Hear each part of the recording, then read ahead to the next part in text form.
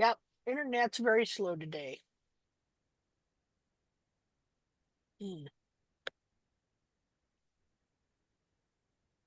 Okay, but it has.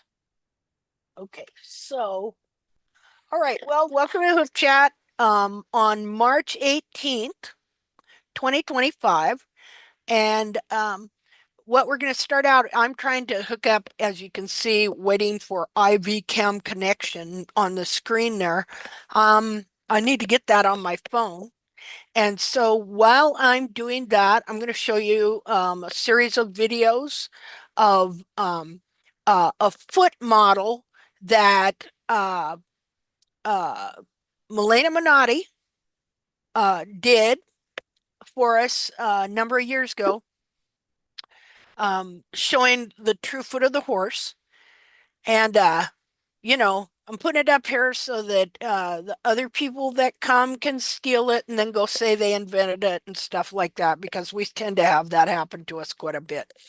And so it's okay as long as they're doing something that corrects hoof care and helps the horse. We don't care. Be free. All right. So I'm going to put this up here. Just a second here. Okay, now got to share. So hold on. Okay, share. Okay, can you see that there? There's no sound in any of these. So I'm going to take it back, and this is just a series of little videos she did. Now, this one here is super cool. She didn't do a lot of it, but you're going to see what happens when one bulb is, you trim out one, she's not showing the heel being trimmed out, but what she is showing here. See, because we know that when the heel is trimmed low, it pulls the bulb down. See, and so what's cool about this, we're gonna stop right there. Looky there. I'm gonna annotate here just to show you.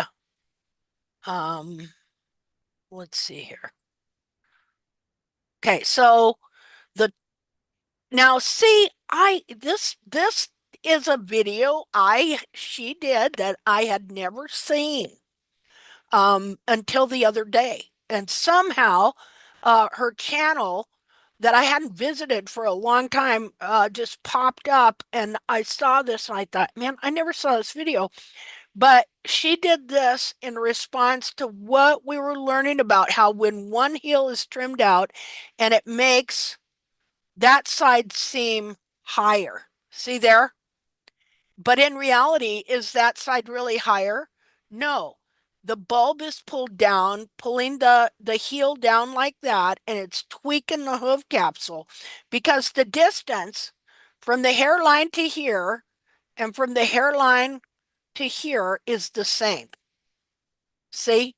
It's just that now the foot is tweaked. Okay, and so what happens? People come and they sight down the foot and this side looks high, so they do this number. Okay, they're going to lower that heel. Well, what's that do? It pulls this bulb down even more and twists the hoof capsule even more. So, and usually it's on the lateral side, but depending on the person and their eyeballs and how they trim, it can on occasion be on the medial side. Okay, so I'm going to undo all this and then back it up and let you watch this again. Let's see. Okay, where am I? Here we go.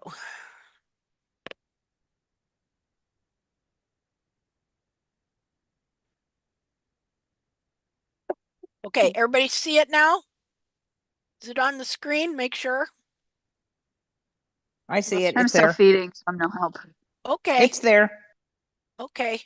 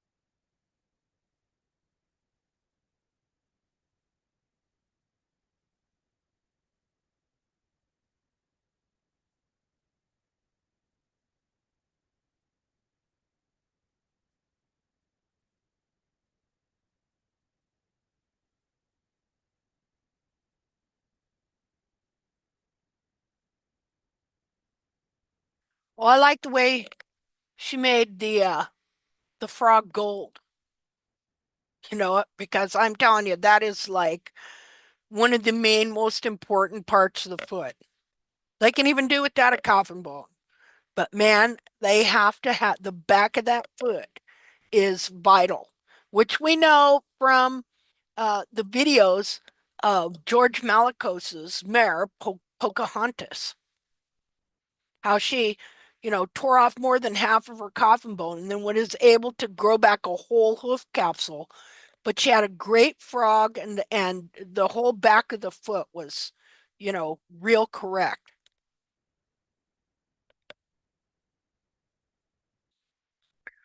See, they've made the coffin bone and those bones everything. And they have completely, for the most part, ignored the back of the foot. And what they do know about the back of the foot is corrupted and incorrect. Like the fact that they think they can lower heels, force frog contact, and make the digital cushion go, which digital cushion's right all this back here, right there, that part. I really like the different color coding and things she did. Now that's pretty cool. Got a clear hoof capsule, and you can see into the sole and the the lamina.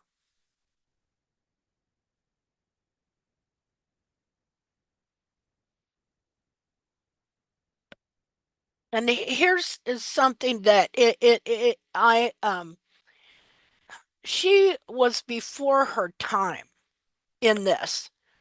She's going off of what, the research that I was doing and stuff like that.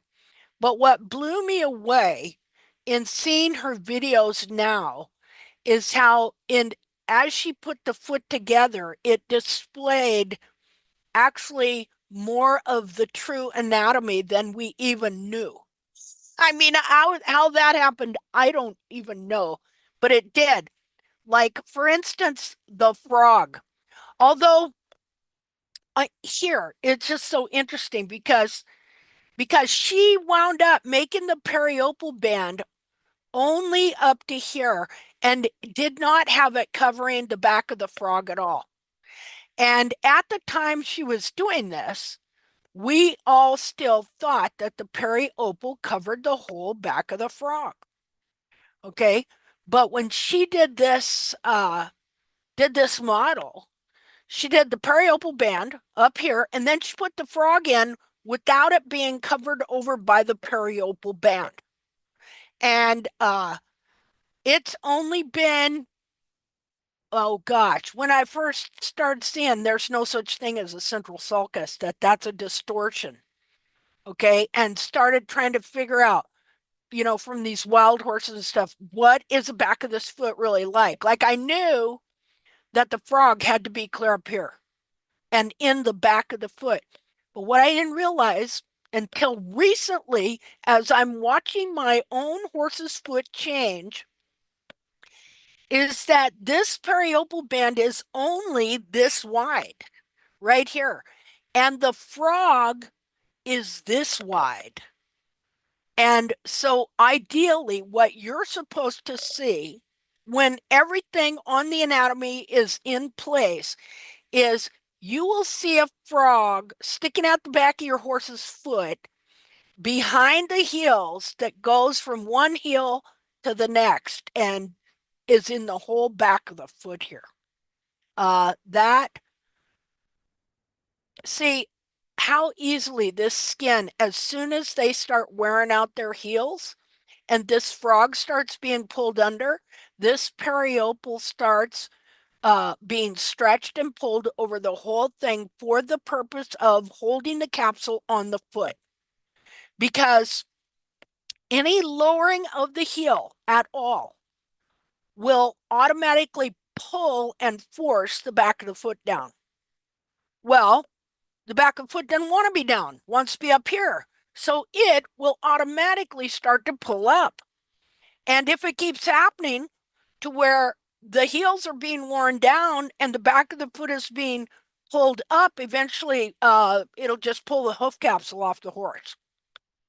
So what happens is this periople band that is attached to the leg and then attached to the capsule in the back of the frog back here, this periople band starts to get thicker and denser and wider. And so then it starts to stretch, and that then it takes up the place where the frog is here. And it attaches, it gets thicker, and it can dry and be even harder than hoof wall in some regards. And as all this is pulled under, it will grow over the whole frog, and it holds the hoof capsule on and attached to the foot when the capsule's getting smaller and the foot is being very compromised, because otherwise the foot would just walk right out of the capsule. So uh it's just really fascinating.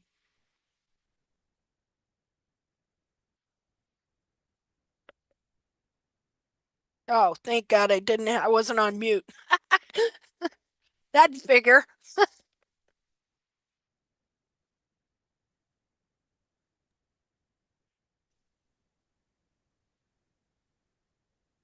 Yeah. See, another thing. This area of skin here, let me stop it for a second, or am I going? Oh, there we go. Let me go back just a hair.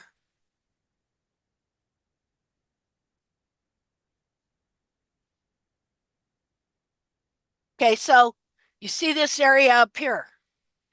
When the heels are being trimmed out and this is being pulled down, well, this area here too is being pulled down, and the frog is being forced down and forward under the foot. And a lot of times, this frog stay right here will get stripped out of the foot, and then this periople band right here and right here will grow over the sulcus of the frog and fill it up and make a false frog stay. So, and what you'll see is this area right in here. This area gets stretched clear down here to the ground. These bulbs get pulled clear down here to the ground, and that's where you see these horses where their hairline is clear down here. All of this has been pulled clear down to here, and this here has been literally rolled in or bent under and pushed forward under the foot. And then everything that was under the foot, the frog corium and the bars, first of all, the bars get bent up into the foot, and the frog as well. You'll see a lot of these feet, they'll if you look at the sole view. First of all, when they're going through this process, you'll start to see the apex of the frog looking bent. And then in the center of the frog, you'll see it also look, well, like the apex will look curved, like if you were really shoving something forward and there was nowhere for it to go, it would distort and curve. And then the center of the frog, you'll see they are actually bent up into the foot. And what can happen is, as this process is happening, it can bend the frog that was there up into the foot to where there's actually a piece of old frog. It can be years old that has been bent up and then covered over with periopal, and it's bent up and it's been staying up in that foot for years, right under the navicular bone, a piece of old dead frog. What do you think that does? Let alone, you think about it. You bend the back of that foot down, it bends the bars up into the foot, right smack dab into the navicular bone. Okay, let's start displaying again.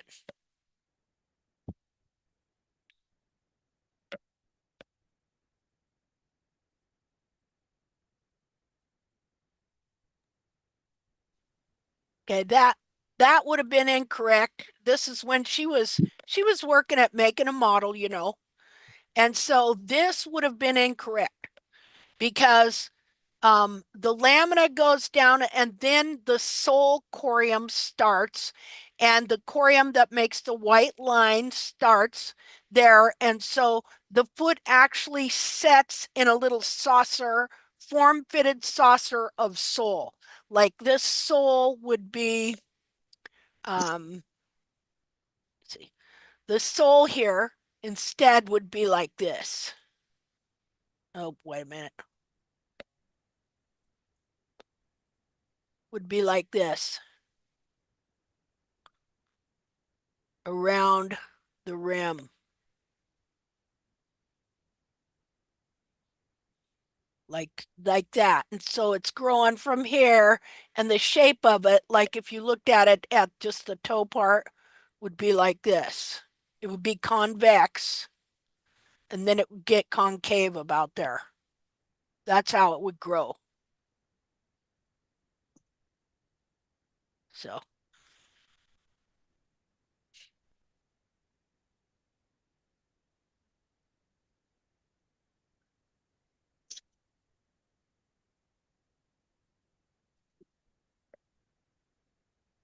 so again, this model here was incorrect.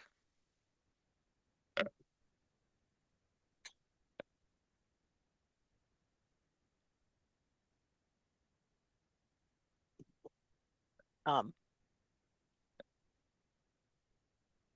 yeah, I think she left the bars attached here. What was incorrect about this was the bars are part of the hoof capsule. So the bars would not be there like that. They are a continuation of the hoof wall.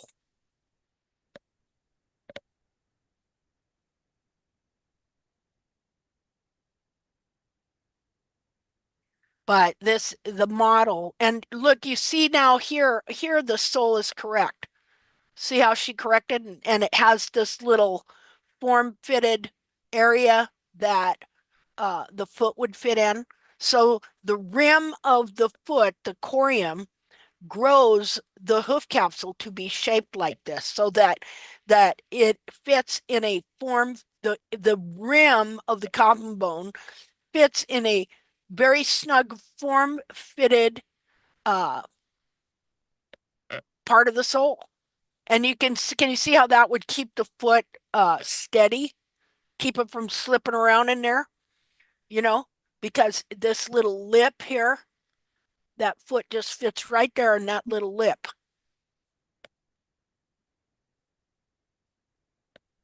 And of course, there's your frog stay. There's a reason why it's called the frog stay. Now, I'll share something here with you in a second.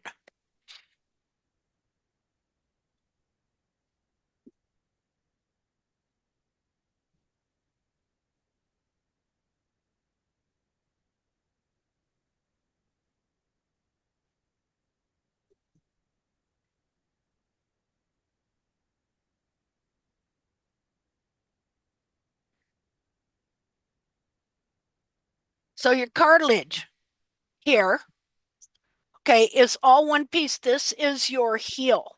Your heels are cartilage.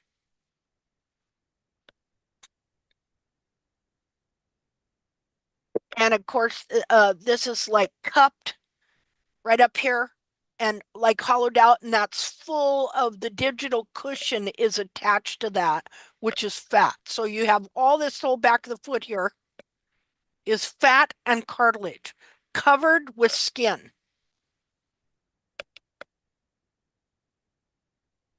That's why it can distort so easily. And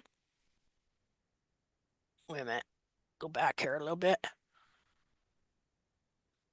Okay, and okay, right here, let me annotate. Okay, so we'll make it pink. What the heck? Okay, so right here is where your coronary band would be. See, now the coronary band is part of the skin, the corium, that covers this. Just like skin on your foot covers those things inside that are all attached together. So also the corium covers this foot. There's your coronary band right there. And then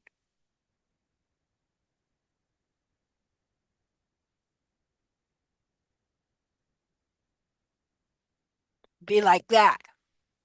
See, so your coronary band is right here. Yeah.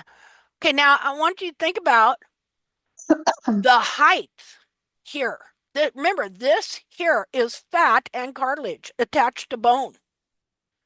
Okay, so it is made a specific way and one way only. You're not going to find a horse that has a foot where his coronary band goes down like this.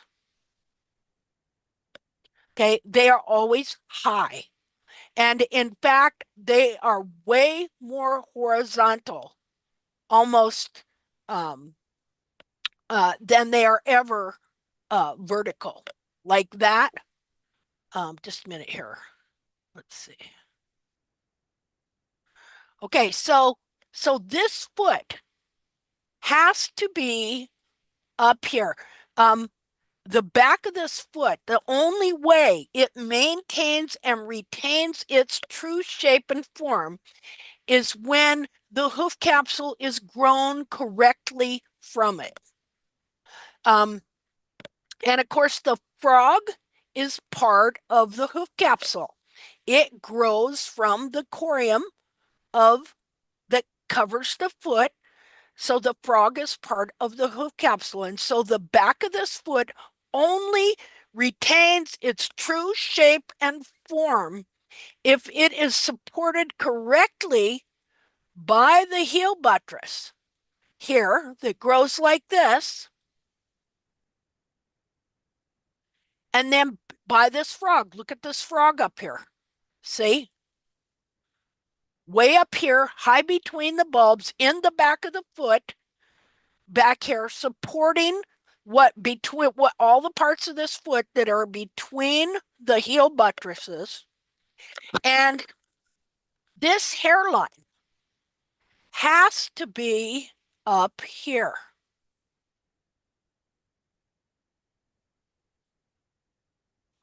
This hairline absolutely has to be up here.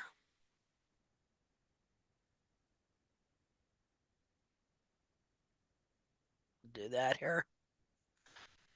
And so when you trim this heel down, it is forcing this internal foot, the rear of the foot, to be in a position it was never meant to be in. However, due to the fact that you could have a drought and there could be a lack of food and water that made the horse have to travel far, well, then he could naturally wear his heels down and pull his foot down into a place it's not supposed to be. Okay? To where then your hairline, which is up here, and your coronary band, which is up here, winds up being, we'll make it a different color, down here. Pulling all of this here, everything that's up here, like here's your cartilage, pulling it clear down here, like that. Well, when this is cartilage and fat, when it pulls that down, guess what? It's got constant pressure wanting to pull back up to where it's supposed to be. That never, ever, ever, ever, ever changes. That foot will always want to go back to where it's supposed to be to function at its best. But when the horse wears his heels out naturally, okay, and then of course you can mimic him wearing his heels out by just, rasping them off. Okay. But when he wears his heels out naturally and he pulls all this down and distorts it, then this periopal band goes to work to bind that whole thing until the circumstances of the environment change to where there's more food and water, and the heels will stop wearing, and so his heels will start to grow as long, and his toe too. And then, and here's the thing, when he pulls this down, there's already you're pulling the inner foot here down, this part here down. So when you pull that part down, well, there's already something there, right? So it's not like you're pulling it down into an empty space. So when you pull this cartilage and fat down, what's it do to this heel? If I take this and I put it down here, what happens to that heel? Well, it's going to bend it forward. Well, what's it going to do to that bar on the inside of there? It's going to bend it up into the foot. It's going to bend these heels. It can totally flatten these heels out so that they're flat. So it bends all this up into the foot. Not only that, it takes all this anatomy, pushes it forward into the coffin joint, pushes it forward. And depending on what happens to the hoof capsule, if the dorsal wall stays together, okay, you're going to get this little tidy small foot with a steep dorsal wall angle. But if the dorsal wall gives way, you're going to get laminitis with rotation, because the wall in front is going to go out this way. The foot here is going to go that way. The back of this foot, the periople is going to let go, and it's going to go up in the air. That's how you get rotation of the foot. So this cartilage and this foot is meant to be in one place and one place only, but for survival, when the horse wears out his heels, well, there's two things that can happen. It can happen either way. Your heels could get real long and your toe long, and then the weight of the horse, eventually your heels collapse. You know, heels get really long and they start growing forward like this, toes really long, going like that. Then the back of this foot can collapse down. What happens when you take this lever here, okay, and you pull it this way? It's going to pull this cartilage down to the ground like that. So that is similar to what happens when you're trimming the heels out. You are pulling this cartilage down here. And so either one of those can create a condition of mechanical laminitis. See? Let me undo some of this. Okay, so when you trim the heels down and it pulls all this anatomy in here, which is, again, cartilage. You know what cartilage does? Your nose, your ears, you can push your nose over to the side of your face. It's always want to go back to its anatomically correct position, right? So you could pull all this down, but it's gonna pressure load everything in that foot. And there's going to be a lot of reactions. So you're having the reaction going on to the back of this foot, and then you're going to have another reaction going on with the capsule. The capsule was originally like this, okay? Now it's going to be like this and like that. So what's that going to do? It's going to force all these horn tubules, okay? So like this horn tubule originally grew here. So now what's going to happen to it? Well, it's going to be growing like that. This horn tubule originally grew here. Well, now what's going to happen to it? Oh, well, it's going to be at that angle. And so this horn tubule here was supposed to be like that, but now you've lowered the heels. It's like that. So what's this do? This is forcing all of the horn to grow forward. That's how come you wind up here a lot of times in the quarter with a piece of hoof capsule. You'll be adding more hoof capsule into here too. Okay, so you might have started out like this. here, this piece. We're just going to make it here. Let me do a different color. See, so you got to think of this. Let's say this was the original right here. Now, this grows down. It is supposed to connect for the life of the foot. This, Hi. hi, I'm glad you made it. Me too. Okay.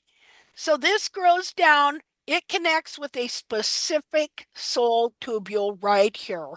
And they grow down to the ground together. And that is the way it is to be for the life of the horse.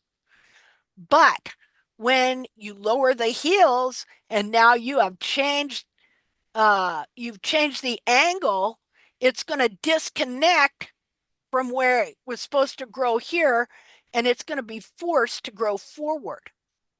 And so you wind up with a deal like this to where, let's see. Okay, so you see the size of this piece of hoof wall here? Okay, you can wind up with something like this.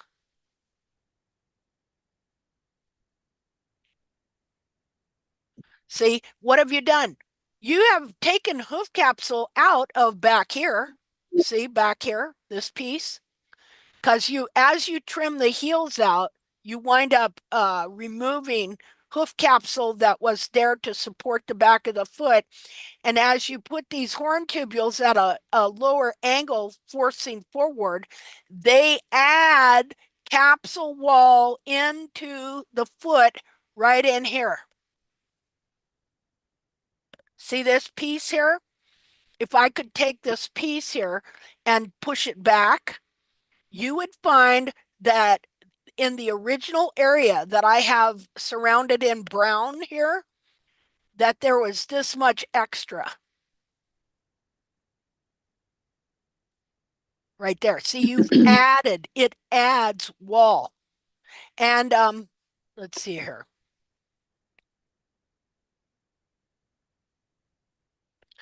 Okay, and like sometimes you'll find uh pieces in the quarter right here that should have been here. Okay, you'll find them grown like this, clear up into the toe quarter. So part of the thing we've been doing as tact is understanding how to get these horn tubules to shorten up and gradually move back to where they were supposed to be. See, like that. So you have certain things that go on with the inner foot, and then you have other things that go on with the capsule. And so what we have to do is learn to recognize the two different responses, that of the foot, that of the capsule. And so what we do in trimming is we're trying, see, now here's the thing, this foot and this capsule, they want to be back into weight-bearing unity and equilibrium together. See? They want to be back, not like that. I didn't know I could go that far back. Okay. Huh. Guess I can. Okay. Okay. They want to be back in weight-bearing equilibrium and unity together. All right, with all their tubules in alignment with the inner foot and the lamina of the inner foot so that they're weight bearing, so that the capsule is not being pushed forward and the back of the foot is not being forced down. And so this foot is so interesting because it is under constant loaded pressure to want to return back to its original shape and form. And that's not only because of the shape of the foot and what the foot is made out of, that's because of the whole horse going up. Everything in the bones, everything in the legs, the ligaments, the muscles call for this foot to be in its anatomically correct position. And the horse can adapt without too much injury to a certain amount of heels wearing out and foot binding and adaption, but it's still not the best. And the worse the foot gets, and the more the foot has to adapt, the more all these parts up here are going to have to work harder. Just a minute.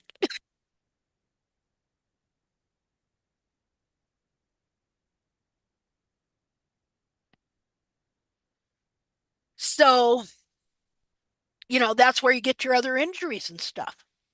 Now, the frog. You see here the frog in this foot here, just a minute. You see how it is in the back of the foot. Okay? When everything is just right, that frog is up in the back of the foot. It is not, there's no such things as these bulbs cover. And really, I don't even see a bulb on there unless see so many parts of the hoof they've named because they saw distorted parts. Okay, so if they want to think this is a bulb, okay? The you saw earlier where the periopal band is. The periopal band, first of all, the periopal corium is only that wide and it's on the skin, and then it grows on as the hoof capsule grows, it grows onto the hoof capsule. And the only time you really see it, you'll see about that much of it, maybe. Okay. Um, and then it emits a very thin sheet as the wall grows down, like that you can't see, but you can see its tubules. Sometimes we think it's horn tubules, not always horn tubules. You could be seeing periopal tubules because they have tubules the size of hairs, just like the horn tubules in the wall. Okay. So, um, okay, so the periopal then is the hardest layer on the hoof wall, the exterior layer. Periopal can even get so thick and dry to where it is harder than hoof wall. Okay, so you have this frog and he's way back here. But when well, let me undo this here a second. Okay. So he's supposed to be up here, hairline's supposed to be up here. When you start to lower this, what else is it going to lower? It's going to pull the frog down too. And as you continue to pull this down, well, this frog continues to go down here too, to where it's not up here anymore, where it's supposed to be, elevating and supporting the whole back of the foot and the digital cushion. Okay, instead now this little triangular piece here, okay, now it's down here. And then see, eventually you're going to trim out and flatten these heels and pull all this cartilage down to here. And as you do, you're pulling the top of that frog stay that's supposed to be high up between the bulbs, high up in the hoof, as Casanopon would say. Okay, you're pulling it down, down, down, and under, to where finally this piece that's here is clear under the foot. Well, usually about here, down in here.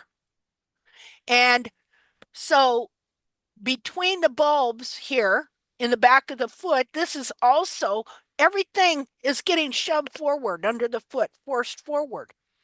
So that in the back of the foot, where there's this sulcus and this frog growing between the bulbs, it all gets shoved forward and it winds up almost in the center of the frog you can see on the bottom of the foot. And this distortion was so common, they call it a central sulcus, but it's a distortion. So if you never knew that here's where your frog grows and it's supposed to be, then you're never going to know what the true foot of the horse is. because you don't see it that often. Where you see it is in horses who have had the perfect environment, as far as I know right now. Um, Meaning like the Salt River horses in Arizona that spend half the day on the river and half the day in the desert. They have perfect feet. So let me show you a picture. Da, da, da. Uh,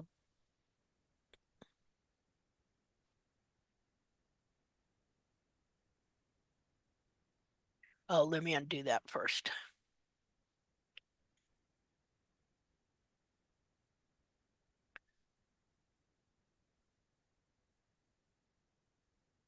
I never did get that stupid IV cam going because they keep trying to rip me off. That's all right. We'll work on this. Um, Pictures. Okay.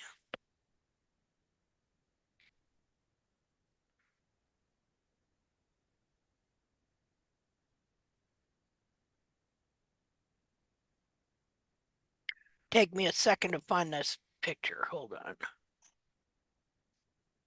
I need to I need to take some time and organize. Here, let's put this one up there for now for you to look at while I'm looking. Oops.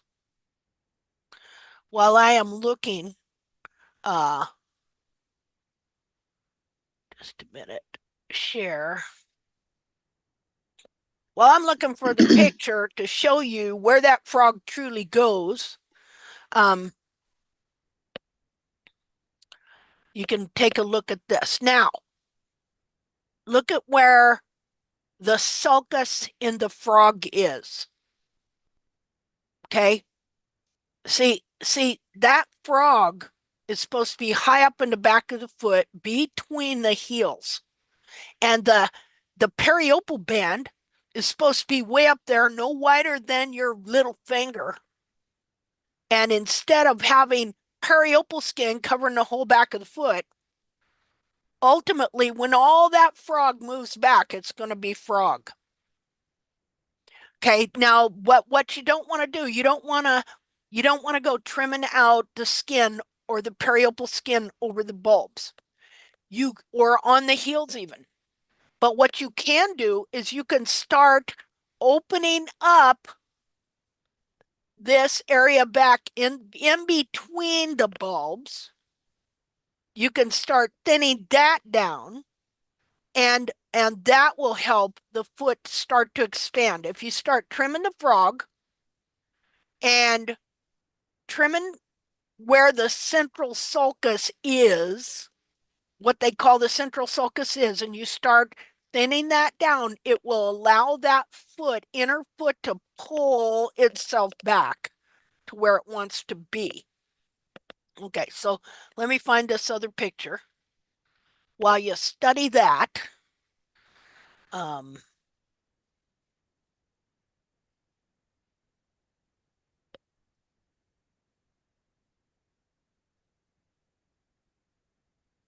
okay, sure.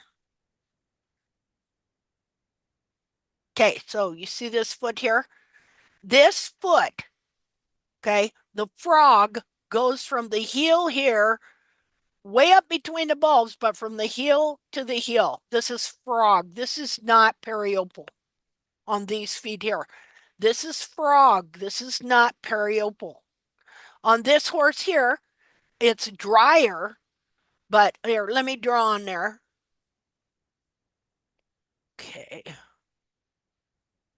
Okay, so the periopal band, oh, just a minute. I need something else. Okay, periopal band here goes up here.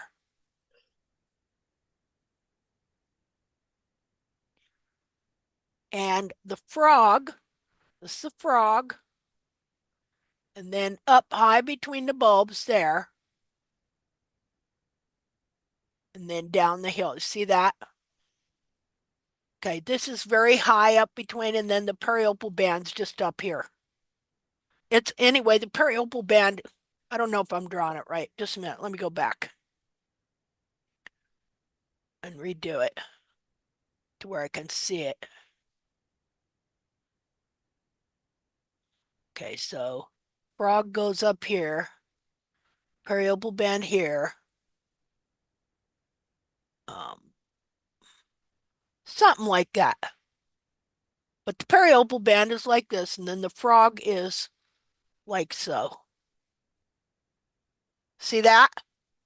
And so what they think, what we see as a central sulcus on these distorted, deformed feet that have either worn the heels out or had them trimmed out, that's pulled all this down and shoved all of this. This is vertical behind the foot, upright behind the foot, high up in the foot, behind the foot.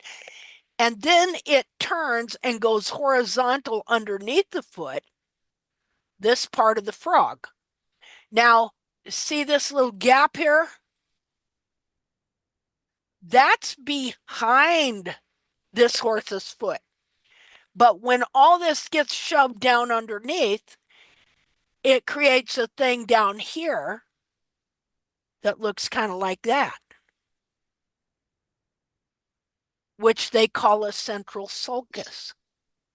Okay, but you just saw on those feet where the hoof capsule's trimmed off that there's no central sulcus there. This is the anatomy that's back here in the back of the foot. Okay, so, and again, you got to remember, the internal foot is all cartilage and fat covered with skin. And the only thing that helps it maintain its true shape and form is this hoof capsule and this frog with the frog stay. Let's see here. Okay, so you see this foot here? I can tell you a big story about this foot. Okay, now you see this foot here. The heel is clear up here. Okay. Now the heel points that way. See that? And over here, here's the heel over here.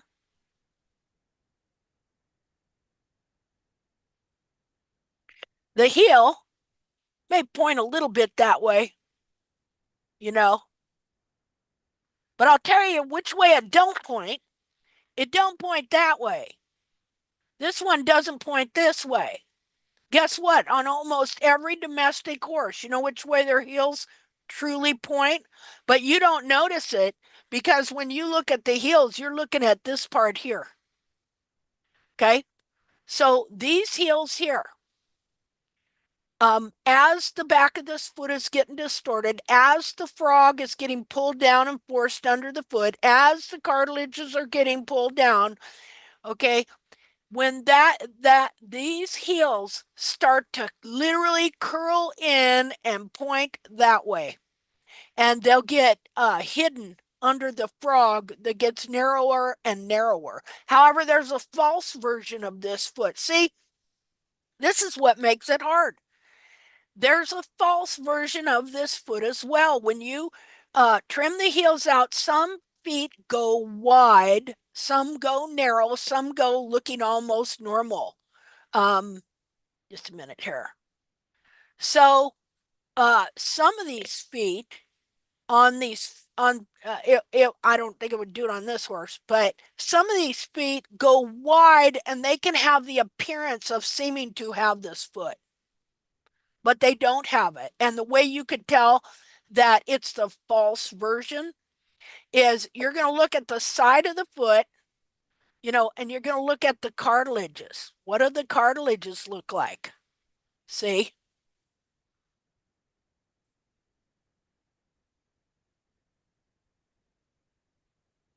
You know, what how are the cartilages? Are they nice and long or do they go like this? See, that's then you'd have the false version of something that might look like this foot here. Um, uh, I think we have a few examples on the group here lately of people that had a foot that looked similar to this, but it was the false version. And then the foot lengthened and the cartilage is straightened out and grew in better. Okay. And so they have the real version. For every version of this foot, there is a false version, and all the adaptive forms that these feet take on are a false version of their true self. And what, these feet adapt because the foot compresses and condenses and forms in such a way to try to hold together for the survival of the horse. Let's You know, see. at our barn, we have a lot of horses with a lot of deformities. Thank you, Uh-huh. doctors. What I find interesting to do is I'll walk in the indoor or the outside ring Uh-huh. and look at the hoof prints, the horses that I know have left. Oh yeah. Boy, does that tell you a lot. Just and I can ID what horse goes with what hoof print. See, yeah. I So believe it. Yeah. I find it very interesting to look at what you see on the top versus what you see on the bottom Mm-hmm. by what you're finding in the sand or the footing, whatever the mud, whatever it is. Yeah, it's going to be different, isn't it? It's very, very different. And it's very interesting to see all the different deformities that, can happen just on the bottom of the foot, let alone on the top. Mm-hmm. And how they land. Correct. You Right know, now, I'm looking at one who is completely winging out, and it's not his legs. mm-hmm. He got a new Yeah. farrier, and all of a sudden, we're winging out in the front. Yeah. Seeing that something? And I'm just like, ugh. And there's no point in saying anything because they won't do anything about it. They don't understand. No. Give you that deer in the headlight look. Yeah, I know, Mm-hmm. but this horse didn't wing out before. Yeah. Yeah. I had the same thing with my mother when I was in Arizona and she had that horse on the track. And I was we were walking away from the horse and the guy was leading him in the other direction and I turned back and looked and she was just yeah, what you may call wigging out, paddling the foot. Well, maybe we're not talking about the same thing, but I saw her. She'd swing a foot way out. No, it was on the front feet that I saw it Yeah. on this That, horse today. yeah, And I'm that's what like, I was seeing too, I'm was like, on the when front did that feet. start? Yeah. Well, because like you say, the way they're trimming them. Then I looked at the feet and went, oh yeah, I got it. I get it. Yeah, it's sad. Okay, so, all right, so let's see. Just a second. Let me close that out. Okay, so we're gonna go. So this foot here and this foot here uh come from two different places. This foot here is at the Salt River in Arizona. This foot here comes from the Great Basin. The Great Basin. Does anybody know where that's at? That is a huge area over by Nevada, California, Wyoming, all in that area. But I'll show you specifically where this horse came from right here. Now, it would be good. I would encourage people to go join some of these wild horse advocacy groups. Like, there's a couple of different ones. They don't get along. I don't know. I wish they'd make up. But for the Salt River horses in Arizona, they're just so amazing. It is so beautiful to see them and to watch them live in that river. They'll stick their head all the way under the water to grab this river grass and eat it.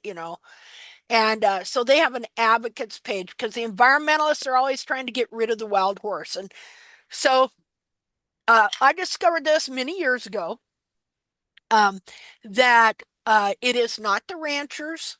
Now, you can argue and you can say whatever, but I can prove it. Okay, it's not the ranchers that want to get rid of the wild horses. It is the environmental nonprofits. Okay, and the reason that they want to get rid of the wild horses because they do not consider it wild. They consider it feral, and it is a non-indigenous invasive species. All right. That is what they consider the wild horse. And so they started creating policies that got into our government agencies. And so the government agencies, instead of going by the law to protect the wild horse, started trying to eradicate them. And of course, the government agencies are full of environmental activists. Okay. So you got to understand this whole thing about what they want to do to the planet. And it's a thing called rewilding. And ultimately, they would like to shove you. Now, this is not a conspiracy theory. This is literally what they want to do. They think we are so damaging to the planet that we all need to be moved into little cities. They need to get us off the land. And then they want to let all this land go back to nature so that it can continue to evolve. Now, this is their beliefs. I can show you exactly what they believe. And so they want to take all the wild horses off of it, but they want the ranchers off of it too.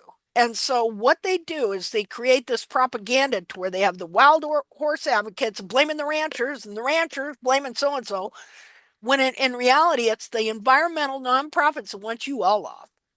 Okay, they don't want your nasty carbon footprint out there. And so anyway, I think everybody should join these wild horse advocacy groups so that we can keep our wild horses. Because if they have their way, like they may say, oh, we're just managing them.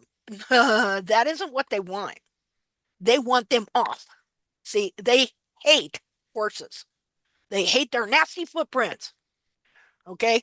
So if you would join like the Salt River Advocacy Group or anything like that, any of these wild horse groups and these wild horse photographers, get on their pages, start collecting pictures of wild horse feet, you know, so that you can start understanding.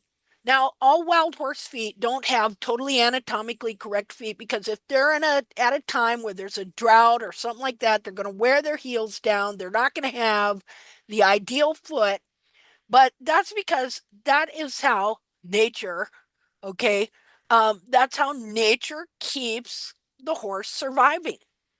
So anyway, so these are all wild horse feet here. Now, I want you to see this foot here.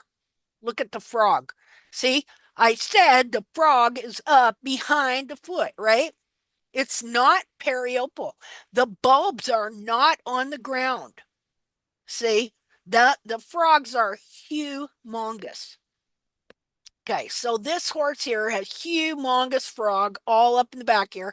This horse here, humongous frog in the back of the foot. Um, let's see. So, yeah, looking at these wild horse advocacy groups and start collecting photos of natural feet. Because whether you know it or not, everything that is called natural hoof care and barefoot trimming originated with a guy that said he studied the feet of wild horses for 4 years, and then he wrote a book called The Natural Horse. In 1992, he wrote a book called The Natural Horse, and it's called The Natural Horse. Lessons from, just a minute here, I got it. The Natural Horse, Lessons from the Wild for Domestic Horse Care. That it Without this book, you and I wouldn't be here today. In fact, our horses would probably all have heels. Okay. Um, so this guy, he said he studied wild horse feet, but there's a little bit of controversy in that regard because he said in his first book that he was able to measure, examine, and photograph the feet, first book in 1992, the feet on 107 wild horses brought in by BLM to their corrals at Litchfield, California. Guess what? There's not one photo of any of those feet in his book. What he does have are photos of dead feet that he got from a different facility in at the Palomino Valley BLM facility. So, you know, if you said that you know the answers and you know what the true natural foot is, and you're giving people advice on how to trim, and you said that you had pictures, and see, he multiplies that times four. So 107 times four is what? 400 and what's four times 28? 428 feet that he measured, examined, and photographed. Okay, that was the first book, but not one photo. He comes out, it got popular. Ooh, nature, natural foot, right? So it gets popular. And he writes another book in 1997. Well, he doesn't write another book. He publishes the same book to the T. And in this, what you call another edition, in this book, magically, it's gone from I was with BLM for one season, 1 year, and I measured, examined, and photographed over 100 wild horse feet or horses, so 400 and some feet. Not one photo. In the second book, 1997, he says, uh, well, magically, he's doubled the number, and he's made it, he was with them 2 seasons instead of one. And then he comes out with another book in 2020 where it's the same thing. He is magically over doubled the number of horses he said he did, and guess what? Not one photo. See, I don't know what he thinks he's creating there. You know, uh, is if you are a researcher and you are researching something that is vital, because you think about it, technically, no foot, no horse, right? So if you give advice that's going to wind up being damaging, you know, if you're going to research something and you tell people you did this or that, you would think you would have at least one photo. Is not that correct? Instead, we have pictures of also, he said he lived with the wild horses for 4 years basically, but few, if any, of the actual photos of the wild horses are even his. Okay, so no pictures of their feet, only the pictures of dead feet he got at a different facility. And he says now in an interview that wild horses have no heel. They have no heel. They're flat as a pancake. Those are his words. Now, he didn't say that in his book, but he drew pictures of what feet should look like to that degree. And the foot that he picked to be the barefoot natural hoof care model was the rear foot off of wild horse that died in a roundup that wore heels out. So has the whole world now trying to form their horses' feet into looking like the rear foot of a wild horse that wore its heels out and died in a roundup. Now, Hmm. and there are many more contradictions as well.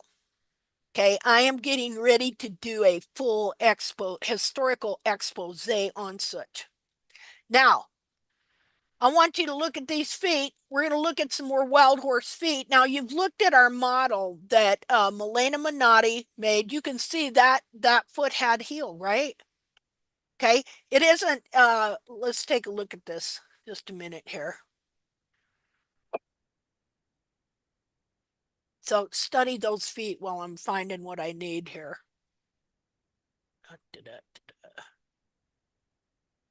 Okay, well, let's just do. I'm just going to flip this one up there for now, so I don't have to look all over God's green earth for the pictures. Let's see here.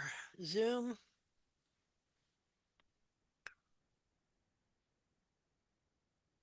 Okay, so this is an illustration I made. And over here, right here, we have the natural hoof care model right there. Now, this is a rear foot. Now, we all know, and of course, if you haven't been doing your horse's feet very long, you may not know that rear feet are different from front feet. There are different things about them. The front feet on the same horse, whose feet were also pictured in the book, actually had horrible run forward heels, collapsed run forward heels. And so the pictures of that horse, this dead horse, the front and back feet were in the original book, but over time, the rear foot, this foot here, became the barefoot model that everybody was told their horse's foot should look like. Um, and so over here, what we have here, this is our mascot Chester, who's a living adopted wild horse, and you can see he's got heels. Now, of course, I compared what happened when you trim the heels out to Chinese foot binding because it literally bends the foot, creates a false concavity, and so I compare it to the human foot. And last week there, I have people saying, "Oh, I don't think there's no comparison between human feet and horses' feet." Well, they all have similar materials. The the foot without the capsule is very movable and you can bend it right in half. In Chinese foot binding, they would slowly bind the feet so it bent the foot and made it smaller. Well, that's what happens when you keep trimming the heels out of these horses. It bends the back of the foot down, it makes the whole foot smaller, it strips the frog out from between the bulbs, and it compresses it into a smaller capsule. So, so this is the model. This became the model that every horse's foot should look like. Now, can a horse's foot look like this? Yeah, sure it can. If it wears its heels out, this is what will happen to its foot. And the periople will bind it and hold it together for the horse's survival. But what about these other wild horse feet? Let's go back here just a minute. What about these? See? Okay, now let's look at this one. Here's the heels right here. Here's the coronary band up here. Here's the heel right here. There's the bar. There's the heel right there. So that from there to there is, well, from here to here is easy, easy, easy peasy, 2 inches, if not more. Okay, now let's look at this horse here. And this is a rear foot. Well, that's a rear foot too. Okay, well, hell, sorry. Well, heck, the foot we just looked at is a rear foot, right? Meaning the wild horse model. Okay. Um, so this is a rear foot. What is that? This might be a front foot. This one here, I do believe is a front foot. This is a rear foot here. This is a rear foot here. This horse has almost 2 inches, if not more, of heel. Um, I mean, a huge, big, bulbous frog. Okay, this horse here. Okay, I'm trying to judge where the hairline is. It's really up about here.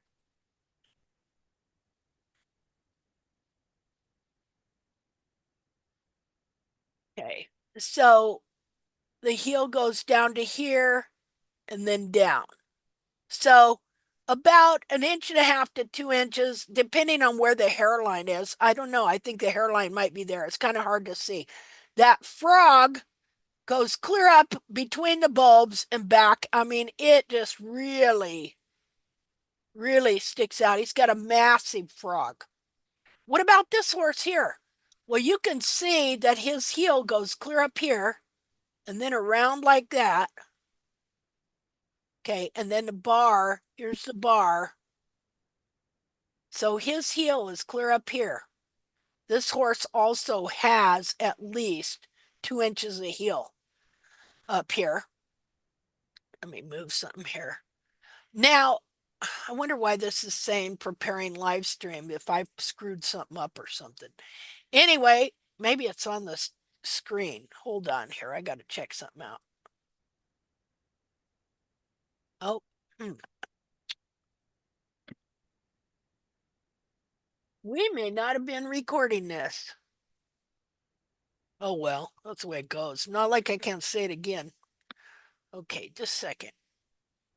Share. What is going on? Hold on. I think you were because when I started the meeting, it said you're being recorded. Okay. Hmm. I don't, I wonder what's going on here. I'm gonna have to check this out real quick. Hold on.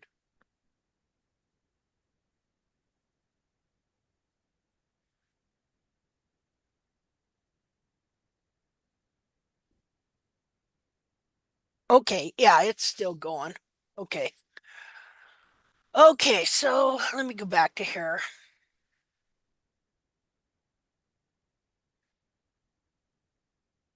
Okay, so here's a funny deal. Here's a funny story. Wouldn't tell you. So okay, so he says ultimately, changing it up in the second and third book from 107 horses to 250 or more, or what he called at one point, we got a letter from him asking him about these discrepancies, that it was 500 sets of feet. Okay, sets of feet. See, because the reason he would call them sets of feet is because, okay, here's what happens. Now it's a little different now because now they have hydraulic chutes that they process these horses in. But at the time, you had three wranglers in there, three men on horseback, three cowboys. And so the cowboys come in, they let one horse into these corrals, and you have one guy rope the head, you have another guy rope the heels, and then they lay that horse down. It's violent too. If you've ever seen horses being roped, okay, cattle being roped. See, I grew up on ranch, been around cattle being roped, worked on a ranch, roped cattle, doctored cattle. Yeah, it can get Western. And so, and I've been around, I've seen horses roped and put down as well. And it's a violent affair. And if you're not used to it, you would not like it. Okay. And even if you're used to it, you don't like it. So, so what happens with BLM in 1982 through, till they got hydraulic chutes and stuff? They had wranglers who would go in there. One guy roped the head, another guy roped the heels. They'd lay that horse down. They'd try to lay him down as easy as possible, but there's no easy about it, okay? Because the horse ain't going, okay, you've got me. Okay, then they have somebody on the ground and they have another wrangler. And that wrangler and that person on the ground takes the end of that wrangler's loop and he puts them over the front feet of that horse. Imagine how fun that job was. And then that wrangler pulls his front feet out so that you got the back feet rope being pulled by a horse and the front feet rope being pulled by a horse. And I don't know, I imagine they might have thrown a blanket over that horse's head and somebody sat on the head. See? And so it's a violent affair. And this foot here is on one of a horse like that. Okay, you can't see it in this particular photo, but these 2 feet are tied together and there is a rope right here going that way. Let me see if I can find a better picture. Hold on.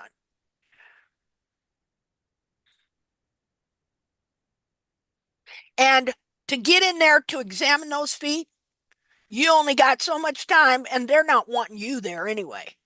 Okay, you got vets there, you got cowboys doing the work, and it's intense. See, it's intense even going to a calf branded or just when you're processing cattle through chutes and giving them shots and doing all this other Yes, stuff. What? Somebody say something? yes. Like similar to the movie of Spirit, when they captured Spirit, they had a rope on his hind legs, around his neck, on his front legs, and was just pulling him out. Hey, that's great. You know what we're going to do? We're going to get a video of that to use Okay, it for a demonstration. Thank you for that. you're Okay. welcome. Or hey, if you really want to throw up, go look at how the Mexicans and the Spaniards rope horses for a and not only them, but the Buckaroos do it up in Oregon too. Okay, rope horses and jerk them down and lay them down, and it's sickening for a sport. See, let's see. Okay, where was I going? I'm going to pictures. Okay, just a second here.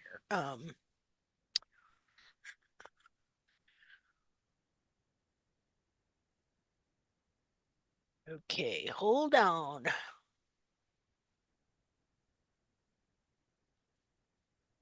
Got to get them bigger. Hold on.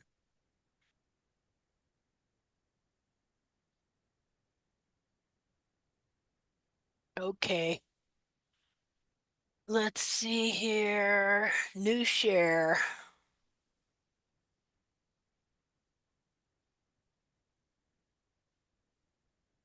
Okay, so here's the picture of that particular foot that we were just looking at.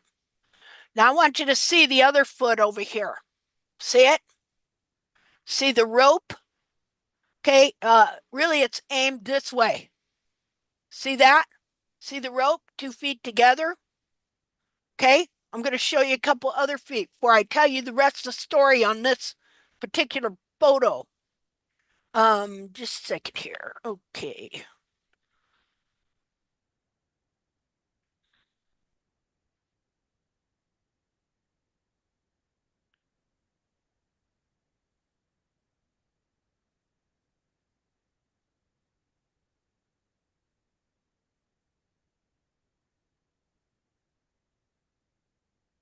Here, we're just going to look at all these pictures here.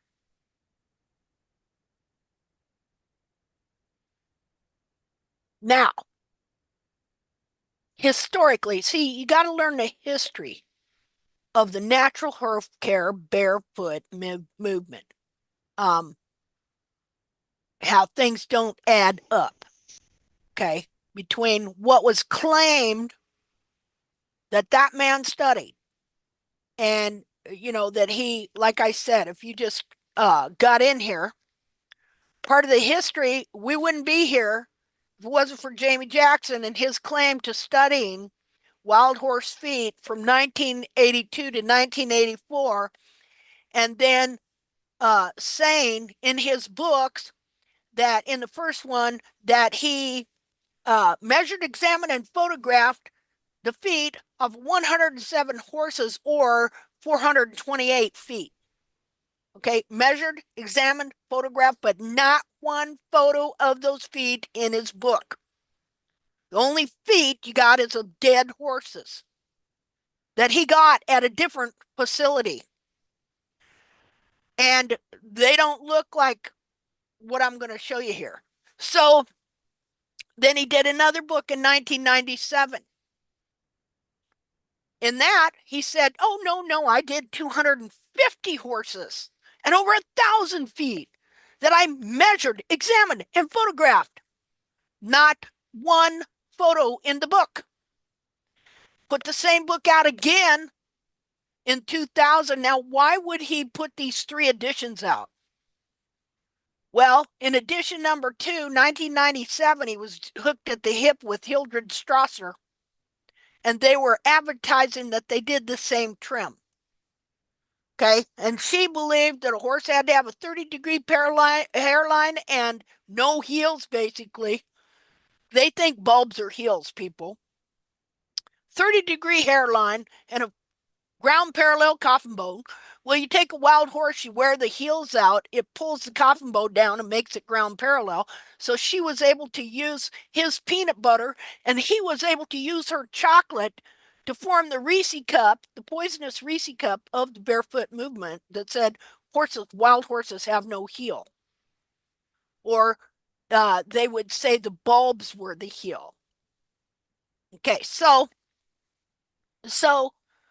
that's the start. That's why you and I are here today, because of the start of disbelief in trimming a horse's feet based on the study of wild horses. So he claims that he did his research and from 82 to 86, and that for a year he was able to go to the Litchfield corrals in California. And let's see. Let me see if I'm sharing the right picture here with you too. Okay. That he was able to go to Litchfield corrals in California. And the first book, as I said, it was 107 horses. And he comes up with another book in 1997 because this kid getting a little popular, selling some books, getting some followers. In that book, all of a sudden, it magically becomes over 250 horses that he measured, examined, photographed, but no photos. Okay. And, you know, he'll throw in these little comments about how he's bad at taking pictures. But I can show you pictures he's taken that are just fine. Okay, so what he didn't know, and see, at the time there were no pictures, not very many pictures of wild horses, and definitely none of their feet. And so what he didn't know was that the same years he's claiming he was doing what he was doing, there was a guy up in Montana by the name of Gene Ovenick, who was a farrier, who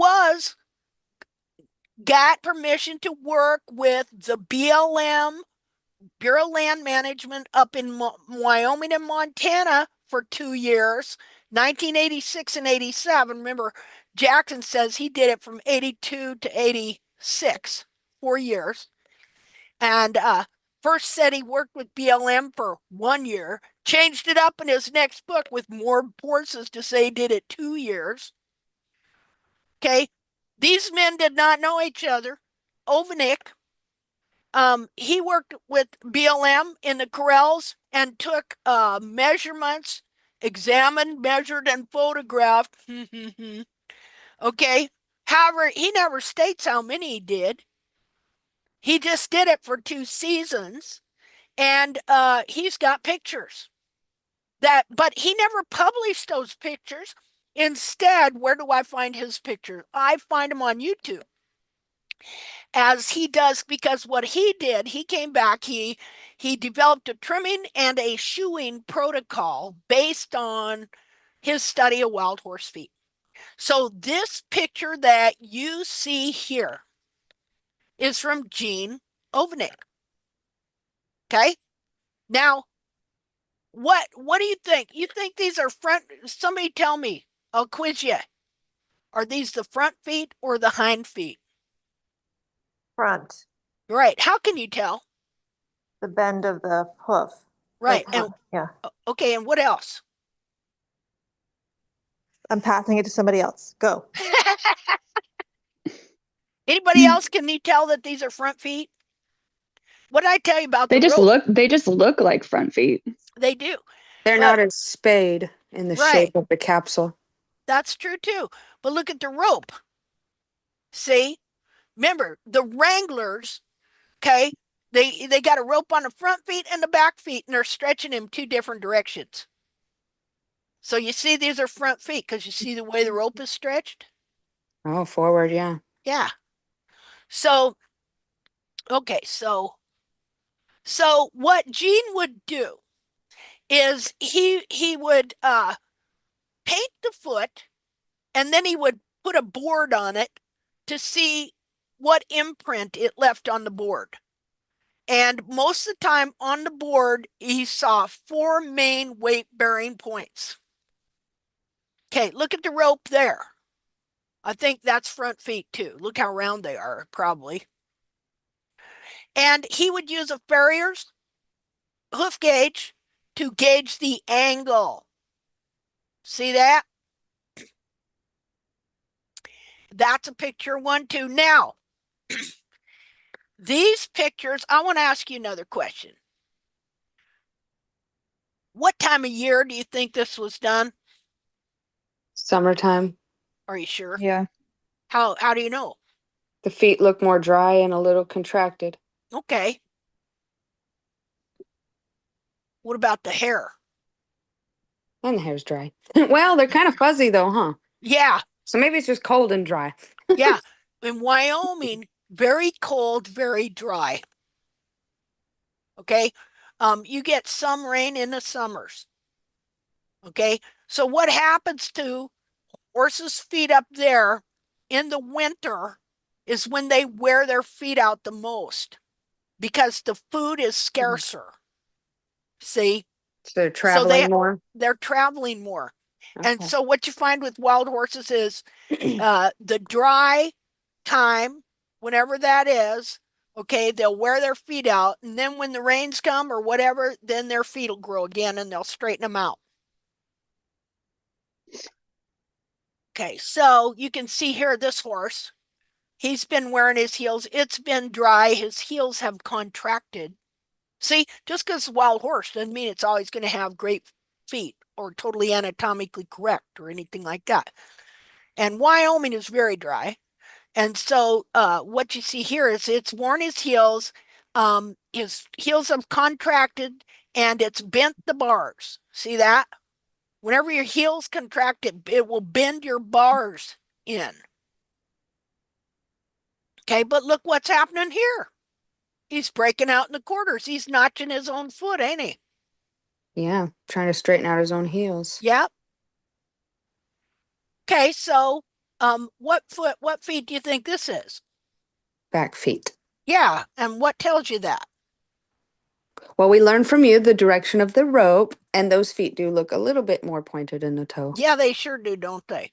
And Hmm. what time of year is that? Probably the same, winter. Yeah, yeah, coming right out of winter is what they are because they don't want to do this when it's hot. See, too much stress on the horses. And see, did somebody tell me any of this? No. This comes from me living there, from being around horses and cattle all my life, from living in Wyoming, knowing the climate, being around livestock. See?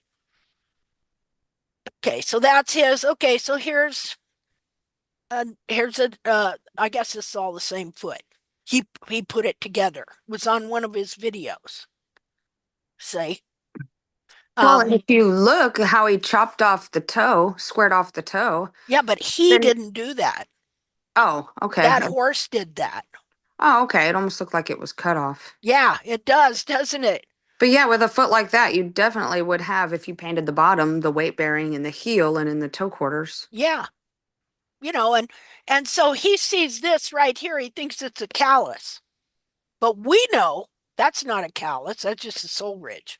Hmm. But farriers are taught that feet are only concave, and they're taught to carve all that out and put the shoe only on the wall. Okay. And so therefore he doesn't know the anatomy.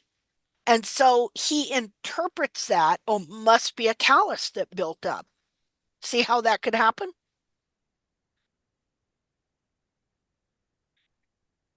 Okay, so he developed a protocol on mapping and trimming. His is the mapping I first started to do. Okay, but he, not understanding the foot and the frog and everything like that, he taught to take the heels back to the base of the frog, and that's what I did for a lot of years. Um, but see what happens then, you wind up lowering the heels, and then the toe shoots forward a lot of times. And so what he did, he wound up lowering the heels without realizing it. They don't realize that every time they take the heels back to the base of the frog, they're lowering it. They're putting all the horn tubules at a more forward angle. The toe, well, not only will the back of the foot move forward, but the toe can shoot forward. Well, then you think that your toe is long, so you start to bring the toe back. And that's what I did too. And he taught that you rocker the toe. If the like if I measure from here to here and my measurement isn't right, then my toe is long. And so a lot of times this type of mapping will show the toe to be longer than my mapping line. And so for years, I also did what they told rocker the toe. So that means if I have a line right here, I'm going to bevel into the sole to bring that toe back. And a lot of them do that. Okay. So again, these are all Gene Ovanek's pictures, and I'm sure he has a ton more. Okay. But guess what? He's got pictures.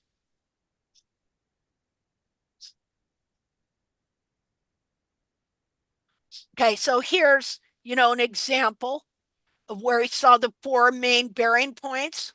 And then, I don't know, Rick Redden, okay, Dr. Rick Redden jumped on that bandwagon and come along saying he had a new trim called the 4-point trim. Anybody ever heard of that? Oh, I've heard of the 4-pillar. Yeah.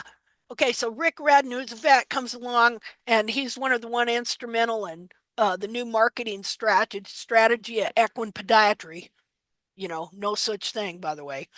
Okay, other than it's a marketing word to make you think that they're better than brand X. See, better than the old brand of barefoot trimming. We're podiatrists. Guess what? Anybody can call themselves a equine podiatrist. Okay, because there's no licensing, there's no nothing.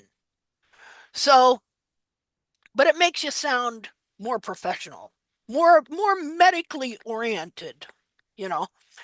See, there's such a marketing thing going on in the hoof care world. See, because it's a moneymaker. Okay, you got all these people with all these lame horses.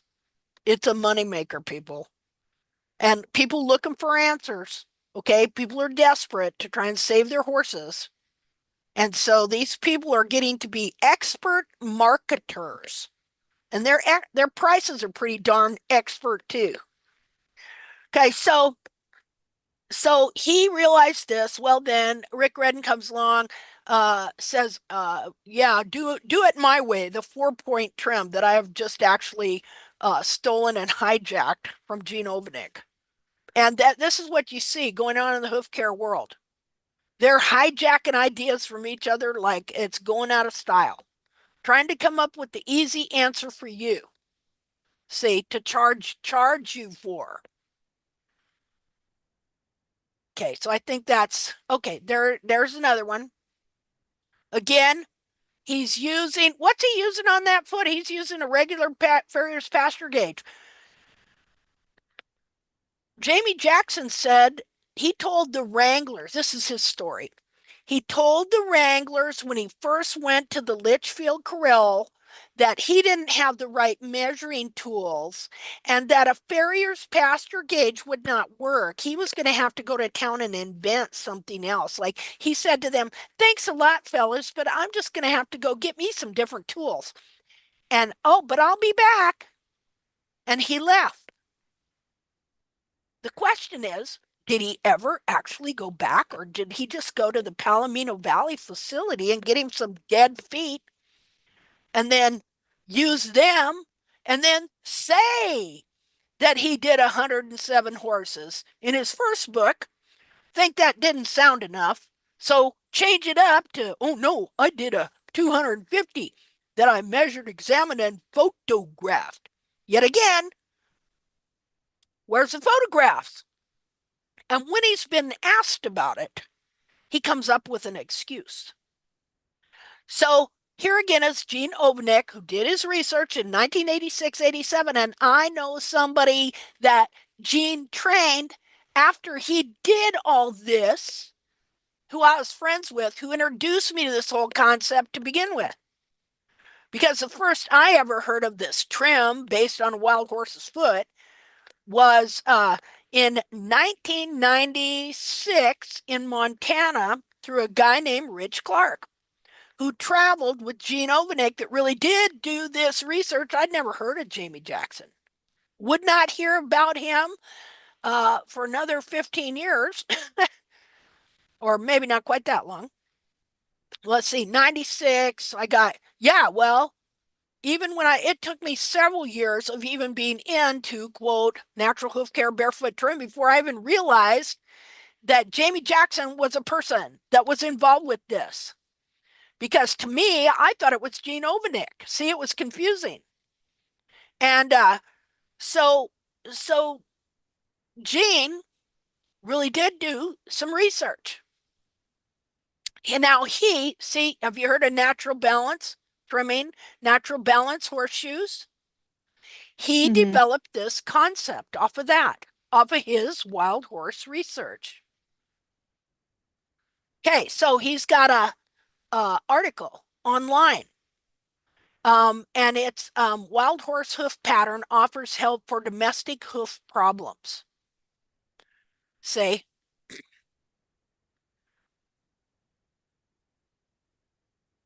so I think everybody should read this. There's another picture. See how he has multiple pictures that I just grabbed off of his ELPO on YouTube, Equine Lameness Prevention Organization. And let's see, I got this. And that's who I get my what you would call it, dental impression material from their organization. So he came up with a trimming and a shoeing protocol. And there they are again. This is uh kind of this is the idea that he came up with. On all the feet that he examined, he saw that the frog had full posterior support, but I don't think he fully understood. Well, I know he didn't fully understand what was going on, but this guy, heck of a nice guy, wonderful guy. And Rich Clark, he would come out and trim the horses that we were taking care of on a ranch we were managing. And this is where, if you've ever heard of it, you get the concept of the 2/3, 1/3 natural balance to the equine foot. And what I'm showing here is, unfortunately, when you trim down the heels, even just by taking them back, eventually they start moving forward. And then it'll get so that your toe looks too long, so you'll start taking your toe back. So anyways, so that's a difference between Gene Ovanek and Jamie Jackson, is that Gene Ovanek actually had photos, and that, hey, he could use a farrier's pasture gauge on wild horses. What a miracle, right? Because Jamie Jackson said, oh, no way, I got to go invent a hoof meter reader. So it makes me wonder, did he ever go back? When he told those wranglers, here, I'm going to take you to something, and you all need to go watch this video. Just a minute here. Let me get on YouTube.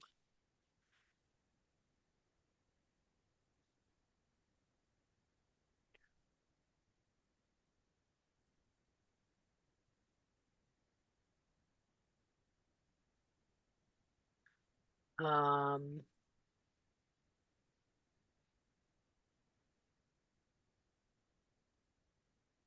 okay. Stop share. Um,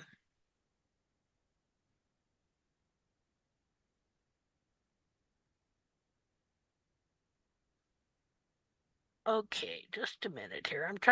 I always forget. Hold on.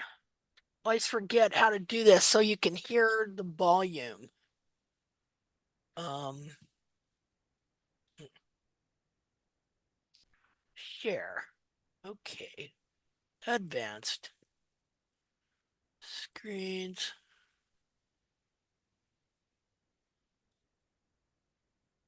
Share sound.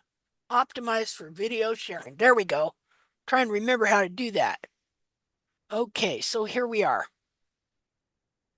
Here we are at YouTube. Okay, and I want to explain to you what you're going to see here. All right, so notice the title. This is how the barefoot movement began. Jamie Jackson with Grace Deviney. Now, he's over in England doing clinics on paddock paradise, which, hey, that's a cool idea. Make it better for your horses. But he takes this interview she did with him and he posts it on his channel a year ago. When was that? Come on. He posted on his channel a year ago. And then he takes part of what is in about 33 minutes into the interview, which is about I'd say about here. Okay. And he is relating a story of when he first went to the Litchfield Corrals, where he says he measured, examined, and photographed. Well, in the first book, he was only there one season and he did 107 horses.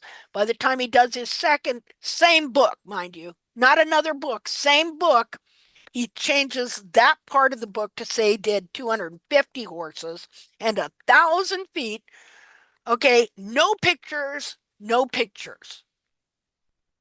So he takes this part of his trip to those corrals and he takes a shot of it and he puts it at the very beginning of his video that he is going to share with us here. And what he's doing is he is relating a telephone call he made right after he got out of those corrals after looking at one horse. And he's calling his friend, Leslie Emery. Leslie Emery, just a minute here. Let me show you this. Horse shoeing. There we go. Okay, this book here.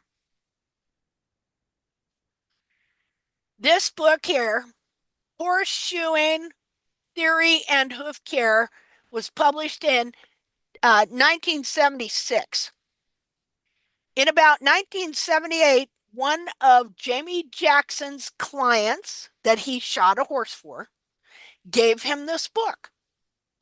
And he decided that he called Leslie Emery and he decided to become friends with him. Jackson lived in Arkansas. Emery lived in California by the Great Basin.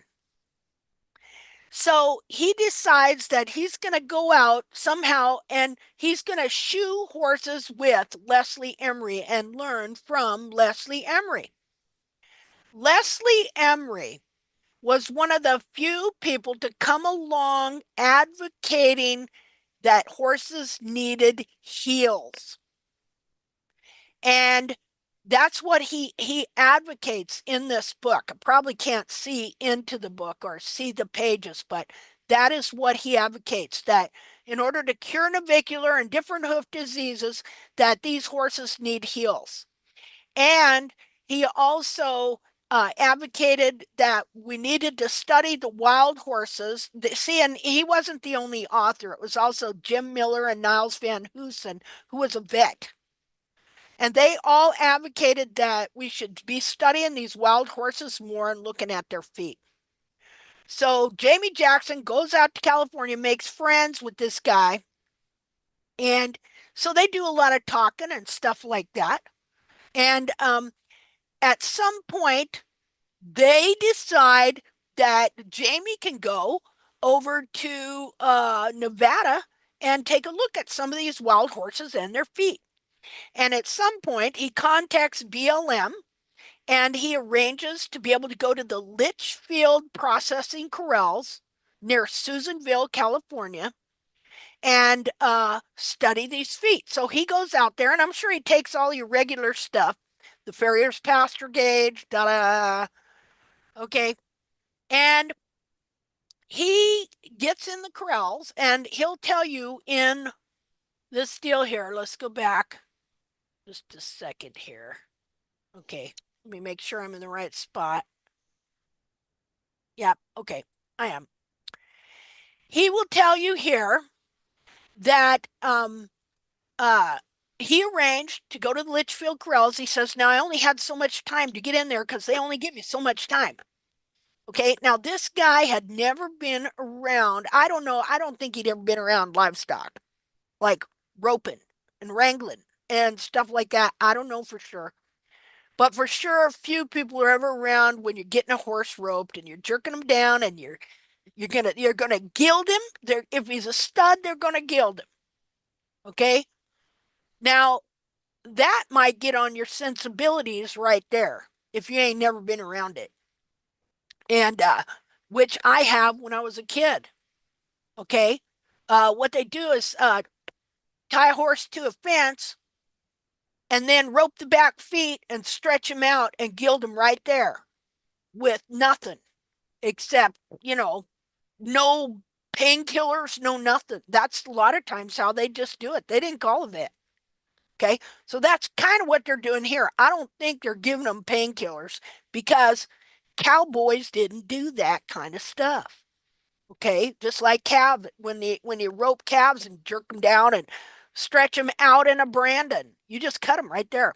Difference is with horses, you have to use, I forget what they're called, masculators that'll crimp off the uh, these tubes anyway that are attached to the testicles. Otherwise, they'll bleed to death. So I've watched people do that before, not vets, regular cowboys in Wyoming when I was a kid. Okay, so he goes Litchfield Corrals, and let me tell you what, it is a rodeo, and it is violent, and I can guarantee you they're not really liking him being there anyway. Okay, because they got a job to do, and it is dangerous. And so he gets in the corrals and he takes a picture. He took a picture of the horse that they were roping. And I'm pretty sure he got a picture of that particular horse's feet. And it was willy-nilly, hairy, and dangerous. And so he gets out of the corrals. And right here at 33, where is it here? 33. Might have been around 31. Just a minute here. Anyway, right in here is where he says that he got out of the corrals and he told the wranglers, thanks, fellas, but I'm going to have to go back to town, and try and figure out some other way to concoct to be able to measure these feet, measure the angle, because a regular farrier pasture gauge would not work. Like what I just showed you on Gene Ovanek's pictures. Just a minute here, my meeting. Hold on.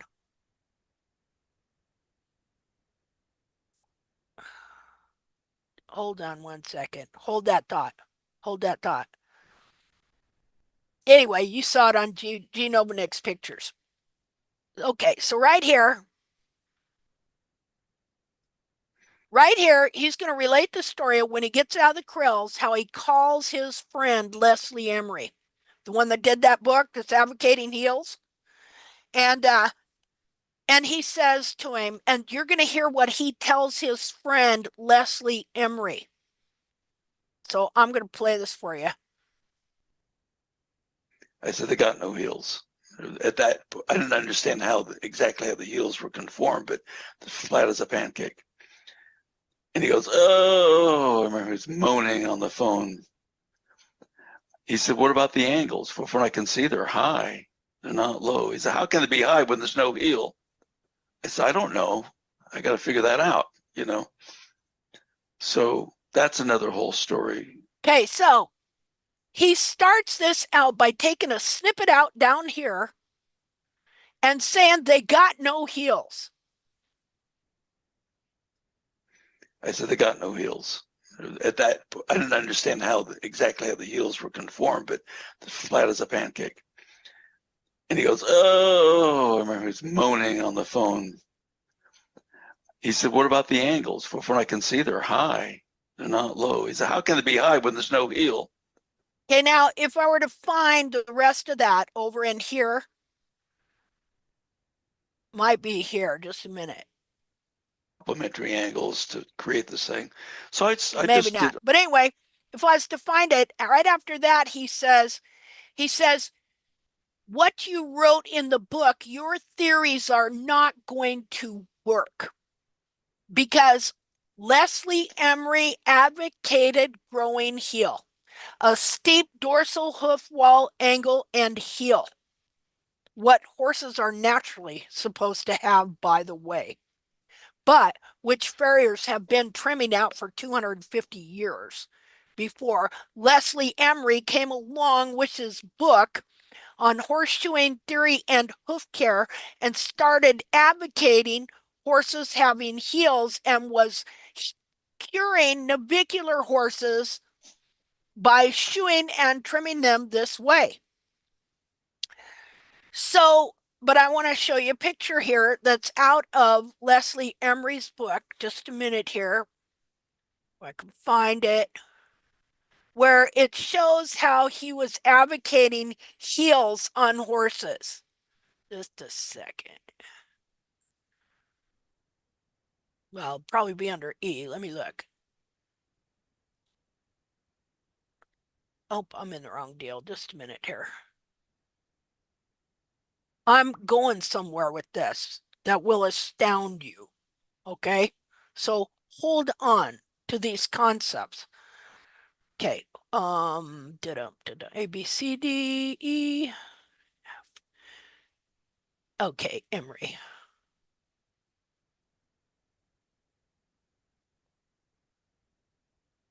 Oh, that ain't it.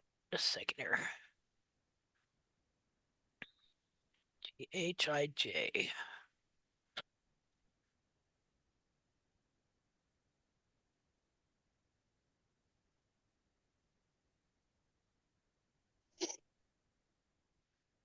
Okay.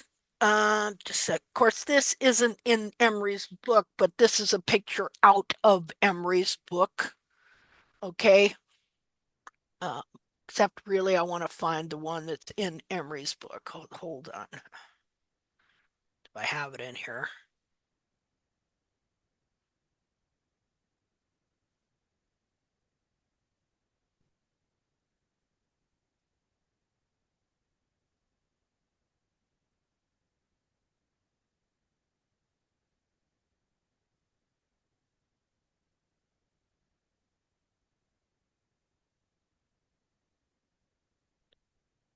Okay. I'll show you this. Just a minute here.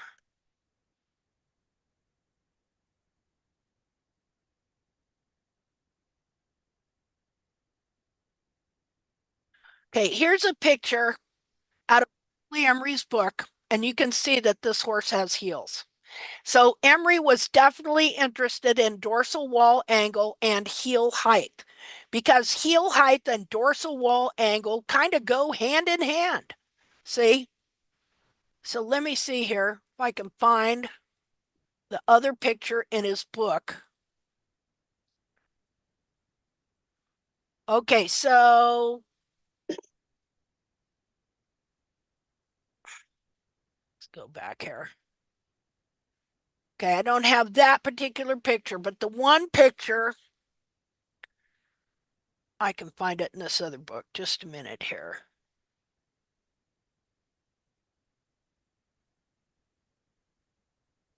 Let's see.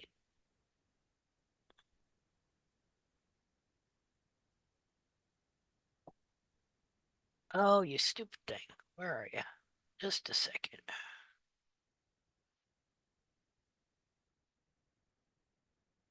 Hold on. Now I lost that picture. Just a second. Okay, here it is. Oh, here it is. Okay, this is Leslie Emery's book. Okay, so you saw the one picture, how the one foot had a steep dorsal wall angle. Okay, and now you're going to see what the heels look like.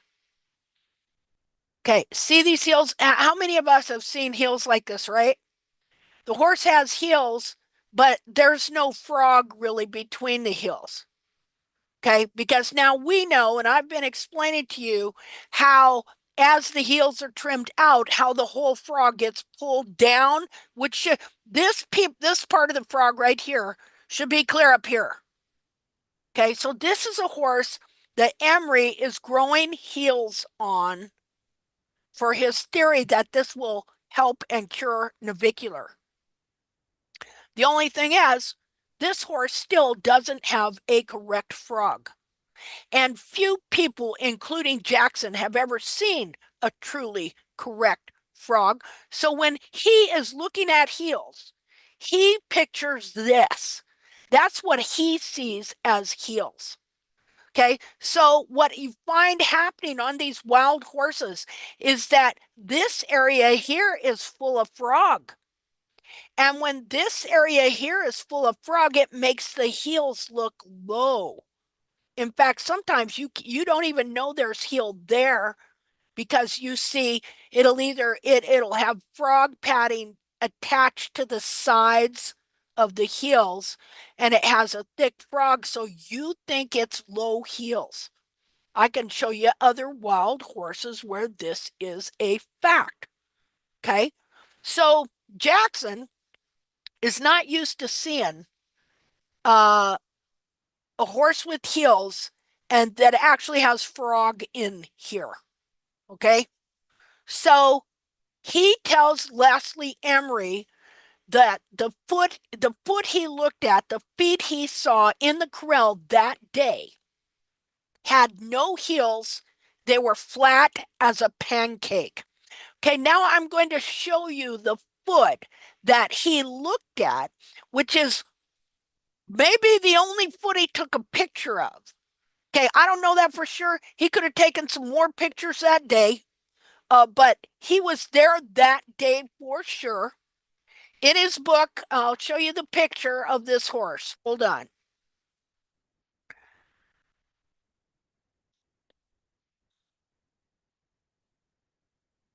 So we know, and from his story, that he was there that day. Okay, now, just a minute.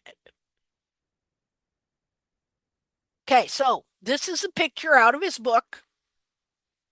Okay, and this is from the first book from 1992. All right, now I want you to look at this horse. Now here we have a picture of two wranglers. Okay, uh, and they're going to catch this horse, and then like I described to you what they're going to do to lay him down. Now I want you to look at this horse. He's a paint stallion. Look at the white on his belly. Look at the color of his legs. All right. He says over here, yeah, and this is the day he was at the corrals. And he says, young stallion with paint markings, pursued by wranglers, headers, and heelers, secure the horse with ropes stretched out on ground. I was able to measure, examine, and photograph over 200 sets of wild horse hooves just removed from the outback. Of course, we don't call it the outback here, Jamie.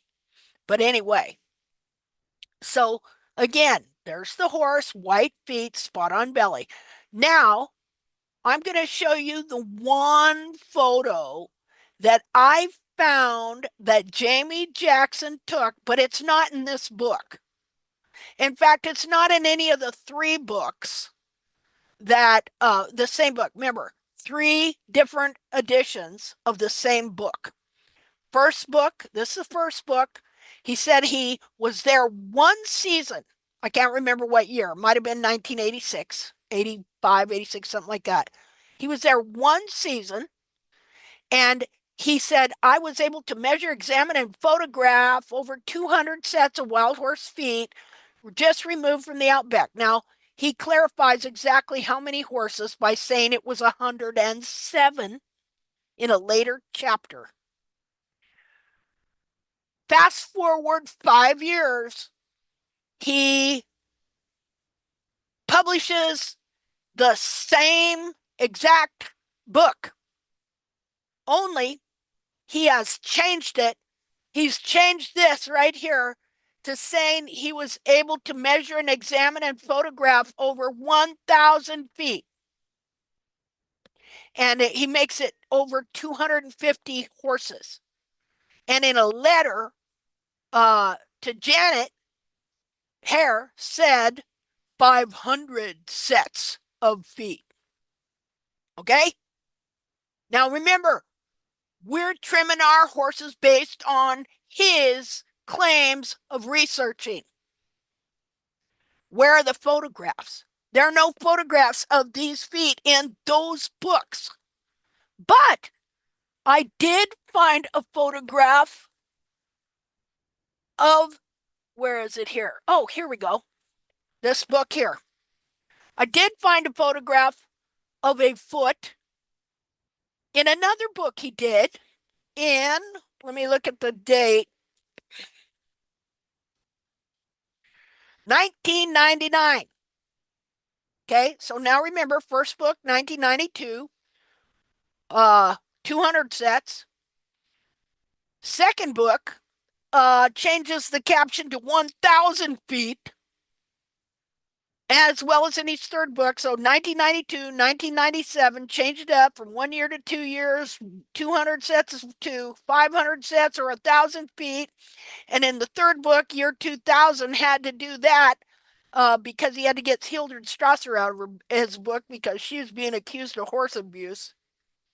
So then in 1999, between 1997 and 2000, he publishes a book called Horse Owner's Guide to Natural Hoof Care.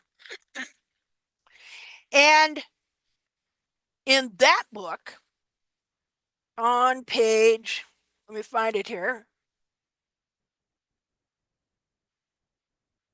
Okay, on page 27, he's actually got a picture of some feet. I'm going to show you the picture of the feet, okay? Just a second. Got to find it here.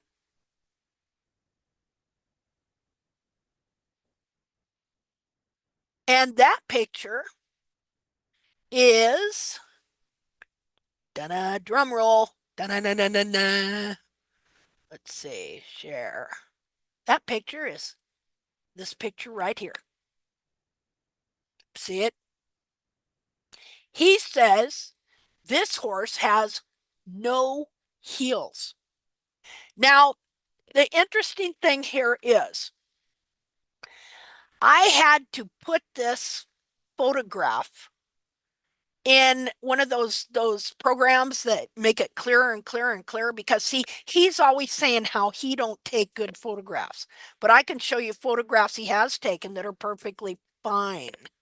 All of a sudden he comes up with this one, and he says, the first time I saw a wild horse hoof, the most natural hoof in the world, up close like this. Who could tell me?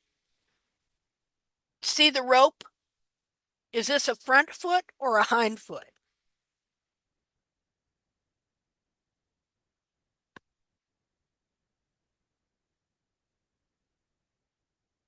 I'm waiting. It's a hind foot. Okay. So it's a hind foot, right? Okay. So he says, the first time I saw a wild horse hoof, the most natural hoof in the world, up close like this hind one. So, okay, he's never seen horses roped. He's never been in this kind of a situation. He's never seen a true natural foot up close. And so he's in there trying to get a picture, trying to get a measurement. They're probably not wanting him there anyway. Okay, and he can feel it. Just my surmising from how I know about cowboys. Okay, so he gets up close. He looks at this. Okay, he's not seeing the fact that this horse has heels because it has such a big frog. And so, because it's blurry, now something else happened here. We all know, I want you to look at the rim of this foot here. And now I want you to look at the rim of this foot here. What would you say, in those of you that have trimmed a while or watched farriers, what would you say has been done to this foot?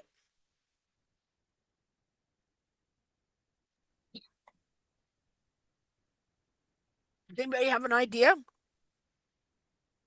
Hi, Look, Linda. hi. Well, that side where the head, oh, it's Elena. I'm sorry for being rude. That's okay. You're not rude. Yeah. It's thicker. The wall is thicker there, right? Mm-hmm. Or it appears so. Well, And yeah. in What my else would you say has experience, been done? Wait, have they trimmed this horse? Kind of looks that way, doesn't it? Yeah. well, Looks it's like they did the pasture trim or whatever it's called. They just make it flat yeah, without. Yeah, yeah. and probably You know, lower the heels a little. yeah. Look at this one over here. I mean, this one he has a rounded wall, and this wall is flat. So I don't think he rasped it down, but I'd say he cleaned it up with the rasp a little bit. Probably Could just so be. you could see the lines and see Yeah, everything a little better. yeah, and nothing wrong with any of that. Well, Okay. what I see also, there is a difference in what it's not about the trim, it's a difference in thickness of the wall. Yeah. And usually I would say the thinner wall would indicate that that heel probably was more run forward. Yeah, Oh, that should well, seem shorter, maybe. yeah, that could be too, because look how the heel's turned in a little bit. The Yeah. heel point is turned in. So horses do that. They will also naturally, wear one And side a little more. probably will be slightly towed in. That it's just my guess. Yeah, it does kind of look like he would be, doesn't it? Well, and that's probably Yeah. why the hoof wall in the quarter is thinner. It's breaking out there to try Yeah. to It's just stand its because own I heel up. did I made quite a few mistakes. So you I know, yeah. But the point is that I'm going to show you how I cleared up the picture. Okay. I'm going to read you what he said here. He says this: the first time I saw a wild horse hoof, the most natural hoof in the world. Now remember, he said flat as a pancake, right? No heels, flat as a pancake.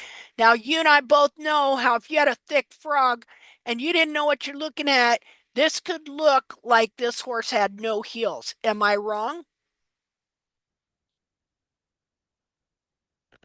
I You're guess I must correct. be. Okay. Yeah, if Um, you're judging your heel height as how much heel you have past the frog, then it would exactly. look like you had no heels. And it makes sense for why they think you got to trim the heels down to the point of the frog. Exactly. So he says, the first time I saw a wild horse hoof, the most natural hoof in the world, up close, like this hind one. Oh, here we go. And he says this a lot, which I photographed at some personal risk, was from the end of a BLM Wrangler's rope 17 years ago. Remember, this is printed in 1999. Okay. Even experienced as I was at being a professional hoof care provider, the natural hoof you see here challenged me to reassess my most basic assumptions and understanding of the equine hoof shape, size, proportion, and function. Just look at that thick outer wall, massive frog and concave sole. And then he puts here, the number 2 is literally pasted on the hoof. Why would you even say that? Because let me tell you this, I can look at this and I'll tell you that this is pasted on a photograph. Okay? Now, I want you to remember, if we were to go back and look at Gene Ovanek's photos. There, look at this. I'm going to show you the difference. Okay? Remember, this is all about the same time, these two guys. Okay? They both got the same quality of camera. And Jackson has pictures that are this quality of his base camp. And now I'm telling you, okay, that I highly question whether he ever went back and did the research that he said. I question that. If he did, I would like to see the photos that he took. So here we go. Wait a minute. Share.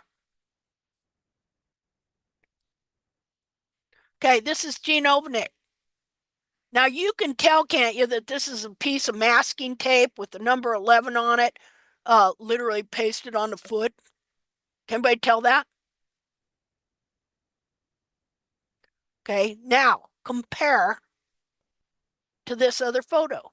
Just a minute. You're correct. The number 2 sticker was posted after the Mm-hmm. photograph was printed. It's in Yeah, focus too clearly. yeah. And and why would you even say that? Oh, now don't think that this long later that he hasn't seen Gene Obenick's photos, okay? He says the number 2 is literally pasted on the hoof.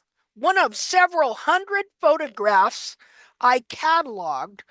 Um, anyway, one of several hundred photographs I cataloged. Why can't we see any of them? Why didn't he put any of them in his book? If this is research, okay, I have more pictures of my research and my feet than he does. And he is the great founder of the natural hoof care movement.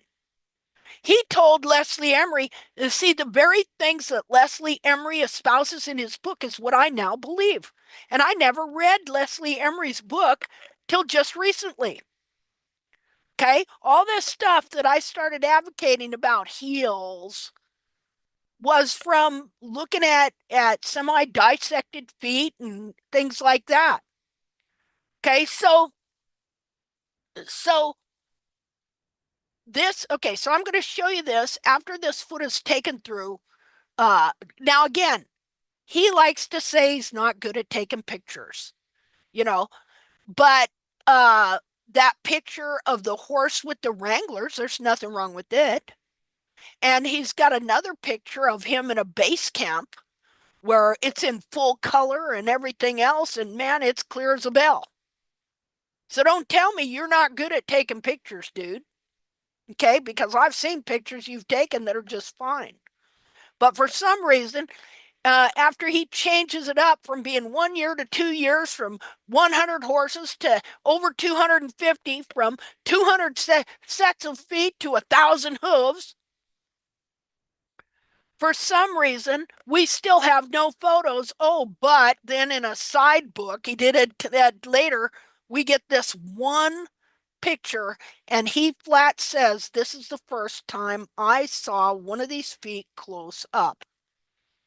Yet, in the interview, okay, he claims that he actually picked up the foot of a wild stallion at one point, which I also find interesting since the Swedish guy Ove Lind made a trip to America and has a video on YouTube of him literally walking up to a wild horse and picking up its foot in Nevada. So did he really do that? I don't know. But see, now all of a sudden Jackson's claiming he did that. I'm saying, dude, if you took all these pictures, where are they? Here's another thing. Okay. In his books, in the acknowledgments, okay, he acknowledges the veterinarians at the Palomino Valley facility where he got the dead feet, thanking them. Oh, thanks so and so and so and so. And I want to thank this guy there that worked for BLM. But when it comes to thanking the people that he jeoparded his life with at Litchfield, he mentions no names at all. He says, "Oh, I'd just like to thank those wranglers." You know, he doesn't mention any vets. He doesn't mention nobody. And you would think if you were working that closely with people for 2 years, ultimately, that you would say their names. And then let's talk about Leslie Emery. He tells Leslie Emery, "Oh, your theories won't work." Leslie Emery pretty much gave up. He invented a couple of hoof tools, the sole rasp and the radius rasp. I don't know if you guys have ever heard of those. They're barefoot trimming tools. But he basically gave up the whole hoof thing and just let Jackson take it. And because Jackson told him, "Oh, your theories don't work." Guess what? His theories did work. Okay. And what Jackson did was take us back into the freaking dark ages of hoof care that came out of France with Philip Lafosse when he come up with the false doctrine that horses should walk on their frogs and they ought to lower the heels till horses are walking on their frogs. We were getting out of that. Horses were getting better. Heels were being restored. And then Jackson comes along, makes friends with Leslie Emery, and tells him an incorrect interpretation of this foot he saw. And see, Jackson had read lots of books before he even met Emery about what people believed about hoof care and things like that. And they've been advocating taking down the heels for how long? Centuries, 2.5 centuries. So he kind of already had that in his head, just like Strasser had it in her head. And then them two got together. And what you have is if you take the heels down on a horse, it will lower the back of the coffin bone and make it flat instead of positive angle. So this was just a perfect marriage made in hell here, them two getting together because, okay, Jackson has a foot cut in half of this wild horse that wore her heels out, that he's, carting all over the country and saying this is how a horse's foot ought to be. Strasser's over in Germany. Okay, she's been believing in a ground parallel coffin bone, that coffin bones are to set flat, and she's lowering heels all the time to get it. These two get together. So you have one guy, oh, he's got a natural foot from a wild horse from the United States. And you got this gal over in Germany, and she believes what different people have been espousing for quite a while and arguing over, that the coffin bone should be flat or what they call ground parallel. So these two get together and they support one another in their theories and beliefs, and this helps move the barefoot movement, natural hoof care movement, even further. I got a vet backing me up. Well, I got a guy with the, wild horse foot backing me up. So look at us. Everybody, the birth of natural hoof care. Wah wah. Okay, but it's all based on his incorrect interpretation of this foot right here. So I'm going to show you how I put this foot through some programs to clear it up so you can see it better. And it has heels, people. It has 2 inches of heels. And that foot that he espoused with no heels, okay, many people who have been trimming the heels out of their horses like that and trimming them down, it has led to multiple hoof diseases like laminitis and, right on up the leg into the body, constant abscesses, things like that. Um, See, I'm getting ready to do a full on expose of this thing. Okay, so we're going to look at this picture. Oh, God, people just hate it when I name names. Hey, Hey, show us the pictures. You know, show us the money, as they say. Just a second here. I think that's the same picture. Just a second here. Oh, okay. Hold on.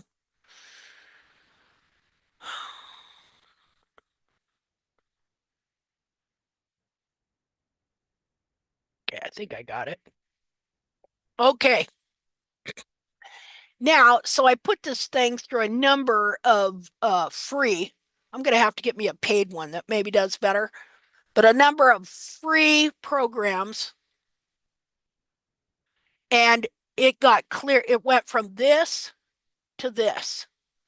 And you can see where the hairline is up here and the heel height. Just a minute. And if you know anything about proportions, if you have learned to look at feet and look at proportions, you know that this horse had a high hairline. He had a good amount of heels, but because the frog was so massive, it made the heels, if you know, if I mean, you're under duress, this horse is being roped, you've never seen anything quite like this, is, you know, your first time there, and you look at the bottom of this foot and man, no heel, flat as a pancake. Can you see how that had happened? No heel, flat as a pancake. But what's really going on here? Just a minute. Annotate. They aren't low as a pancake. Okay, his hairline is clear up here. His heel goes clear down like this and then around. Okay, but you see this here? This is frog skin attached to the heel right there. Because these frogs are at least an inch thick here. And then from here, clear up in between the bulbs, you're going to have a good 2 inches easy.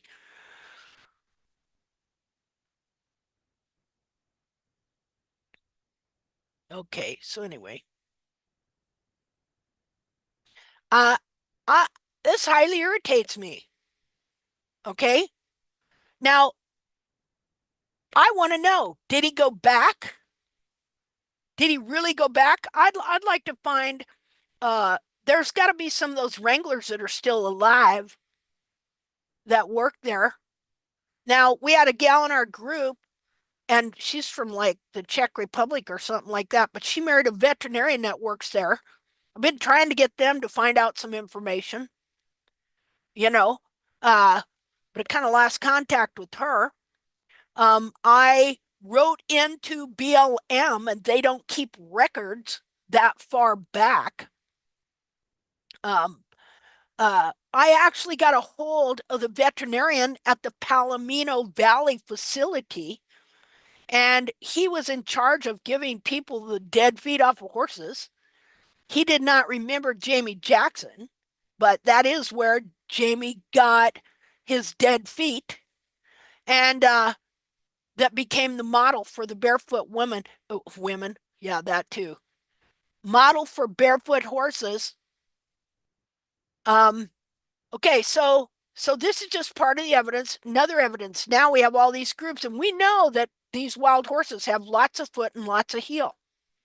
They all do not have no 30-degree hairline and hairline on the ground. Hairline on the ground. So just a multitude of things, but primarily if you took all these photographs, where are they and why can't we see them? So that we know the truth, that your interpretation of what you think you saw that day is correct.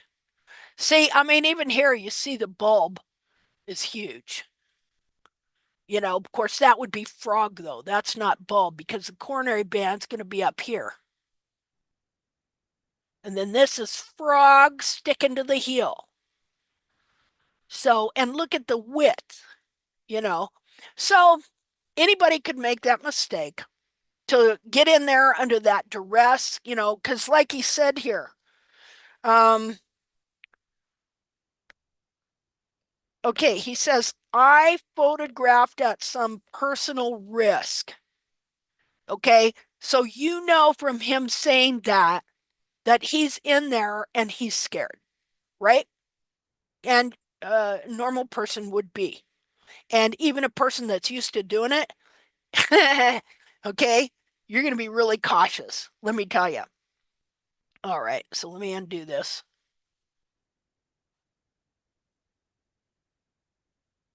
So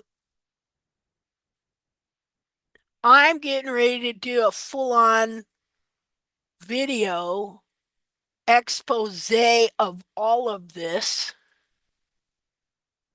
and lay it out in very, very detailed terms.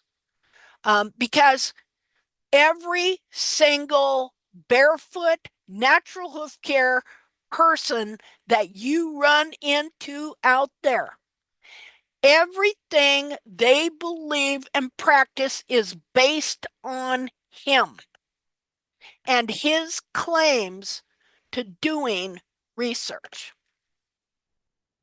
That's why they're constantly taking the heels out of these horses. I seen one guy, I think he's over in Germany or somewhere, that is, an offshoot off of this. Um, that you see the hairline flat on the ground, period, and the ad or the meme is, how low can you go? See, they want these horses to walk on their bulbs because they have been led to believe. And when you see the picture in the book, even more so, you will see how this horse had a good 2 inches of heels up here. Okay. Let me see here.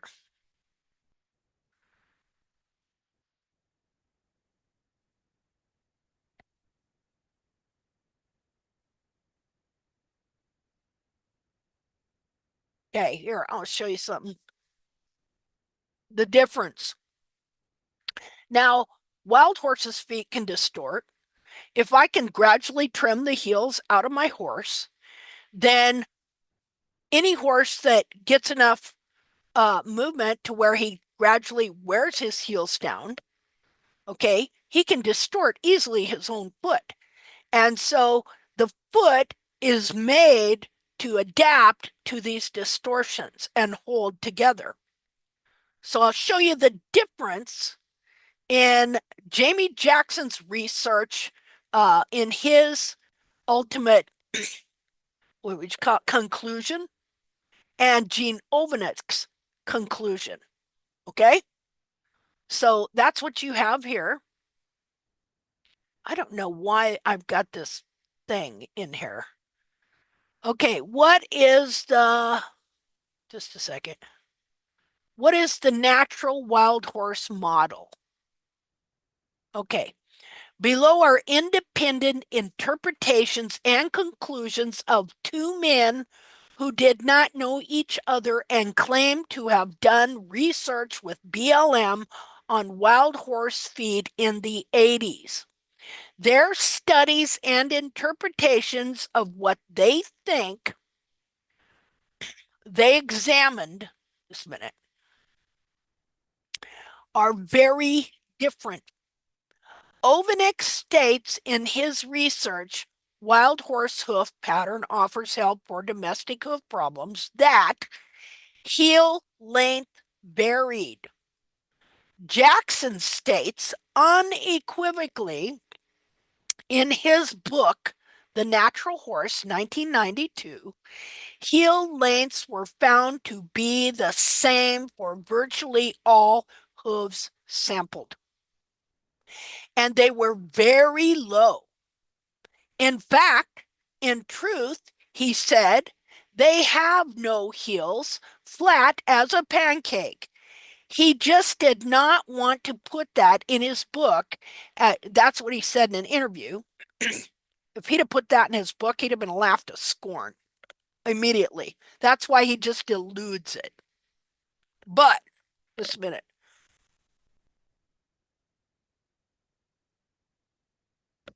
But This is the picture he drew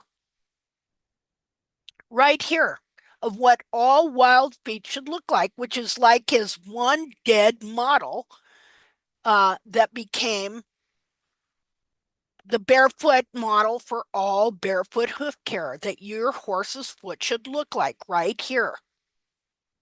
This is Ovanix. Now here's a picture, okay?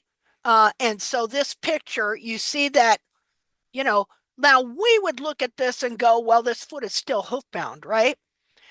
Because of the curve and the hairline and stuff like that. But as I said, wild horses also wear their heels down and they will make false heels. Okay, so he examined all these horses at the end of winter when their feet are in the worst shape doing to have. I know, I lived in Wyoming. I've been around wild horses. I rode out there. I doctored and worked cattle out there in the big nasty. Okay, and it's big out there, lots of acreage. Um, and so I know that they can wear their feet out, and if they wear their feet out, it's no different than if you trim the heels constantly lower, they're going to form false heels. So, but notice he has heels, and guess what? He had photographs. He says they don't have. He's got one dead horse and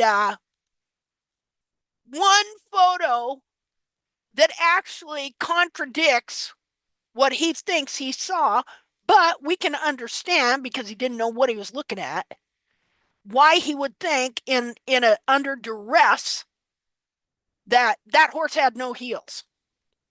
See, so hey, anybody can make a mistake, and I can accept that, and hey, whatever. My question is it more than a mistake? Did that mistake turn into something else?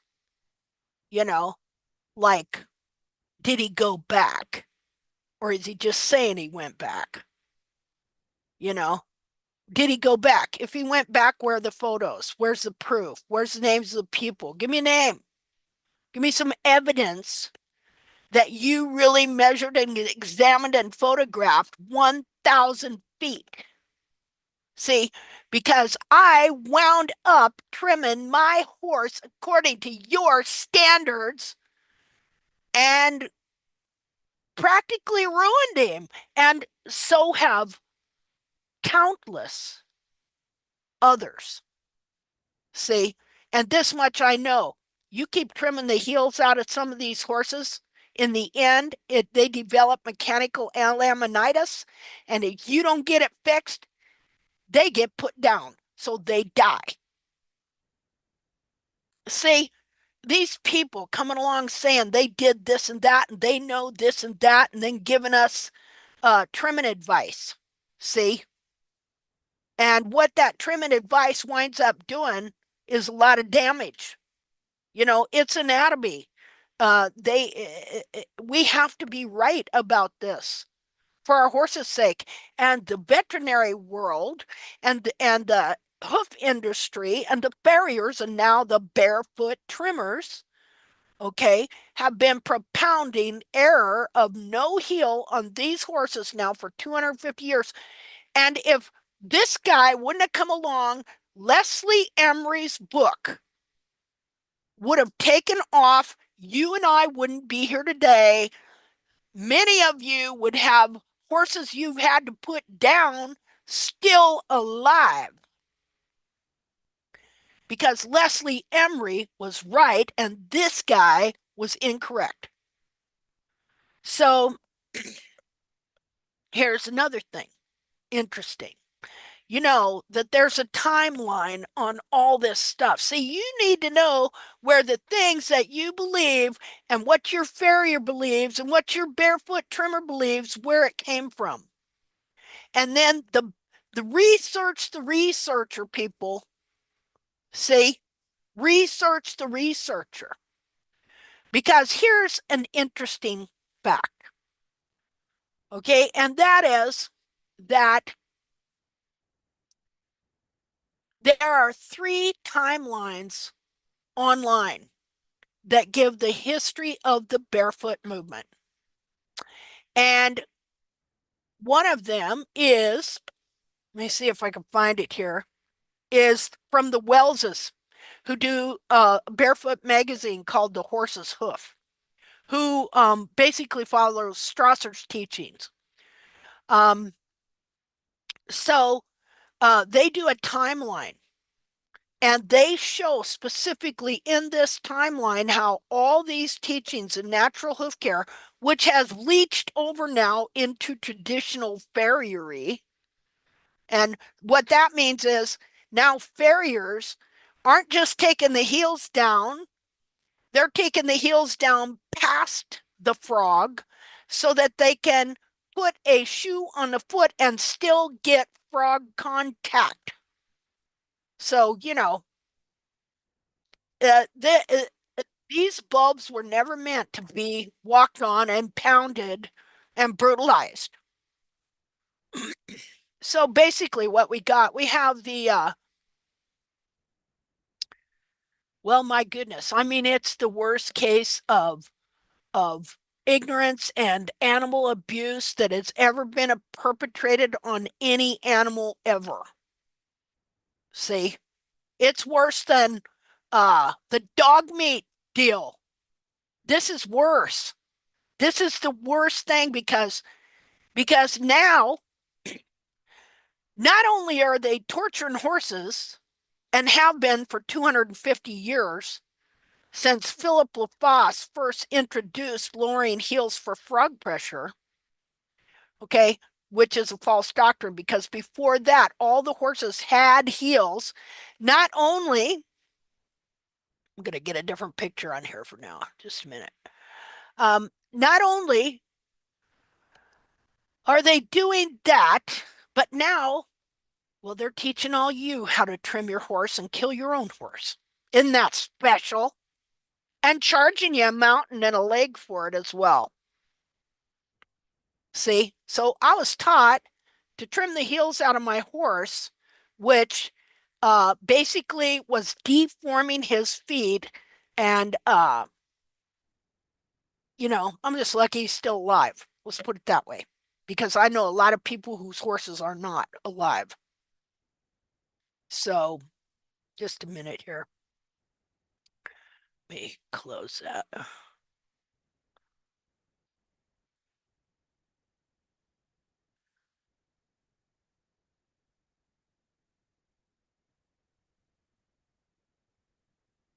Okay, so horses have heels. And these wild horses, just a minute, these wild horses have heels. And your horse needs to have heels. And so that's what tact is all about. It's about learning exactly what the configuration of the back of the foot is and restoring what either they may have worn down or we have trimmed out so that they will be sound again and have the foot that they were meant to have. So let me go back here. Where am I at? Where am I at? Oh,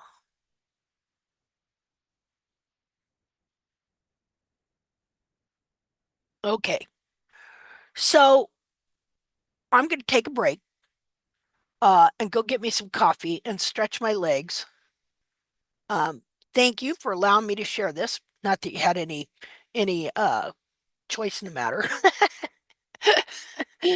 Okay, and when I come back, we're going to do some hoof evaluations. So I'm going to back this up.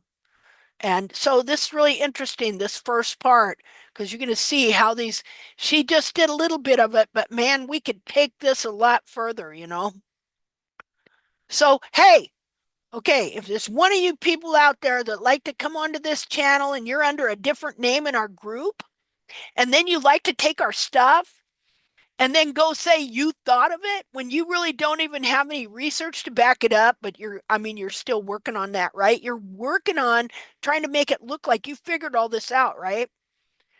Well, here you go. Why don't you copy this? And why don't you tell the truth about what really happens to the back of these horses' feet? And please steal everything and say you thought it up and then get really popular and spread it out all over the world and get rid of all these false beliefs and save the horses of the world. And man, you can have all the credit. I'll even remove my frickin' YouTube channel. All right? So that it's not documented. And you can say you came up with it because people, we already know you're doing this.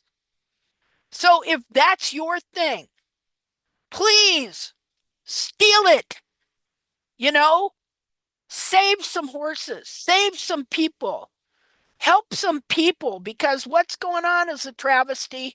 It's been going on for 250 years, and the natural hoof care movement is a farce and is laming, maiming, and killing horses all over the world by trimming the heels out of them, by trying to make them look like one dead horse that wore its heels out. Okay, I'm going to take a break and you can watch this here.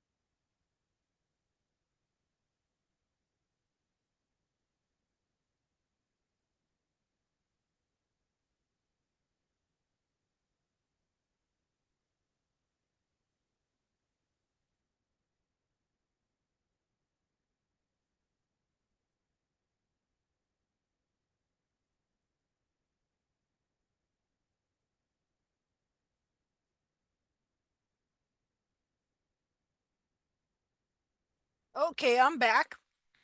Now I want to show you this picture because it's pretty interesting. Now, earlier I showed you a picture of Leslie Emery's book that advocated growing heels on horses. Okay. And I explained to you how Jackson left Arkansas to go shoe horses with Leslie Emery, and then somehow wound up being the one that went to check out the wild horses and came to the conclusion that these horses had no heels. So I showed you the picture in Emery's book of what heels look like. Now I want you to see what happened here. And I told you if Leslie Emery's book would have taken off more, well, it took off. It took off so much that in 1988, the American farriers, let me get on this picture just a second here. Just a second here. Okay. So this is a picture in Emery's book. All right. And what's interesting about this book is not only was he growing heels, but he put lifts on the heels to get the back of the foot up there. Okay. Because what I have discovered is that the higher the back of that foot is, the more opportunity you have for these bulbs to unwind, and that the whole reason that they roll together and roll under and contract and everything else they do is because you keep lowering the back of that foot. So if you elevate that foot, they naturally want to unroll because the foot doesn't keep trying to stand up, which is what causes those heels to roll in to begin with. So this is what Emery advocated in his book. And of course, Jackson telling him, yeah, no, these heels are flat as a pancake. Your theories won't work. That's what he tells him. All right, now, so then Jackson, right? Okay, so let me first tell you a story. So in 1988, and Jackson's working on his book and collecting dead horse feet. All right. In 1988, Emery, whose book he wrote in 1976 really took off and farriers were using it and they were finding great results, they invite Emery to Lexington, Kentucky to have a talk, do a presentation.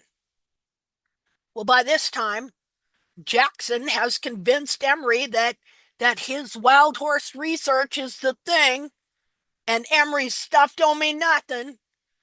And so Emery tells, and this is in Jackson's first, Jackson did a timeline online.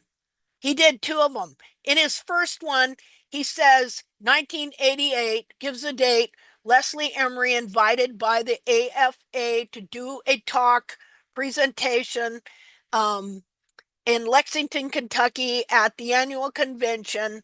But he says he will only do it contingent upon whether Jackson can come too and present his stuff.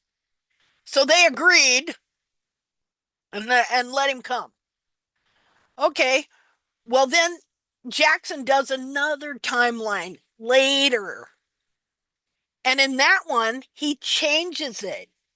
And he says, Leslie Emery and Jamie Jackson equally invited by the AFA to do a presentation in Lexington, Kentucky. So he changed it from, hey, they weren't asking you, Jamie. They were asking Emery. And Emery said he'd only do it contingent upon you going. He changed it up to, oh, no. Years later, we were both equally invited to go. See, what the hell is with that? So here we go.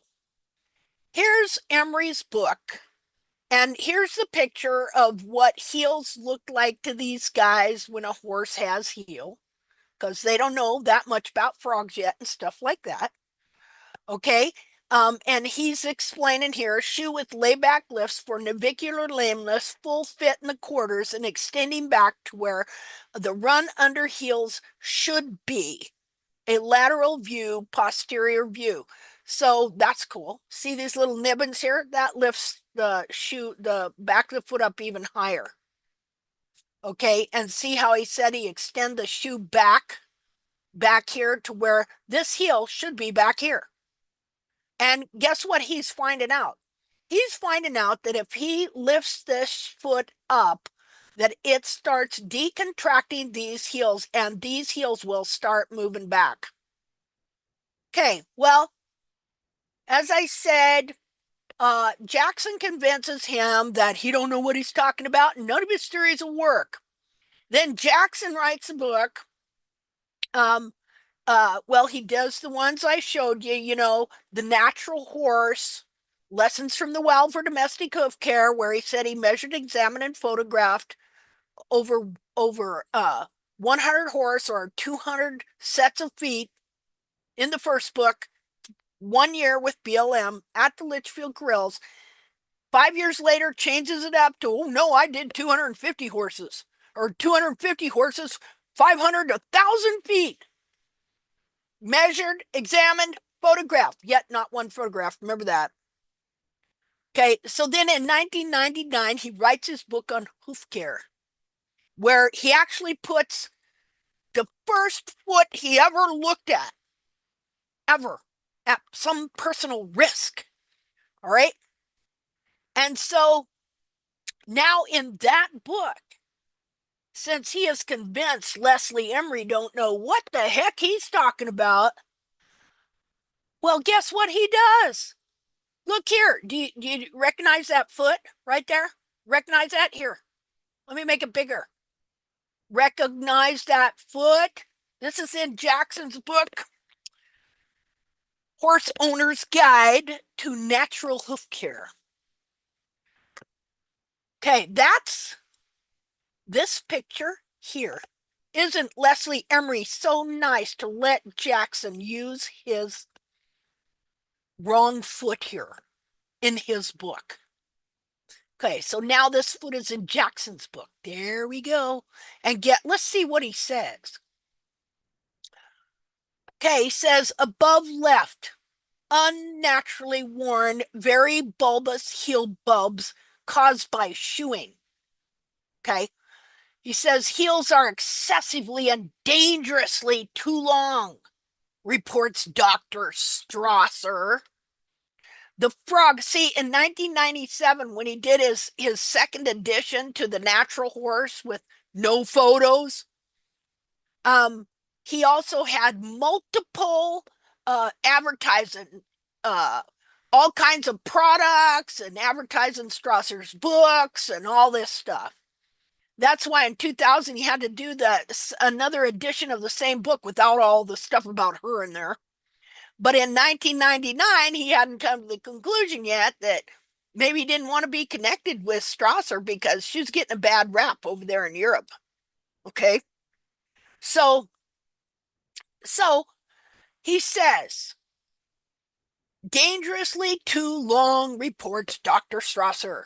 The frog and the bulb should have ground contact, frog and bulb's ground contact, and no high heels should protrude to cause lever forces. You know, these people don't know what the heck they're talking about. Anyway, these unnatural, see, they love throwing this word around, natural and unnatural. See, because our whole culture is brainwashed with that word. Okay, nature this and nature that, natural food and blah, blah, blah, blah, blah. So it already was, we're already being brainwashed with the word natural when the natural hoof care deal come along. See, opportunity to make money. All right. That's the one thing I've seen in the history of hoof care is this incessant greed attached to it of people wanting to be the big it and make the money. Okay, so she says these unnatural forces are causative factors for thrush, navicular pain, deformation of the hoof, including contraction. Yeah, no, they're not. What causes contraction is lowering heels. Read Bracy Clark's book. These unnatural forces are causative factors for thrush, navicular pain, deformation, and of the hoof, including contraction. The truth is the exact opposite. And so on. Right, on the right, oh, here we go. Flattened out, naturally worn heels of the domestic horse hoof, given the power trim. Described in chapter 3. Ooh, the power trim. See, they like to give them all these names. Okay? So here is what he promoted. Here is what I also wound up doing to my horse when here, this horse was well on its way to having its heels decontract. See, these heels aren't decontracted. What you got here is these heels have been trimmed out to where, okay, the foot as it's shaped oval, okay, as the feet are being trimmed out, they're getting wider. They're not getting wider, but it's taken and the foot is going forward and it's following the shape of the back of the foot. Back here, going forward. The hoof caps are getting smaller and smaller. Look up here. That's where the frog that's clear under the foot now should have been, right up in here. Now I want to show you a picture that I was talking about earlier. Let's see here. If I can find it. Let's see. Oh, here we go. Isn't this just cute? See that? How low can you go? See, this is a person that has been indoctrinated with this baloney. Okay, and they will just keep trimming the heels out, trimming the heels out, trimming the heels out. Low is the way to go. Okay, to where they're walking on the softest part of their foot. Now, what Xenophon said, okay, who was the general in the Greek army, what was it, 3 or 400 years before Christ? Okay, 400 BC, or you can call it before Common Era if you got a problem with Jesus. Okay, he said that when you are looking for a war horse, that you want to look at the feet first, and you want to choose a horse who's high in front and high behind with the frog well up off the ground. He said horses that are high in front and low behind, and that's what this would be, walk with the softest and the hardest. Walk with the softest, that's their bulbs here, this part of their foot, the cartilage, the softest and the hardest, see that piece of heel there? The softest and the hardest part of the foot at the same time. They are like cripples among men. Now, how would he know that? I mean, if you're ever going to want a horse to be sound and get you where you need to go, I would think it would be a war horse, right? Not some horse you got to throw boots on and can't even hardly run around in an arena without having boots on, which is what barefoot has turned into, you know? So this is what they advocate.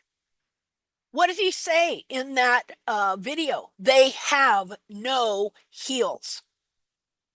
See? And so that is what ultimately the barefoot movement promoted. That is ultimately what he promoted. This is why all of our horses have such problems. This is the doctrine that all of these barefoot trimmers and natural hoof care providers and now the farriers have all been indoctrinated into, to where now the farriers will take the heels even below. Like, I don't know how they do it on this horse, you know, and stuff. But if they were going to shoe this horse, I mean, oh my goodness, how they take the heels below the frog or above it. Well, depending on which way, you know, to where, let me show you a picture a second here. I think I have a picture. I may not.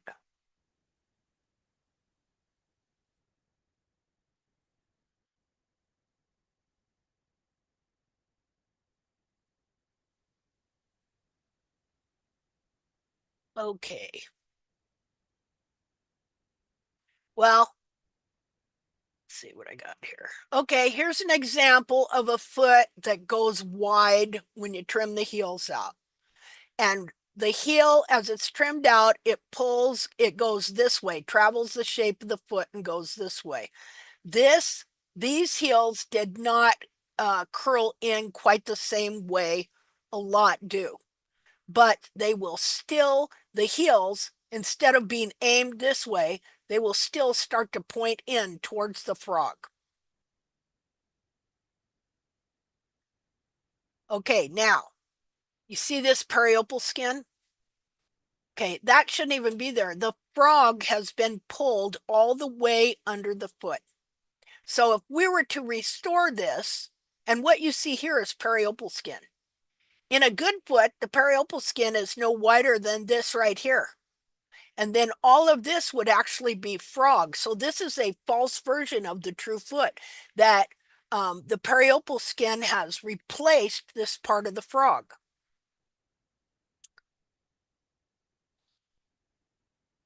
That must be later. Okay, so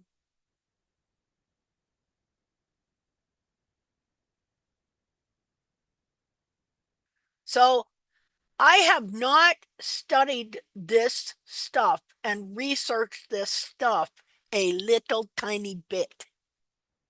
It came to the place where I'm seeing these pictures here in his book, and his theory that it is nature alone that determines the angle of the dorsal hoof wall. It is locomotion alone that determines all of this. And so he draws these pictures. And I'm going to tell you, people, when you are reading these books and people draw a picture and they try and prove a theory by a photo or by a picture they have drawn, beware. Okay, because they will manipulate the photo to, or the drawing, to fit their theory. See, and that's exactly what happened with these. And again, here we go. He's showing heel up here, 1 centimeter. He said heels were all the same, and he's showing Linda, is it? all on the ground. What? Oh, sorry, there is a black screen. Is it only for me or for everybody?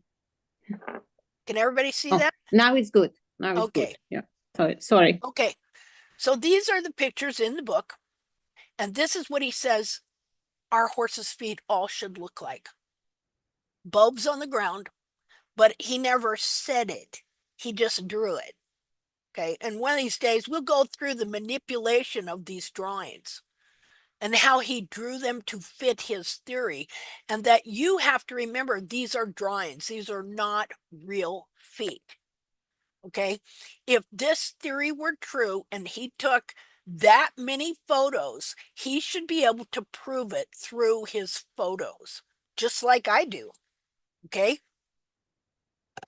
You know, I show you on horses' feet different things. I don't draw a photo. Now, what Milena did in doing that computerized animated version of a foot is different than drawing something like this and say every horse's feet should look like this. Heels are all relatively the same no matter what. He makes the heels all the same. See? So you get this in your mind and you start trimming those heels down because you're trying to get that hairline to drop there. Okay, let me think if there's anything else.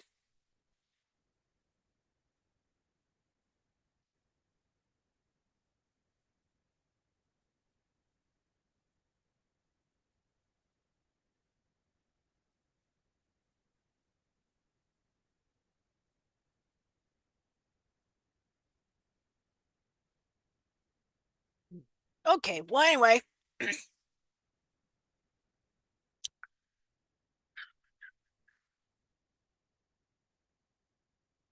Da-dum, da-dum. And what's funny is once people are taught this, even if they see a horse with heels, they can't see it. You know, um, like this picture here in his book. Let's look at this one. I'm gonna have to take this off YouTube and put it on Rumble. Probably because he's gonna put a copyright infringement on me. uh, let's see here. Where am I at? Okay. See this horse? This this is a picture in his book.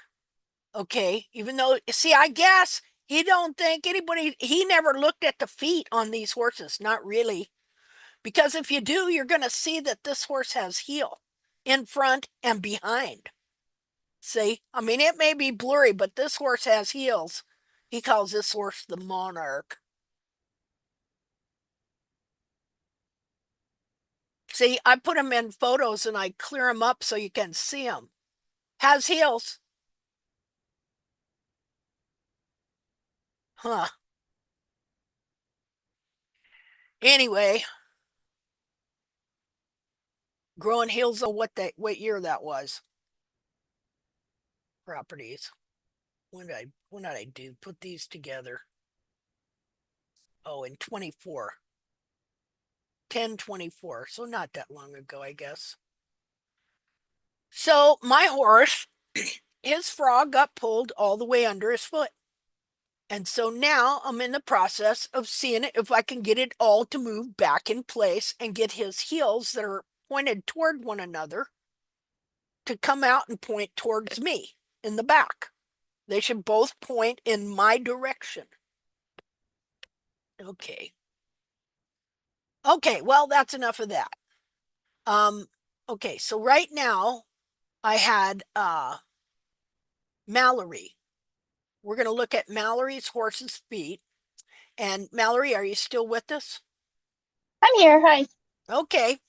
Mallory, I'm gonna put the pictures of your horse's feet up, and then can I get you to kind of will you tell us your story and that kind of Sure. thing? Yeah. Okay, so Yeah. just a second here. Let me go find your horse's feet. Da-dum. Facebook.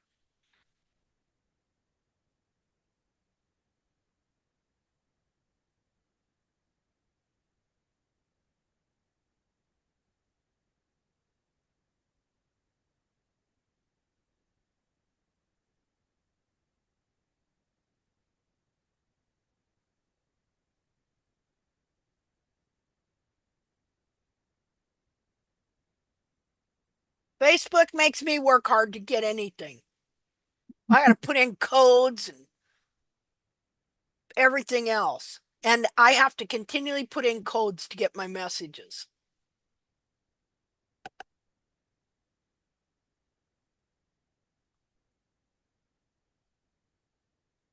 My internet's running slow today, too. Criminally.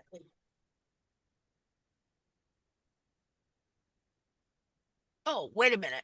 I have your hooves on Google, so I don't need you, Facebook.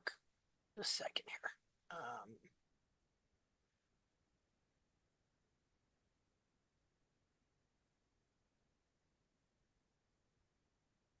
Okay, there we go. You have the floor. You have the mic. Okay. So I bought Moo. My neighbor's son was working with him for a friend of his up, 5 hours away.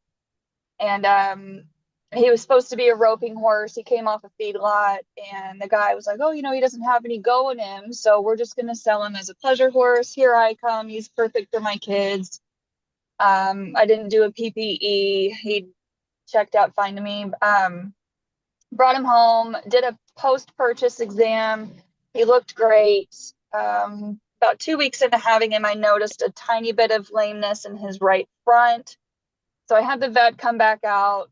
I took those pictures of his feet. Obviously, he needed to be trimmed.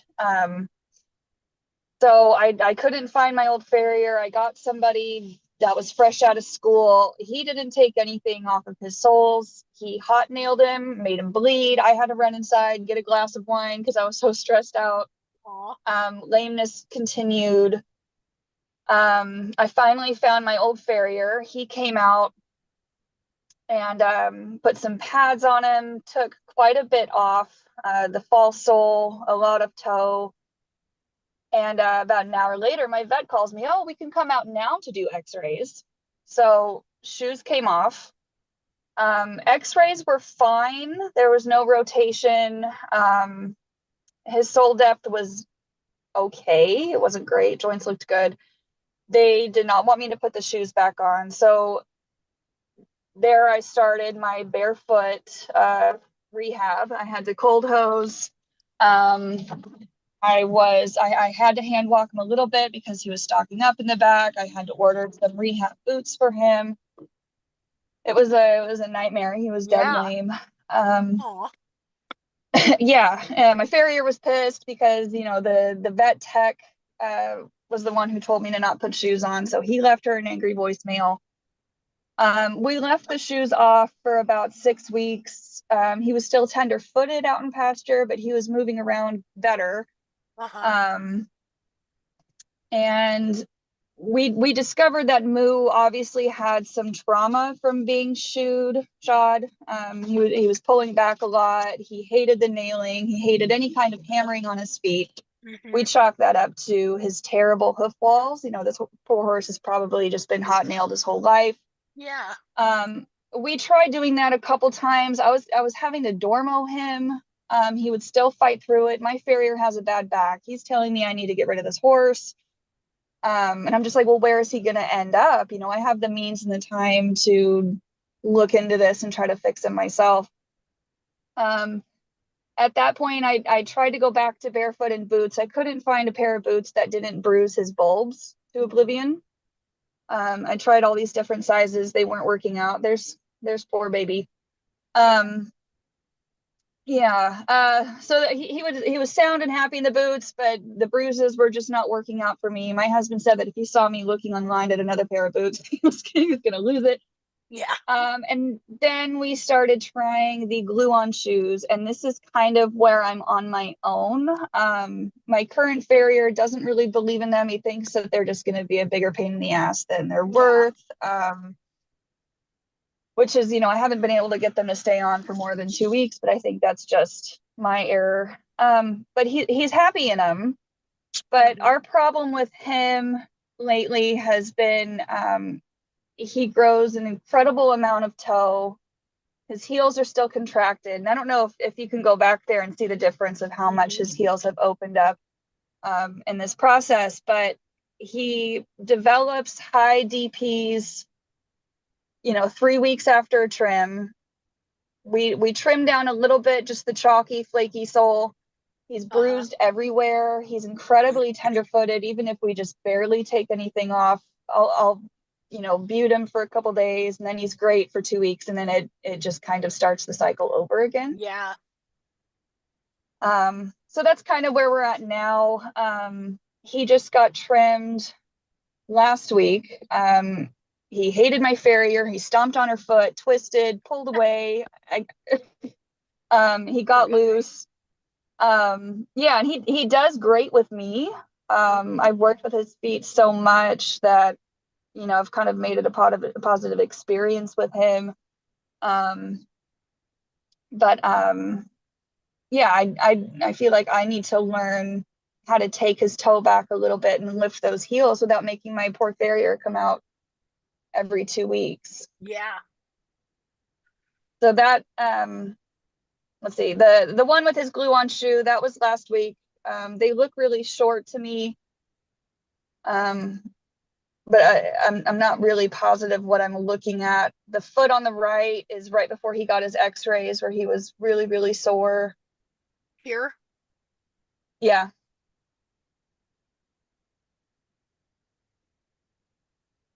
And then that trim job up here was last week, I think. I didn't take a picture of the other foot because I was so bewildered at how much bruising was in the other foot. You know, all in the water line was bright red. I didn't want to take a picture of that one, but in that foot, you can see how much bruising there is. Yeah. And here's the thing.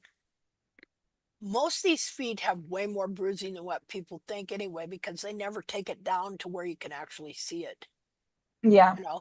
So if you're it's just showing up like that, then it's even more serious. You know Yeah. what I mean? Hmm. Um, like oh God, my brain is just not working. Um, Jody Elwood, okay, recently posted some pictures of her trim, and you can see some red in the frock.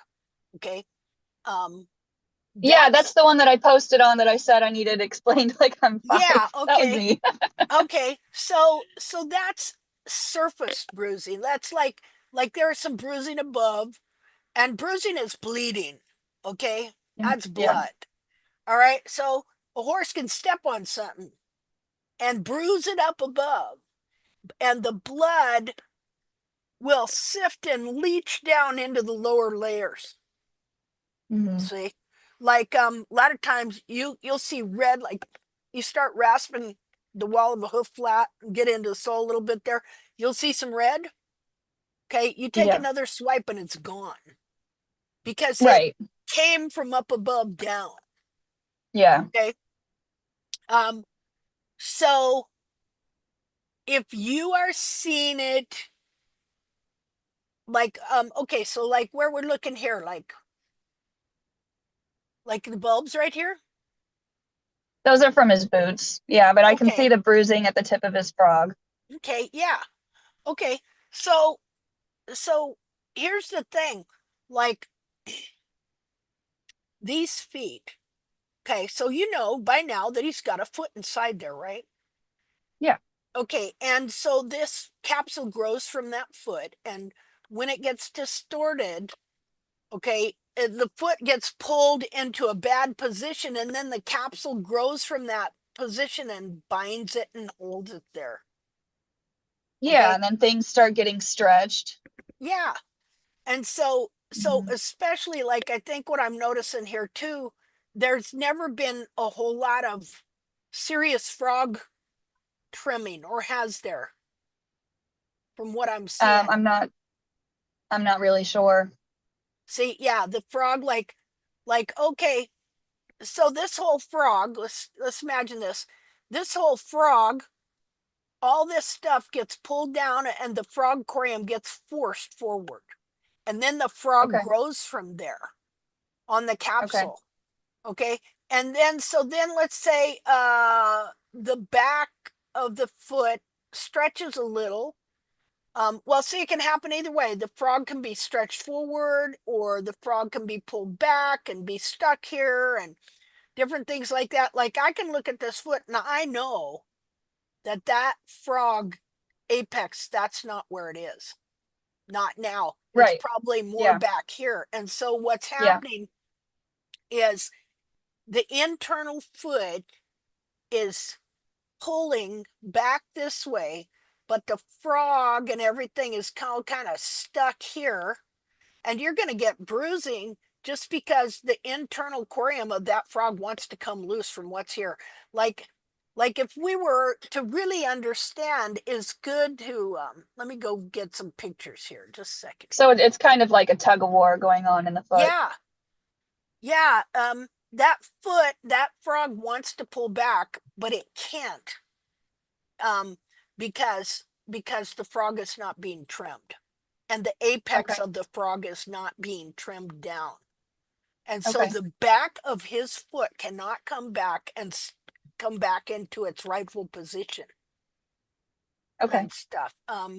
Let me get some pictures here. Just a second here. Um,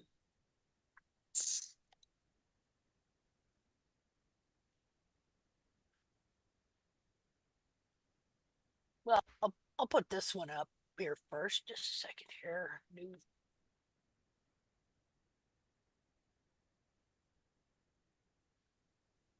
Okay, so all of this is movable. And the covering over the foot here that grows the capsule and the frog, it grows that capsule in one piece, like a Right. shoe, seamlessly, one piece like a shoe.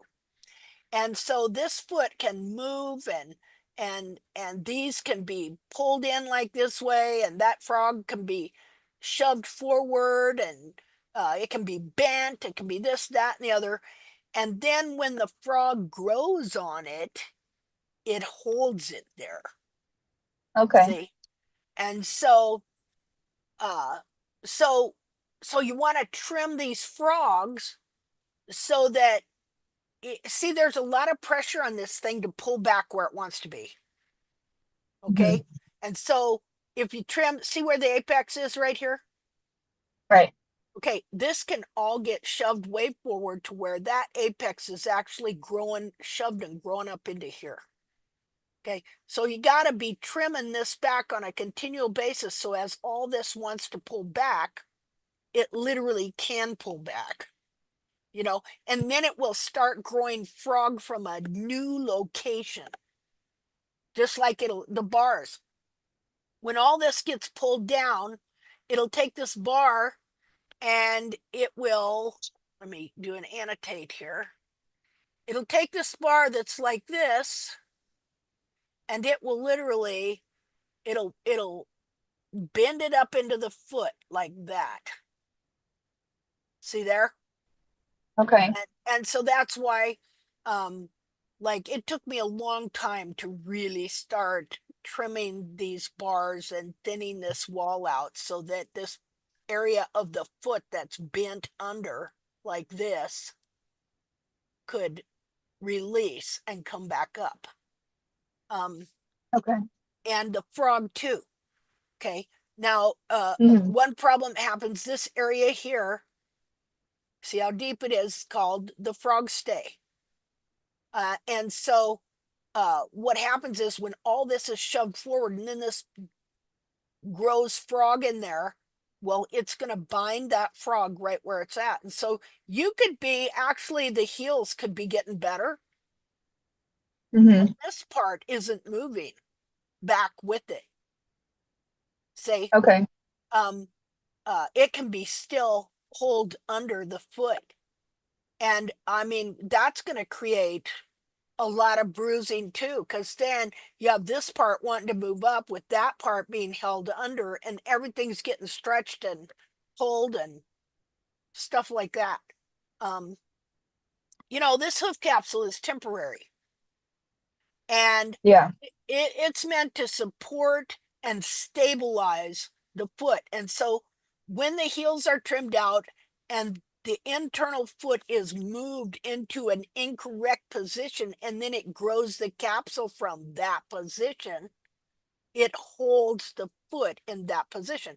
And so that's why, I have finally started really trimming frogs down and bars so that stuff can move and be released more. Now, I Okay. don't, and people need to know this, I do not trim any of this skin here anymore. No. None of this stuff here. Okay? Mm-mm. I only trim the frog and in the central sulcus, and then try and really get these bars into a form that is not, pushing up into the foot. And see, here's what happens is this bar is actually pushed like this, but it looks like that. See what I'm Linda, saying? can I interrupt for a second? Yeah, go ahead. On the left-hand picture, when you said you don't trim that part anymore, does that mean you aren't cleaning out the collateral groove exit? Well, if it's frog, okay, Oh, if it's like frog, you that. don't trim it.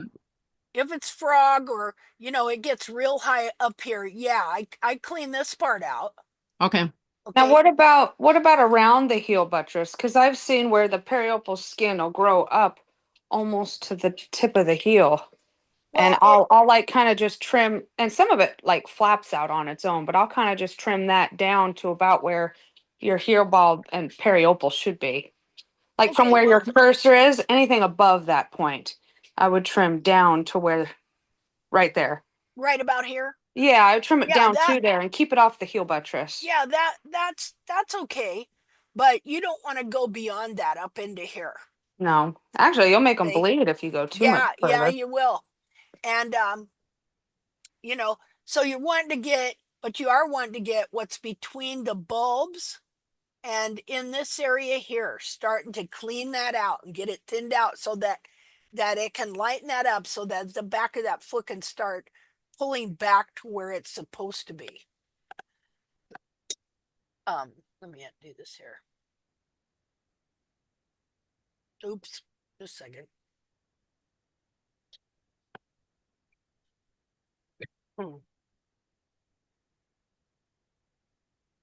Okay.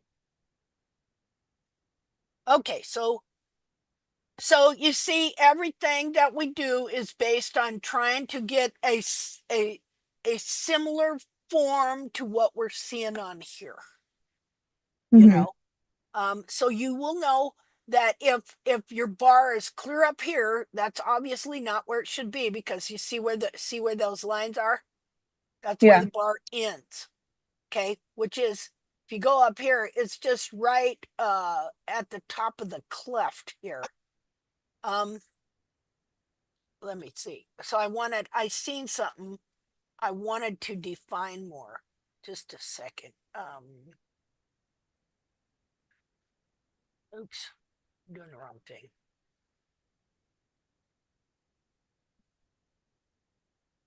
Okay, so here's naturally the way the wall would be. It'd be come back like this.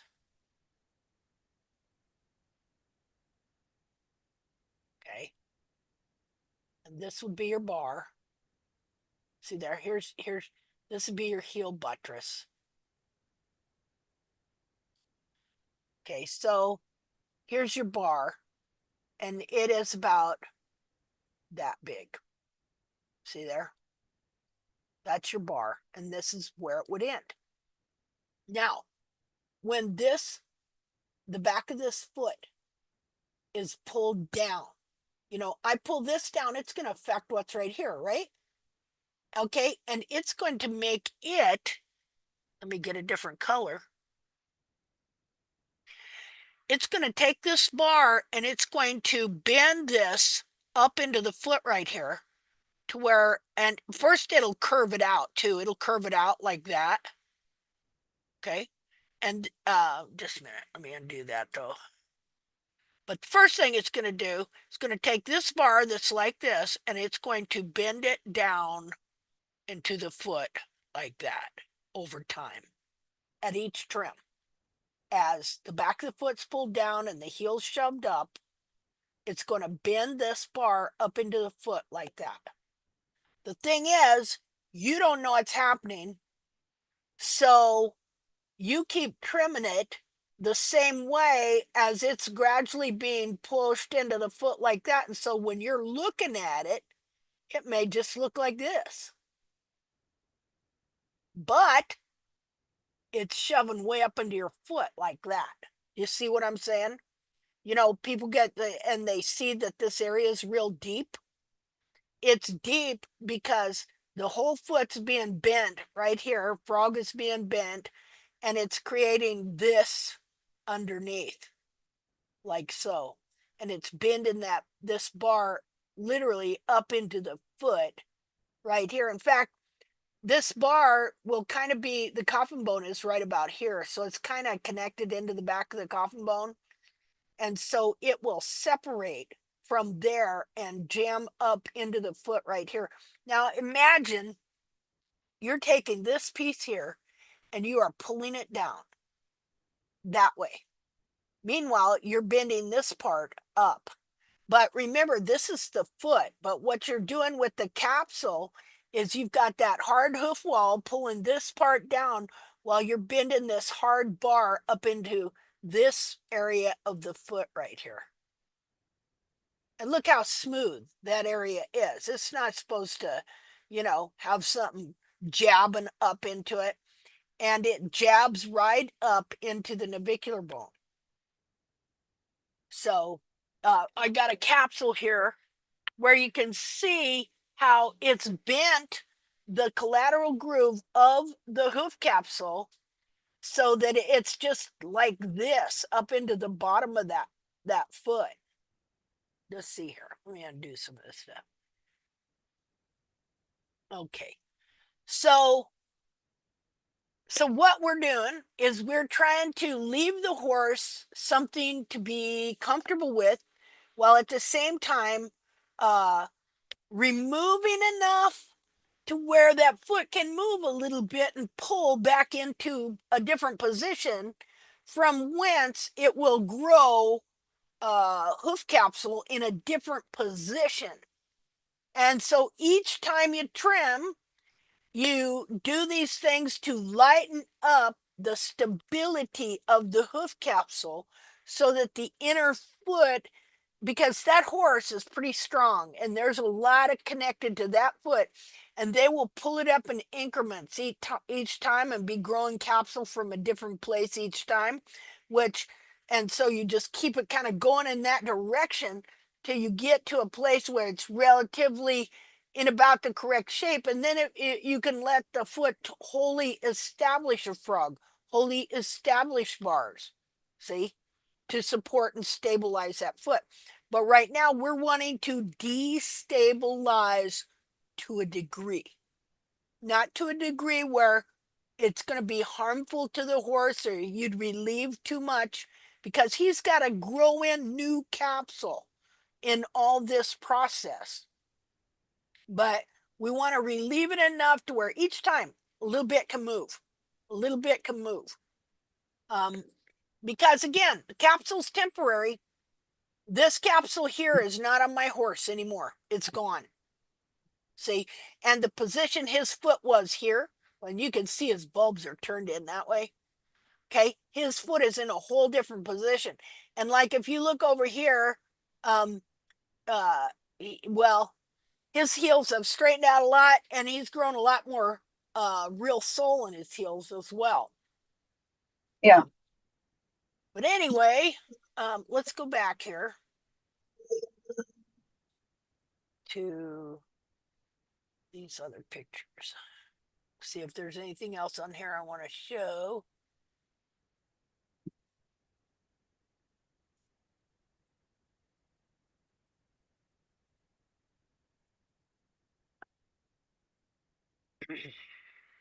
Okay, well, I want to show this real quick since we're here. Oops. Just real quick here. Once you look at this other what type of wild horse cadaver foot. Okay, notice that horse has heels. And we know it's 2 inches because he's got a picture with a ruler where this is 3.5 inches right here. And so when you measure it with his same ruler, this heel here is 2 inches. That heel buttress right there. And then he did a dissection where he removed half the foot, but he left the coffin bone. And so we can see the coffin bone has a positive angle higher and back than in the front. And then here we see in these 2 pictures that internally this frog goes high up between the bulbs. See, and so the frog stay is at the back of the foot, back of the foot back here, and high up between the bulbs. And so here's a true natural foot that had a correct foot, 3-year-old mare in California. Okay, so let's see here.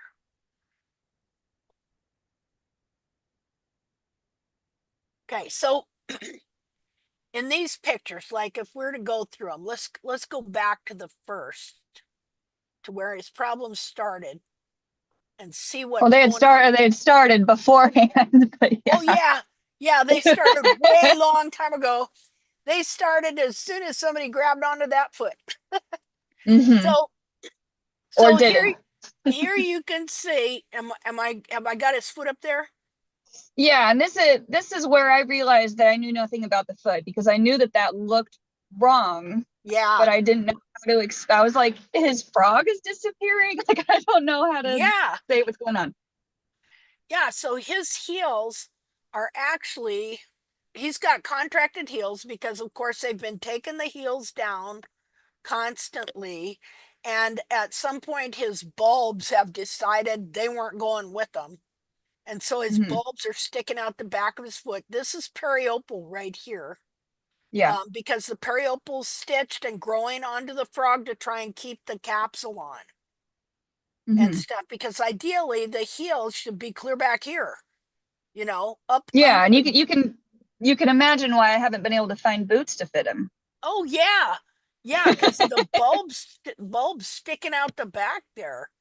Yep. um so let me get okay, we'll just do red there. So um so his frog is pulled clear under his foot. Here's his frog right there, which should be clear up here, up behind his foot. It's clear under his foot. Mhm. And so remember, this is like a shoe. So imagine just it's still stuck to his foot, but it's being pulled off. See? Right. And stuff. Okay, so just dead, horrible dead frog. And this is Yeah. caused from them trimming the heels down and not knowing how to take a toe back. And this is uh common in farriery, this type of scenario that we got going here. And then everything just gets out of whack and they don't know what to do with it. Right. Which is, why he was sold. He didn't want to move. Yeah. Yeah, They he wouldn't chalked it like up to to a move. training issue. Hmm. Well, yeah.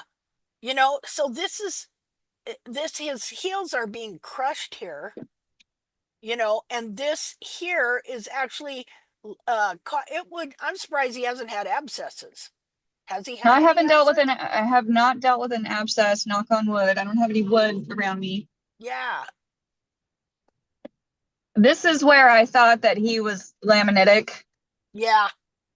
Well, semi is, but maybe this just Hmm. not full blown, because what it is the hoof capsule is not fitting correctly on the foot. So you see that's blood right Hmm. there. We'll call it bruising, okay? But it's blood. It shows up as brown on the foot. And sometimes, well, okay, when stuff is moving back in to place, you can see that in the periopal skin or the frog or the sole. You can see that too when stuff is actually moving back into place. But in this case, this is because there's this pressure. Like, look at how that's pulled down like that, and look at how, wait a minute.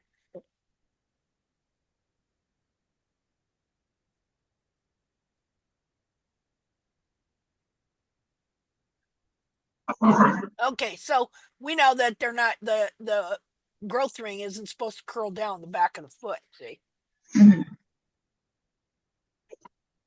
so yeah, just this atrophied, dead, nasty frog. Um, all this shows just the color and everything is bruising. That brown there, that's just from there's constant inflammation of blood going on in that foot. This was the job that the brand new farrier did. And Yeah, I was yeah, like, he didn't do anything. He put shoes on crooked and called it a day. yeah. His shoe is crooked. It's more this way than that way. Mhm.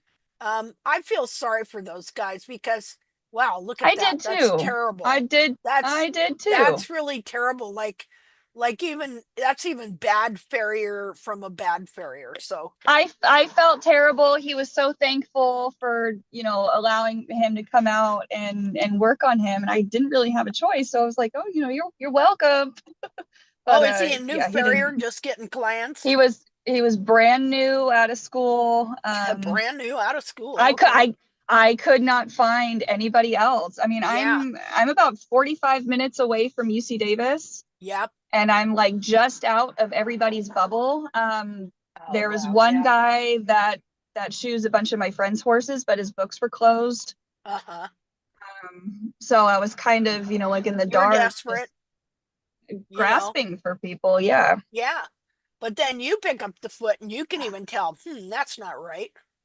Yeah, it's like he didn't he didn't do anything. It made him bleed when he nailed him. Yeah, that's So bad. that made his shoeing experience, worse for my horse. And then after this job is when I found my old guy that I've used for Uh-huh. 15, 20 years.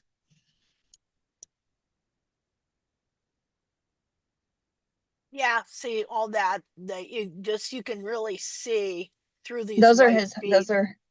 those are his hind feet, yeah. Yeah. You can really see the bruising through the white walls, Mm-hmm. which bruising, blood, um yeah, just this big dead horrible frog, you know. Yeah. Because they don't believe in trimming frogs. And if you've got a barefoot horse and you have a farrier trimming them, okay, they're afraid to trim anything because they don't want to they know uh, that it's real easy to make the horses tender footed. So Yeah. they're afraid to trim stuff off because otherwise they'll lose clients. They don't believe in trimming bars either, Yeah. but they'll trim the hoof wall right down and leave them Oh walking yeah, on look at it. all And then those nice. that's where the horses are in pain. Yeah. Look at all those nice rust marks all over the wall. Hmm. See? And then this was when my old farrier came back, put him in pads, and then the vets immediately took them off. Yeah, and look at this. What is uh was I just did a markup for somebody. Wasn't you, was it? It might have been, I don't know. I've been Did in I that do a group so markup for often. you recently? Um, Maybe. I'm No, it would not have been I'm on not positive. Messenger. On Messenger, somebody Oh just started no. Yeah, trimming and no, they not had me. a foot that looked exactly like this with the same deal going on. I'm going to go here in a minute and find it, but it was like this. Here, let me I can they said, "Where is the bar? I can't find the bar." And so I showed her where the bar was, and it was just a really weird deal here. And the same exact thing. So this must be a common thing that happens in these feet. Um, just a minute here. Okay. Oh, wait, let me make that bigger. Hold on. That's a nice thing about this. Okay, watch this.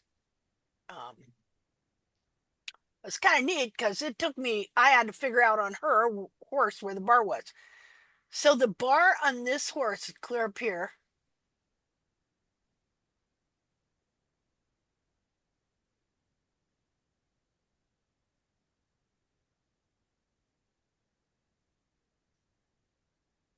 Okay, here's the heel. So this is all bar wall, all this in here. Okay, but the bar over here is kind of like that. It's hard to tell where the heel is here.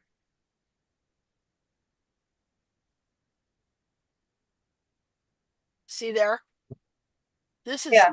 inner bar wall. How crazy is that? Yeah. See? Um, and then this is just plain dead frog. Um, and when you see the frog and the sole yellow like this, that's because everything is under a lot of pressure, and it emits this stuff I call well, it's exude from wounding. Okay, like pus. You know that kind of pus that gets uh, dries and gets yellow and Yeah. grainy, like on a Yeah. human. Okay, well, Yeah. that's what's going on with the frog and with the sole. Yeah, it's trying to glue everything together Yeah, so it doesn't exactly. lose connection. And that is Yeah, the hardest to trim into because it's so like rock hard, shiny, waxy. Your knife almost just wants to slip across it. yeah, yeah. It's I had a stallion like that and he could barely walk. but his Oh, whole sole. This is what I'm talking about, the kind of feet you get where they grow out and the sole yeah. grows out with the toe, so you don't have any hoof wall to trim off. And that's Hmm. why they never do anything with these feet, because there's no hoof wall and they don't want to Yeah. touch the sole. I had to go in That's with the what, yeah. stallion. I went in with my nippers and I positioned my nippers down on that bar wall and then up by the hoof wall and just cut a chunk out. And it's funny, Oh, once you yeah, get the right in top here. layer, it's all chalky underneath where the true sole is. So then I bet.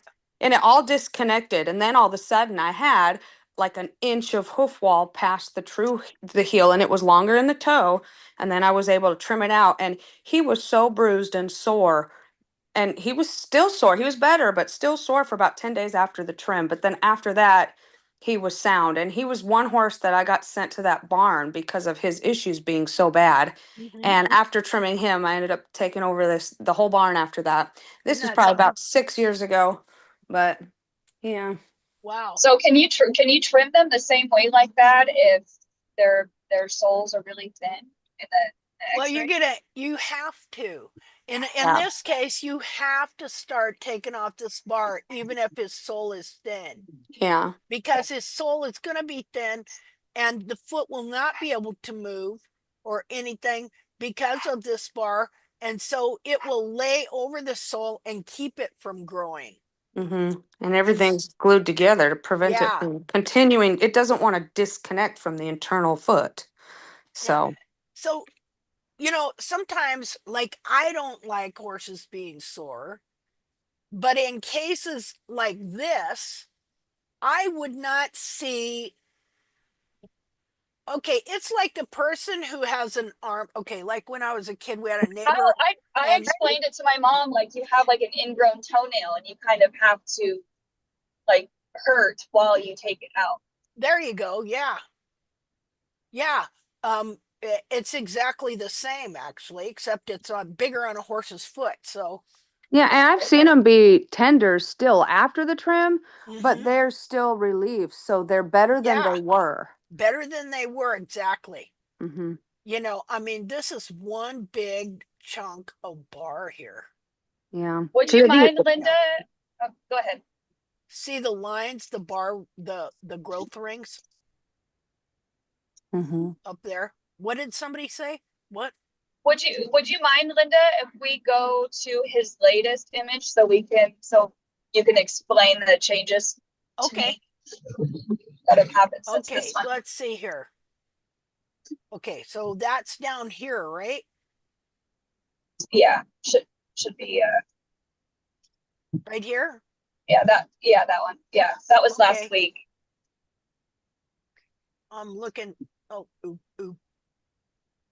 Ah, and looking at these feet and how long the dorsal wall is, and especially how long the toe is, and how deep the collateral grooves are, this hoof to me looks like it has a lot of sole and then a lot of built up false yeah. sole It's in, petrified over the top of the true sole. yeah, this is better than the one we just looked at. Yeah, it's at least looking like it's wanting to release itself by Yeah. all them cracks in it. I don't know why my mouse is not working. It's been acting up on me. You're just having all kinds of problems. I've ruined it from all that scrolling addiction. Wait, I mean, that's the most wicked thing they ever invented. Are So those so cloud this boots that you have on him in that last picture? yeah, he had thrown his glue on shoes off. So I put those on him just to walk him to my driveway. 'Cause it's a lot of gravel, but even those cloud boots bruise him. So, they're temporary. And then I like to put them on his barefoot foot while I'm working on the other foot. Well, I'd like to So flip this over, but my mouse ain't working. So we're going to have to I'm look at it. sorry. Just turn your head sideways. I know. Okay. So with this trim, she didn't really do anything on the inside. She just kind of rasped, but she mainly focused on the toe. Okay. Let's see here. Okay, what was I doing? And she had worked on him 4 weeks before, so this is about Okay. cycle.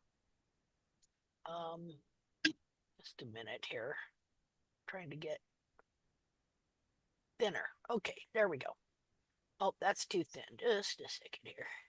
That's just right. Okay. All right. So, the bars are this bar is better. That's for sure. Is this the same foot? I'm not, let's see. I don't This remember is what foot the other one was. This is his left. I don't uh remember what the other one was. just a I minute. can go back really quick. I can do it. Could you go look? Yeah.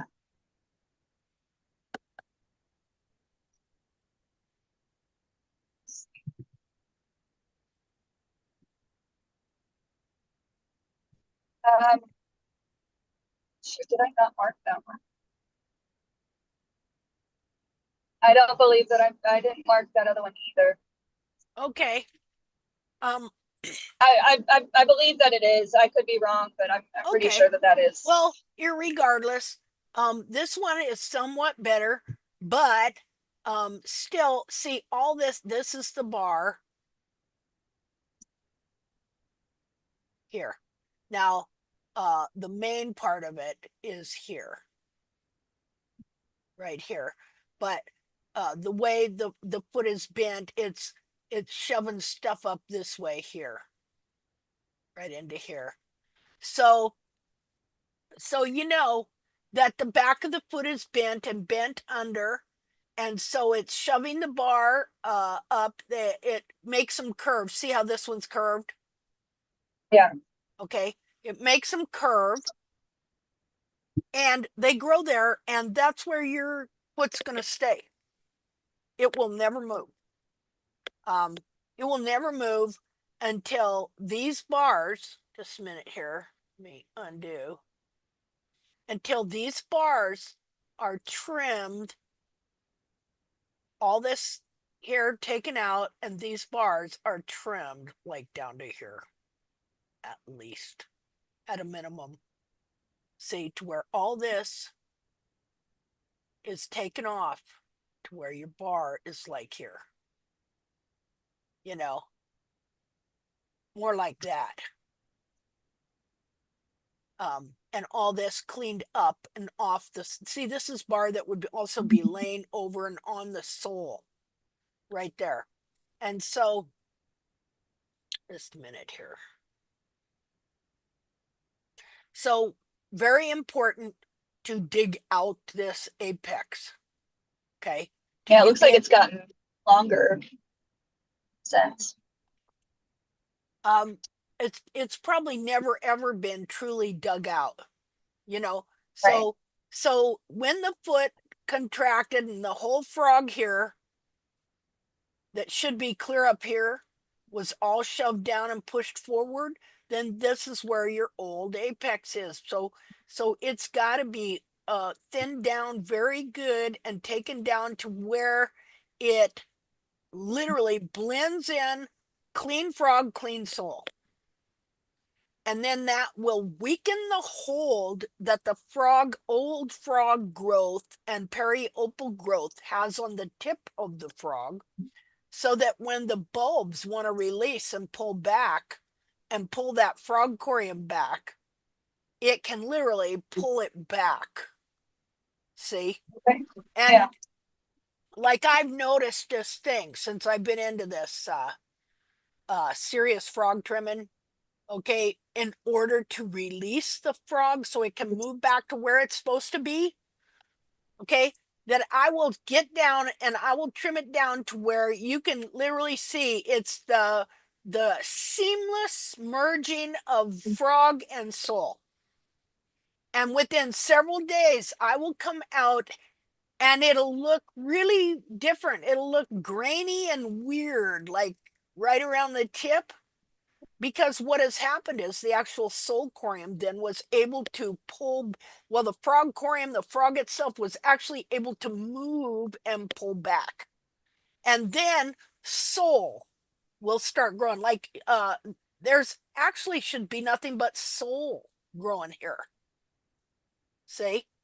And so Yeah. these frogs will pull back and then it'll look kind of funky, grainy, weirdish, and then soul will come in and start to grow. And so when you get these bars trimmed, another thing that happens is, I'm going to try it. So like if this here was where for now the true apex is, and I put this, okay, this is actually showing you where your real bar probably it will end when all is said and done. When all this whole thing moves clear back here, like these heels here are going to wind up being clear back here. This whole foot will expand to clear back in here. The heels are going to come clear back here. The frog is going to move way back. The heels are going to widen up. And then his hoof capsule is going to grow from a foot that has been allowed to pull back up to where it's supposed to be.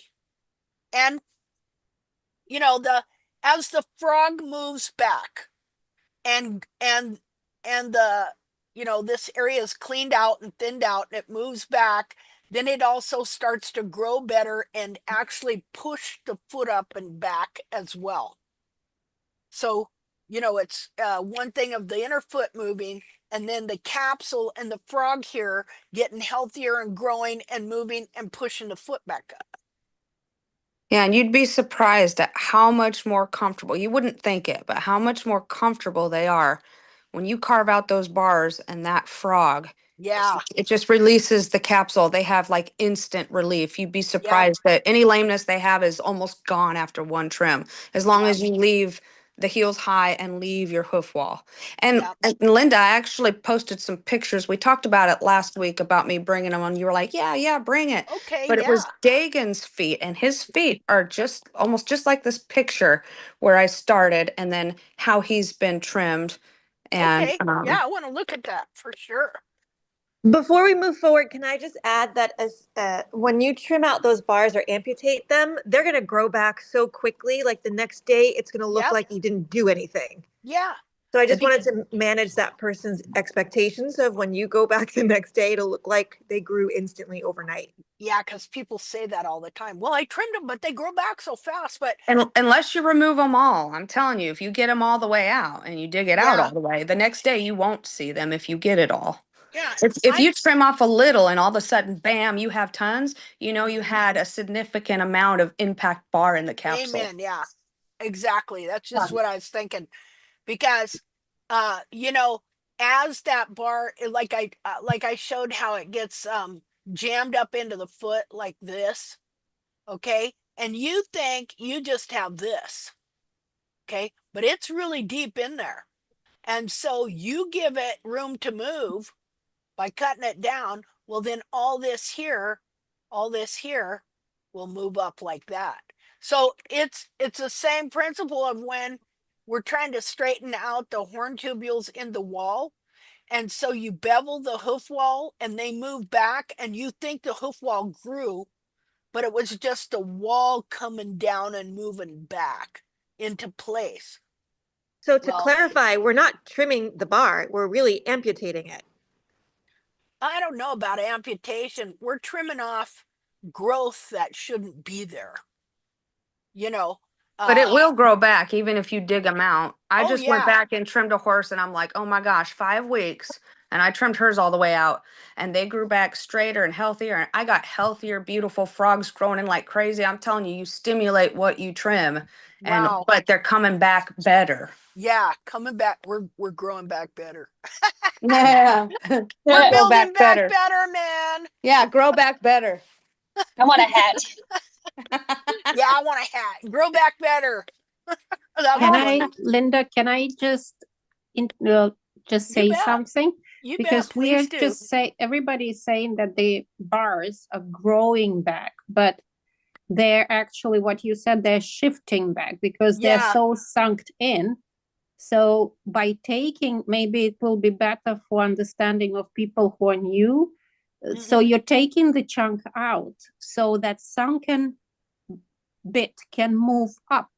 Yeah. So in a sense, you're just trimming out what is appearing on the surface that was bent into and buried into the hoof.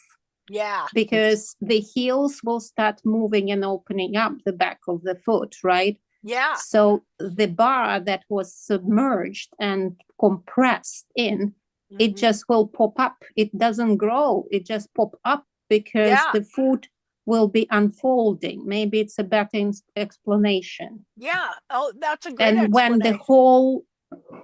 all the bar that was deformed, it gradually will grow the new, fresh, correct tissue that will be more in a correct place, in Yeah. a more correct alignment.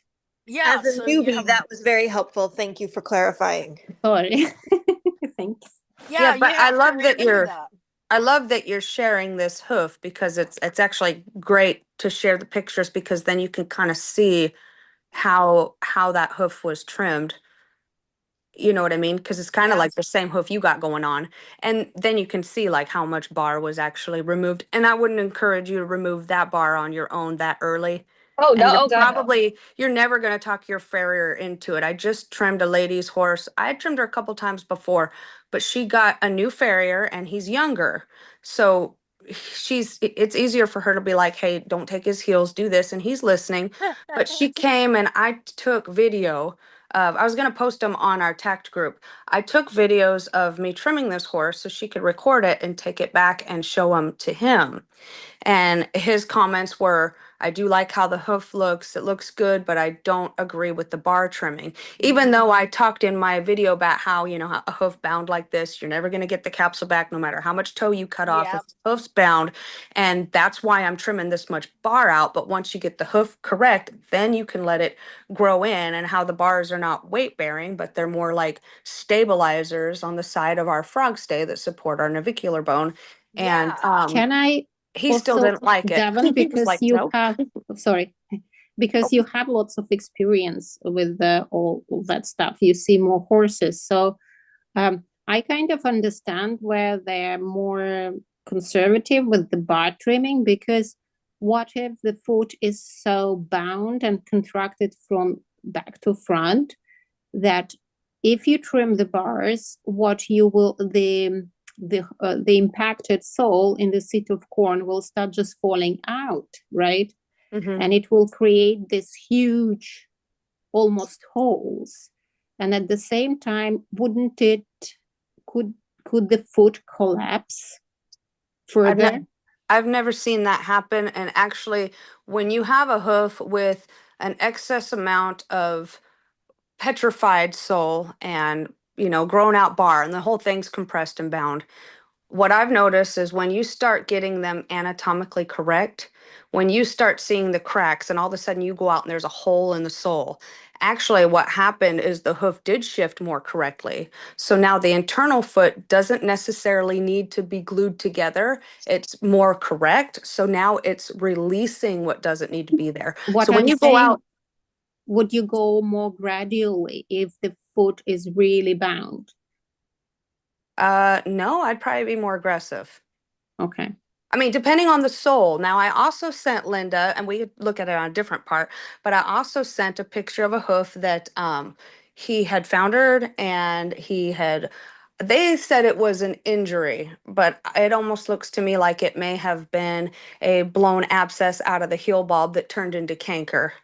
And his foot was awful. So in that sense, I mean, you're dealing with, a rotated foot, and then you have to be careful because you can't just go digging a sole out, or you're going to hit coffin bone. So I had to trim that hoof in a little bit different way to grow out other parts of the hoof and leave enough structure, but also take enough to get the hoof to kind of shift and grow back. And we're starting to get that now. So yay. It's the one hoof I've ever seen where I told the lady, this horse may die.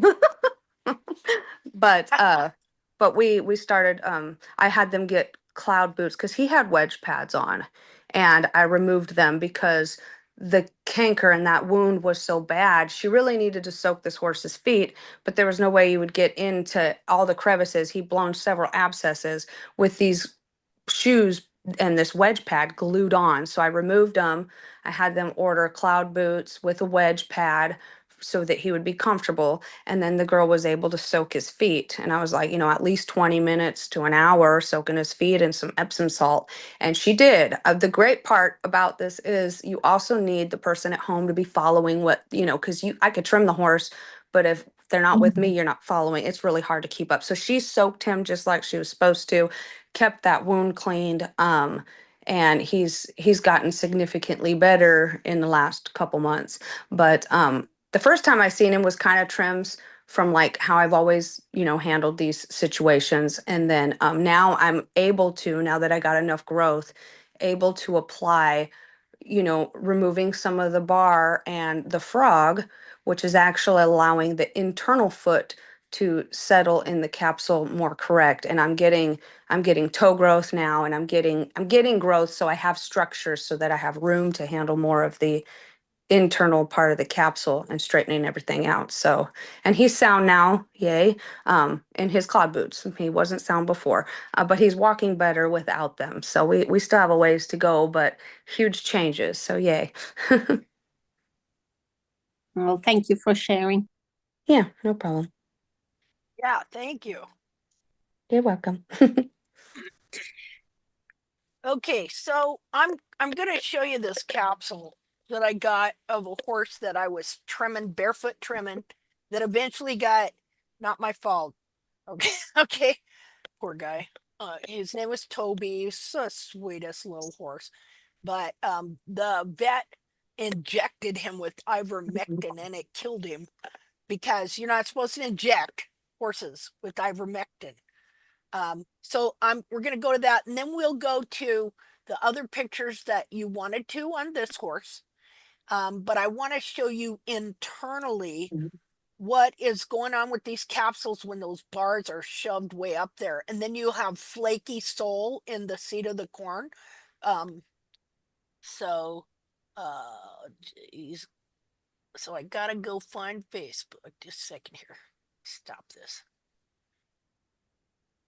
And of course, hopefully it'll let me have my messenger. It keeps wanting to let's see, restore now. Why is it, they hate me.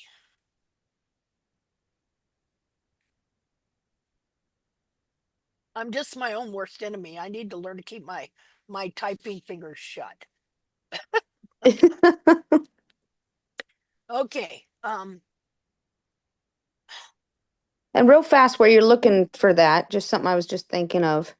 Another thing with this feat too is understanding your lamina connection. Because if the lamina connection to the hoof wall is strong, then you can get away, and you have sole, you can get away with removing that and not having to worry about any sinking.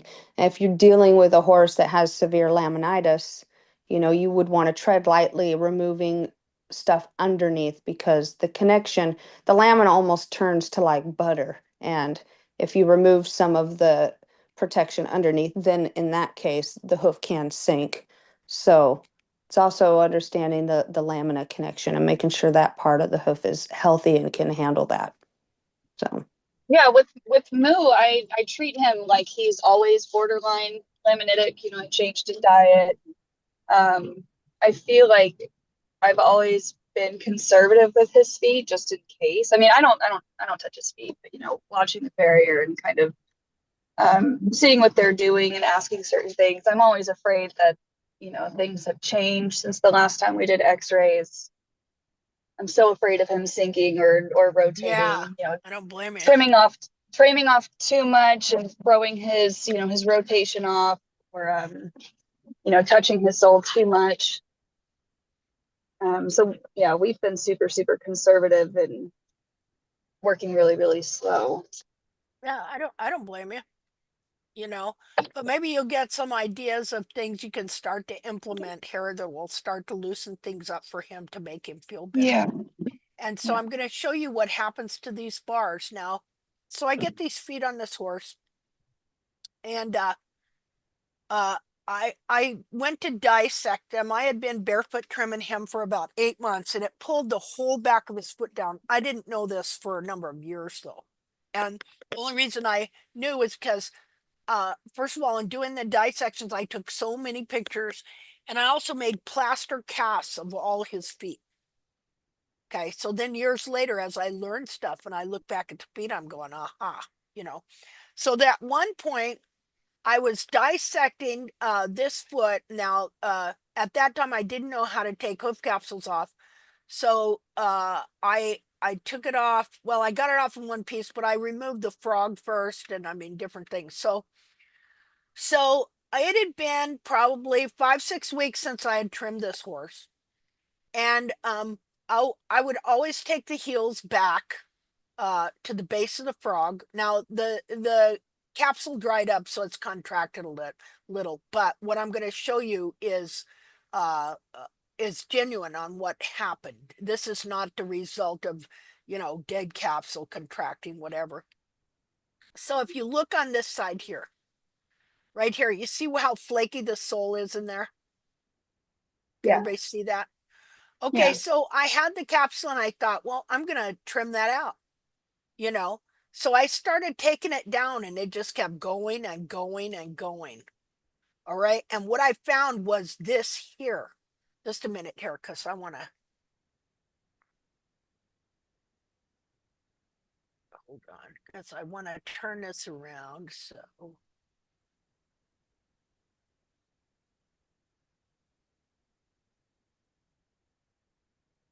search. Okay, so I want to enlarge this.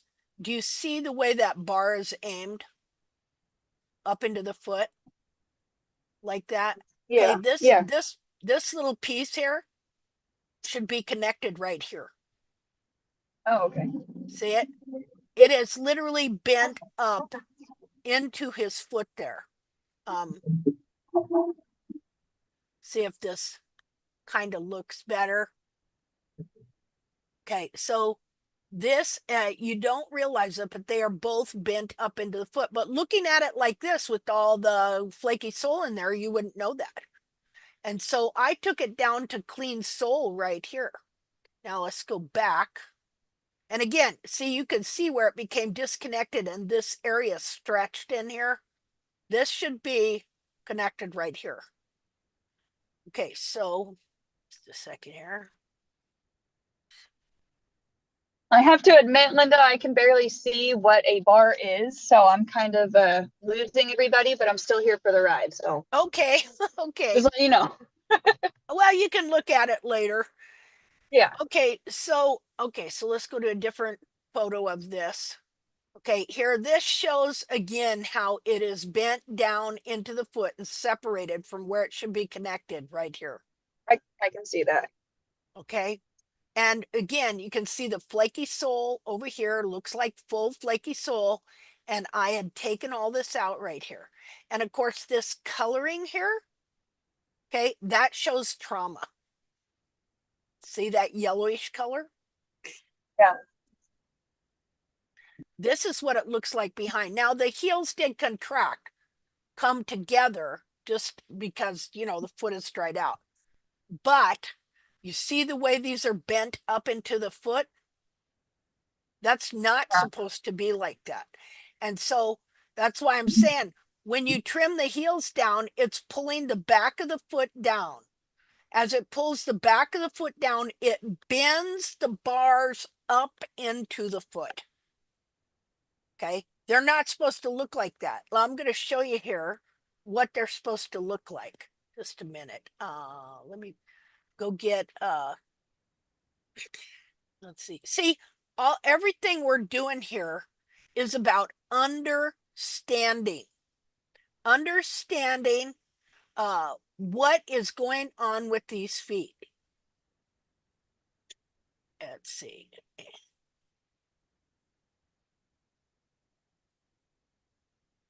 Yeah, I mean, before this horse, I always just put a check up in the office for the farrier and Yeah, that fix was their feet. And nice. that was yeah, they'd clean their feet, call it a day. Like I did have a Yeah, mare with navicular a long time, and my farrier just told me what he did. It's going to cost more money. I said, good, great, thank you. yeah. That So was all of that. this. The days of ignorance is bliss till stuff starts going Yeah. wrong, you know? Yeah, so that's why I have to bite off little tiny chunks, Yeah.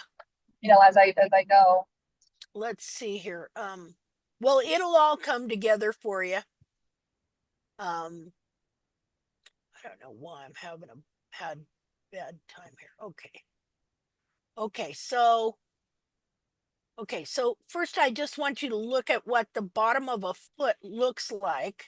Just a second. How it's not supposed to have now let me find a good one here. Okay. I'm gonna show you this here just a second here. Okay, share. Okay, so you see here, this is see what you're looking at when I was showing you those bars and that part that looked like it's shoved up. That's the Mhm. collateral groove. Okay, so Okay. these collateral grooves are supposed to be smooth. See, smooth, and even here, this bulbs are pulled down a little. Okay, they're supposed to be like that. Um, Okay, so see that's what the sides of the bottom of the foot are, the collateral groove of the internal foot. See? And then they're supposed to be smooth like that. See there? And form fitted to the foot. Okay, now we're going to go back and we're going to look. Let's see. We're going to look at. Okay, where does my picture go? Is that it? Oh, that's it. Okay, we're going to look at this one. See how they're aimed high up into the foot and pushing up into the bottom of the collateral groove Oh of the yeah. internal foot. Oh yeah. Oof. See? So see the pain these horses are in Get out of here. when this is being done? And Yeah. but yet what does the bar look like? Looks like, well, if I can get it right. A second here. Okay. No. When you look at this picture, the bar just looks normal. But it's not normal. It's Mhm. jammed way I up have into one the too. foot. So you don't even know this is happening. See? So when Right. people say, should the collateral groove be that deep? No, it shouldn't. It's deep like that because the back of the heels have been pulled down and under, and it's literally shoved the bars up in and bent the collateral groove up into the foot. So that's right where your navicular bone is. So is it any wonder that growing heels and straighten out the back of the foot and unbending this collateral groove and bar, unbending it? Well, first of all, when you relieve this and it releases and starts to bend back, that would be like Ellen was talking about. It's pushing out. It didn't Right. grow, it pushed out. So, So kind of like when you pull a baby tooth and then there's the big tooth. oh yeah, there you go. I'm You trying. know, I'm okay, trying to catch on. See, and the okay, crazy part is if you went to your farrier or any of the farriers and shared what you learned here, they're going to shut it down. They're going to tell you it's crazy. hmm Even that young kid was just like, yeah, I don't agree with this. And they'll have wonderful explanations for why we're crazy and their methods are perfect. But I will tell you what you really need to look at is like Linda said before, lessons from the hoof. Like, actions speak louder than words. And when their horses are lame and need all this extra stuff and your horse is just getting worse and worse, then all of a sudden you try this new method and they're getting sound. How could you sit there and say that this trim is crazy? You know what I mean? It's starting to prove itself. yeah, it is starting to prove itself. And see, because they've never trimmed bars down, they don't understand hoof dispersion. They've never trimmed bars. They don't trim frog at all. let alone, Yeah, and he did tell that I trimmed her mare for. He did tell her, I'm just not comfortable trimming that much into the hoof capsule. I don't want to make your horse lame. But yeah. after I trimmed her, she was able, I mean, she was throwing one of her back feet out. The bars were so, I just can't believe that he would see the bars built up above all the weight bearing. One bar was taking all the first impact, and she was throwing her foot out and then starting to have pain in her back during her lessons. Mm-hmm. And literally, like right after I trimmed her, and that foot she kept wanting to pick up. And after I trimmed her, she straightened out her foot and was full weight bearing on that side. Showed no symptoms of being sore. She actually was moved out better and was sound instantly, and went into training the next day, and they said that she's moving fluently, her attitude's better, she's doing great. So That's great. See? yeah. These poor horses, you know. Anyway, okay, so let's go back to because I wanted to show you that, and now go back to this foot again. Just a minute here. Oh, I know. I got people freaking out at the amount of frog I'm taking off.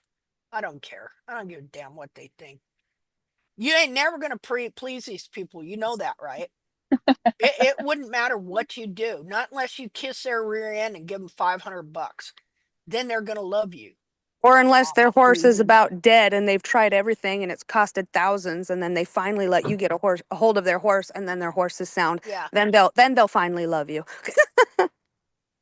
Well, see, I'm talking mostly about God, there's nothing worse. You couldn't have done nothing worse than make a bunch of women think they know what they're talking about when they don't. Oh my God. Because once we think we know something, we're pretty insufferable.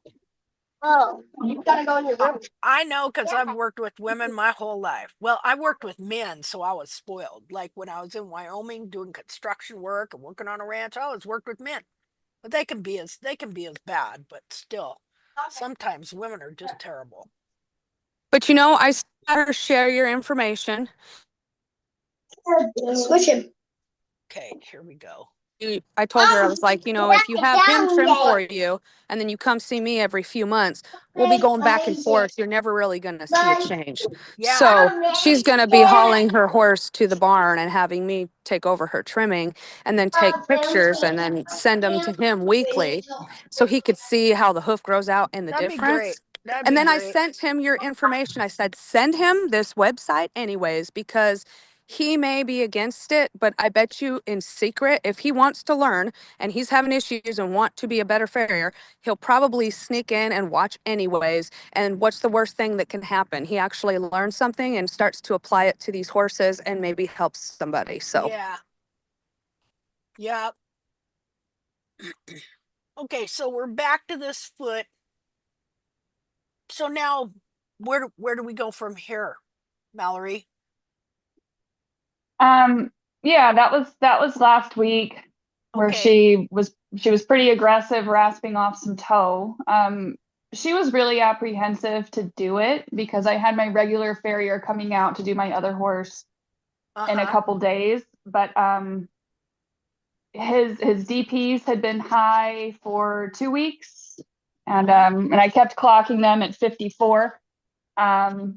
This was when he got done about 4 weeks ago. I did the shoe job and I messed up. I'll own it, but I think that I pulled his feet forward by having that shoe too far forward. That was my first set that I've ever done. Yeah, but what could you do? Yeah, he was barefoot. He was hurting. I had these shoes, and Did it help him? He was comfy in them. Yeah. I had those. He was scheduled to get trimmed by her in 2 weeks. So I was like, well, I'm just going to go ahead and do these and see if they hold. Yeah. And then I posted them on my the Glue on Shoe Facebook page, and everyone said that they were too far forward, that it was going to pull everything forward. And I was like, well, in 2 weeks? And they were like, I don't know, maybe. But I really think that they did, because 2 weeks after that set went on, that's when his DP started to elevate. What is this here? Is this before the glue on? Yeah, that was That was his trim 2 weeks prior to that set. Well, see, now that don't look bad, and if they would just leave some heel and kind of lay off the dorsal wall, you can kind of keep this back, but when you just keep thinning this wall back down, that don't help that much, and just makes it look like it ain't flared. And so with the 4 weeks after this set right here in this picture, his toe grew out, it got square, it looked a lot like a duckbill. I wish that I would have taken a picture. You can kind of see how that toe wants to slope down, and it kept squaring off in the front. Heels weren't doing much. So when that farrier came on Monday, she was like, if your regular guy is going to come out, I would honestly prefer if he touched him, because I don't really understand what's going on here. I don't know why he's growing that much toe that fast. But then she kept looking at it and have it go lame and be accused. Yeah, that's exactly what she said. She was like, I don't want to hurt him and have you be mad at him. And I was like, well, he's sore now. Why, I don't think that I pushed her into it, but I said, he's sore now. His DPs are really high. If my regular guy is going to come out in a couple days, maybe he can just evaluate what you did. But she decided that she couldn't really walk away leaving his toe like that. So that's why she only rasped the toe. She didn't really do any much except reveal the bruising on his sole. Why did they use the big teeth and leave them looking like this? Like, what? These people aren't learning nothing. You know what? Yeah. And you should watch Linda's video from last week's, only because of how she trimmed her and then how much changes are in the hoof in just one day. You'd be right. And move in one day even. See, the best thing you can do for this horse is trim the frog and the bars and soak the feet. Okay. We've had a whole ton of rain. Oh, have you? That's good. Okay. I mean, it's been dumping. But see, if you could just take, like, I'll bet this frog apex, I bet this much of this frog could come off. Okay. And so if you just get the dead stuff off and get down, get in here a little bit and just start getting this frog cleaned up, it would do him a world of good to trim these bars and trim especially the frog, so that this part of the foot can release. See, you can't even fix any of the contraction in the heels when it's like this now. But that is the one thing that's going to help him the most: bars and frog. And so that frog essentially has been what's creating the long toe. Yeah. Well, yeah. And that makes the sense. Low heels, bound heels, frog, the back of his foot can't expand. But here's the thing: when your heels are like this, it makes your toe look longer than it is. Right. And stuff. And long toes are not necessarily the big villain that the barefoot movement and stuff has made it into be. A lot of times, because of the back of the foot, you're having a long toe. I also was a real stickler for keep the toe right here, but I have lessened and lightened up on that, because I found that the toe, some length in the toe, can be used as leverage, and plus you just can't be assaulting the front of the foot all the time. A lot of times you get the back of the foot moving, and that then the front of the foot will start moving kind of back on its own, and you will trim it back accordingly, but a lot of times you need a little toe there and a little leverage, so that the back of that foot can pull back that way and stuff.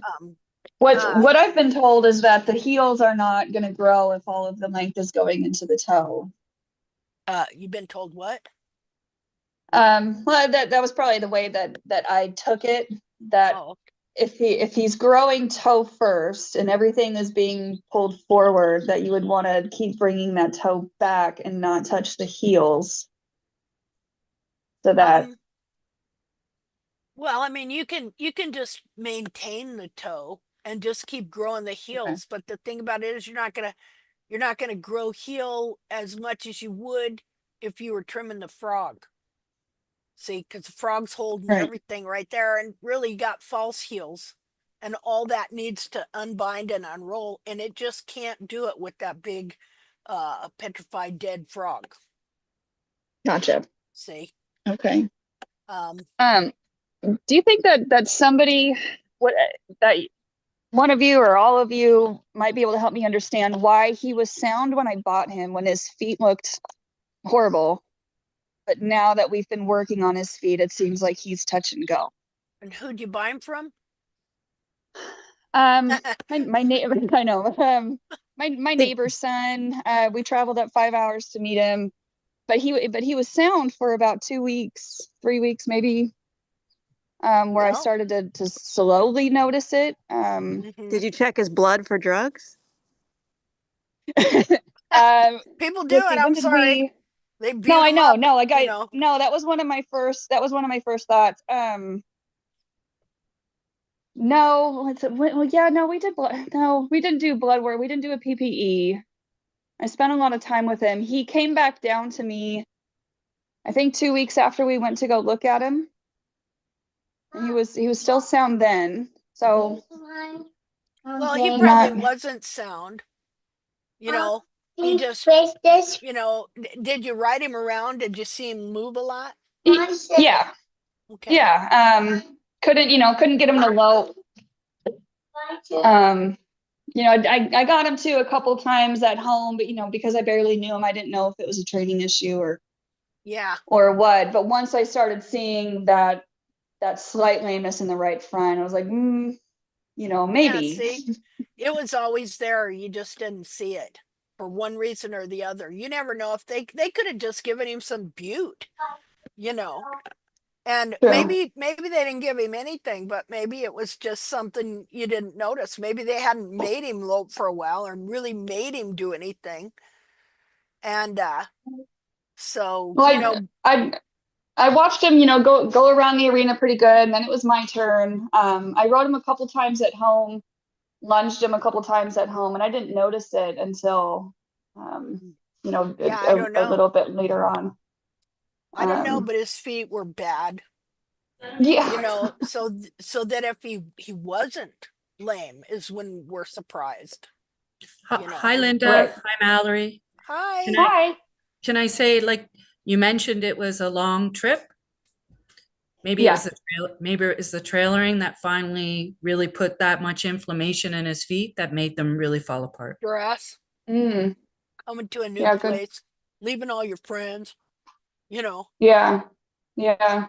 So I had the vet come out and kind of do like a post-purchase exam. I think a week after I brought him home, and he passed that one. We did the flexion test and the lunging, and that liked him. So it kind of gradually happened after I Yeah. got him. Yeah, I don't know, you know. Just one of those things that was coming on eventually, probably. Yeah, and You know, it's hard. their feet are ticking time bombs with Right. these You know, trims. my And yeah, my husband's not a horse guy. So he's upset that he's watched me stress out this much and spend this much money and all this time and energy, and he thinks that we got sold, a bad horse. And I'm like, yeah, no, there's nothing chronically wrong with him. It's just trying to find the key for it. yeah. But he's my poor husband's almost at his wits end. Oh, see, And I'm like, There's no lots of way. that all going so around. terrible. The hoof care industry needs to be utterly destroyed and rebuilt. You Mm-hmm. know, uh, everything needs to be demolished. Everything, everything, everything. All the vets, not the people. You know, I don't mean go whatever. You couldn't do that, but don't mean that at all. But I mean the whole industry needs to be torn down and rebuilt from a whole different standpoint. you know, because once these people get indoctrinated and totally brainwashed into this garbage, man, it's like pulling teeth to try and get them to see anything, Mm-hmm. So, but I have confidence. Now, you're gonna learn to trim, right? That's the goal. I mean, I wish that I didn't have to learn I don't blame for you. this reason. Yeah.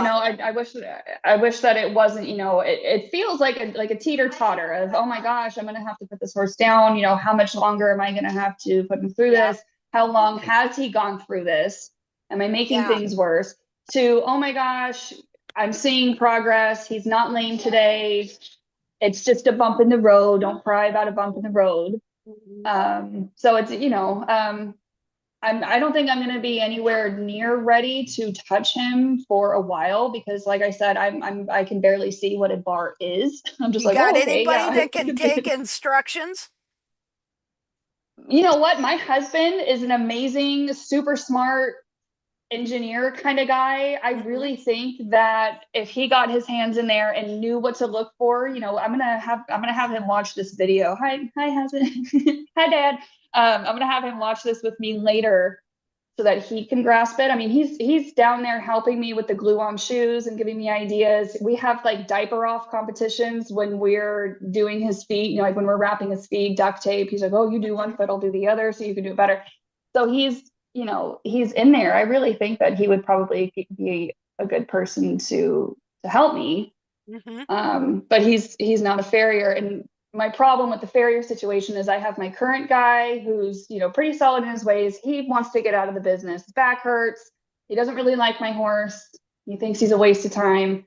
And then I have the other woman who learned under him and doesn't know how to check digital pulses. So yeah, that's kind of where I'm at. I could haul to UC Davis. I don't think that they're going to be willing to teach me. They're not going to help you.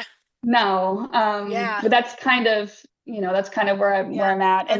And where are you again? I'm in Brooks, California, so I'm 45 minutes away from UC Davis. Okay. But being that close to UC Davis, it's surprising that there's not more. I mean, finding a vet, I called 15 people in one day just trying to find a vet to establish. Crying out loud. That's terrible. Yeah. I have two. I have two now that I've established. But I like when I went with that guy that came out here fresh out of school, he was the only person that called me back, and I probably called 10 just going off of a name in the farrier directory. Could we train him? I don't know. I mean, he was supposed to go along to kind of apprentice under my current farrier, and he never showed up. So okay, I guess he just didn't Why don't you want call to. him again and see what he's up to, and tell him we're doing some research. We need some help. Ask him if he can take directions. Because he could. Yeah. Yeah, because who was just saying they were telling somebody that they had a farrier that was younger and he might be able to take some directions.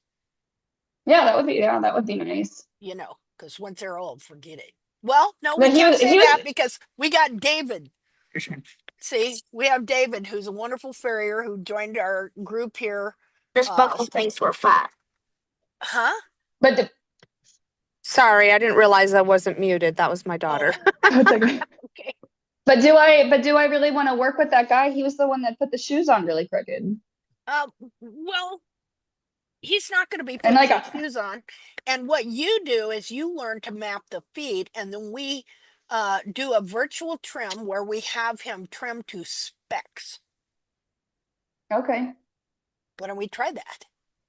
And there's nothing that you can learn. The good part about being new to all this is that you're afraid to just dive right in, which is great because you'd be surprised how much you can trim out before you actually hit anything serious or cause a problem. So the good part is you'll already be more apt to tread lightly. You know what I mean? So if you start studying and studying and studying and then go out there and be like, okay, I'm going to trim bar today. I can guarantee if you went out there and trimmed as much bar as you could, it's still not going to be even close to like as much bar as I would trim out, let's just say. But as you go out there and do it daily, you're going to get more of a feel for it. You're going to build up your muscle eye hand coordination. You're going to start seeing what to look for and get more comfortable moving, removing a little bit more and a little bit more and a little bit more. And before you know it, you'll be watching your farrier trimming and being like, why is he doing that? He should have done it this way. Then he leaves, you grab the foot, you do it that way. And then before you know it, you're trimming your own horse's feet. It is difficult as far as like physically, that's probably the hardest thing. And of course, yes, understanding, anatomically. But if you're studying and doing little bits at a time, you'll keep learning and keep learning. And before you know it, you'll be comfortable doing your own horses and then start noticing the changes. And before you know it, you're your own horses farriers. There's people on here that are like what 60s 70s years old that have learned how to trim their own Yeah. horses and they're fixing their horses feet, so you are Yeah. Well, your at least best doing horse's better trimmer. than they're not, sending them to the killer yet or getting them euthanized. Yeah, I mean they're better Yeah. than some of the best farriers in their area. They've saved their I horse. You could do the I same thing. follow I follow that girl. I don't know her name, but her name on Instagram is Life with Gus, and she was the one that told me about your guys' group. So she took over. She was the one that posted, I think, last week that her farrier took all of her horse's heels off. Oh yeah. Oh yeah. Yeah. So Okay. so I talk with her a lot. I bug her a lot. I'm like, oh, what do my horse's feet look like to you? So she's Hmm. been really helpful. But yeah, That's great. Yeah. she essentially took over her horse's feet, and that's what I would love to do. I just wish that I wasn't, treading such a fine line with moose feet. The really, really thin walls and the really, really thin sole, and me feeling in my gut that he's going to go laminitic if something is off just a little bit, if something's stretched, too far. Um, I have my other horse that I could play with, um, and just yeah, just I feel like Yeah. I'm not going to learn until I make mistakes. I'm one of those people that will make every mistake in the book, but I'll only make it once, and I just feel like I don't want to do that to that horse. You know what I Well, mean? Yeah. just study more, build up your confidence. I could tell you by looking at that pictures, he has a lot stronger laminitic connection to the hoof wall than you think, and he does not have thin Yeah. soles. You have a lot of sole and a lot of hoof to work with, to be honest. Okay. So I would just study, study, study, and don't be afraid to do just little bits at a time.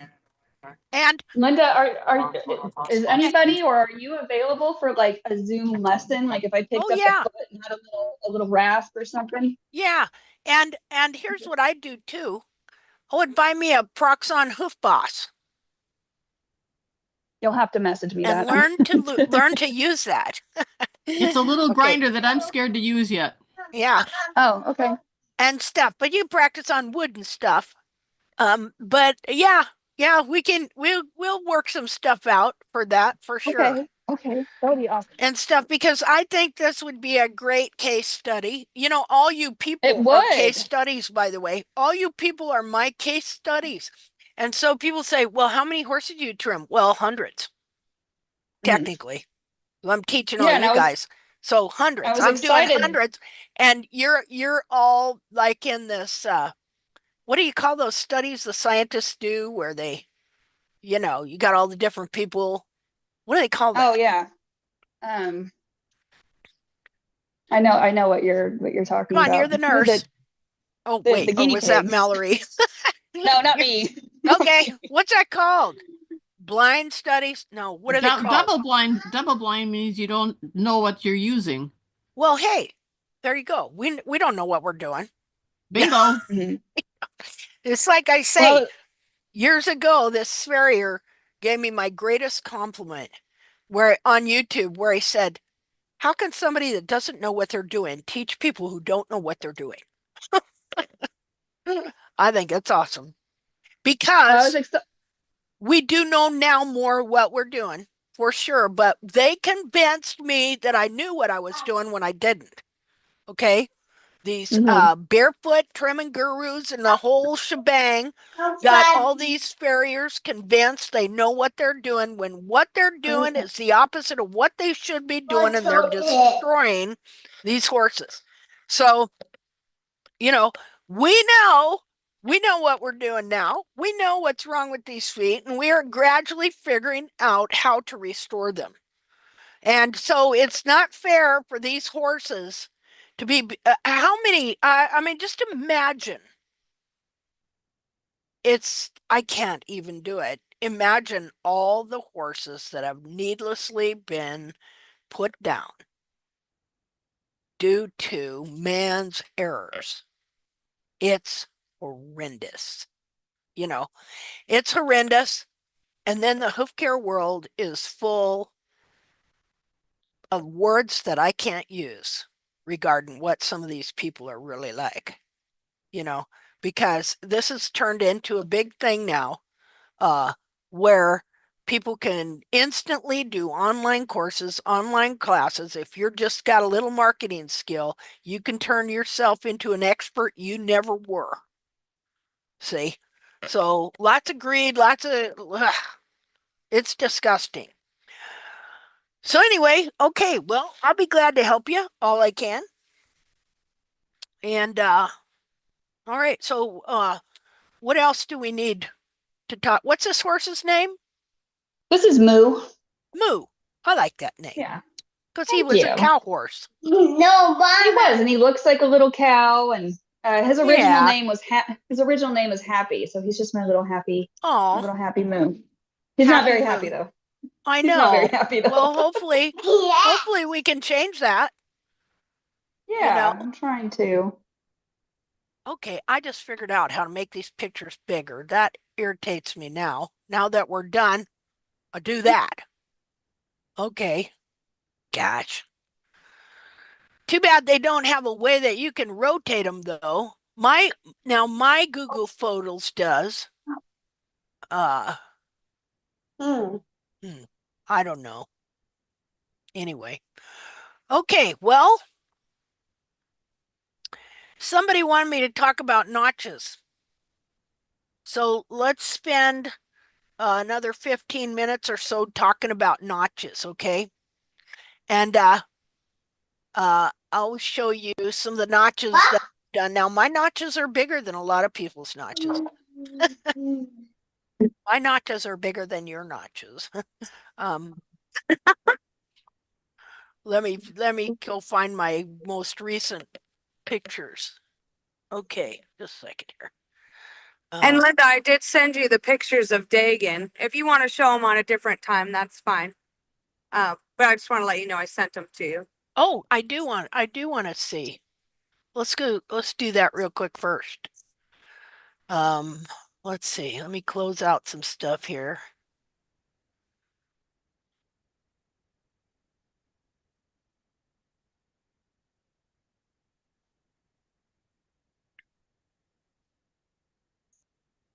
Okay, so this hoof chat may be posted on Rumble instead of on YouTube because of all the pictures I used.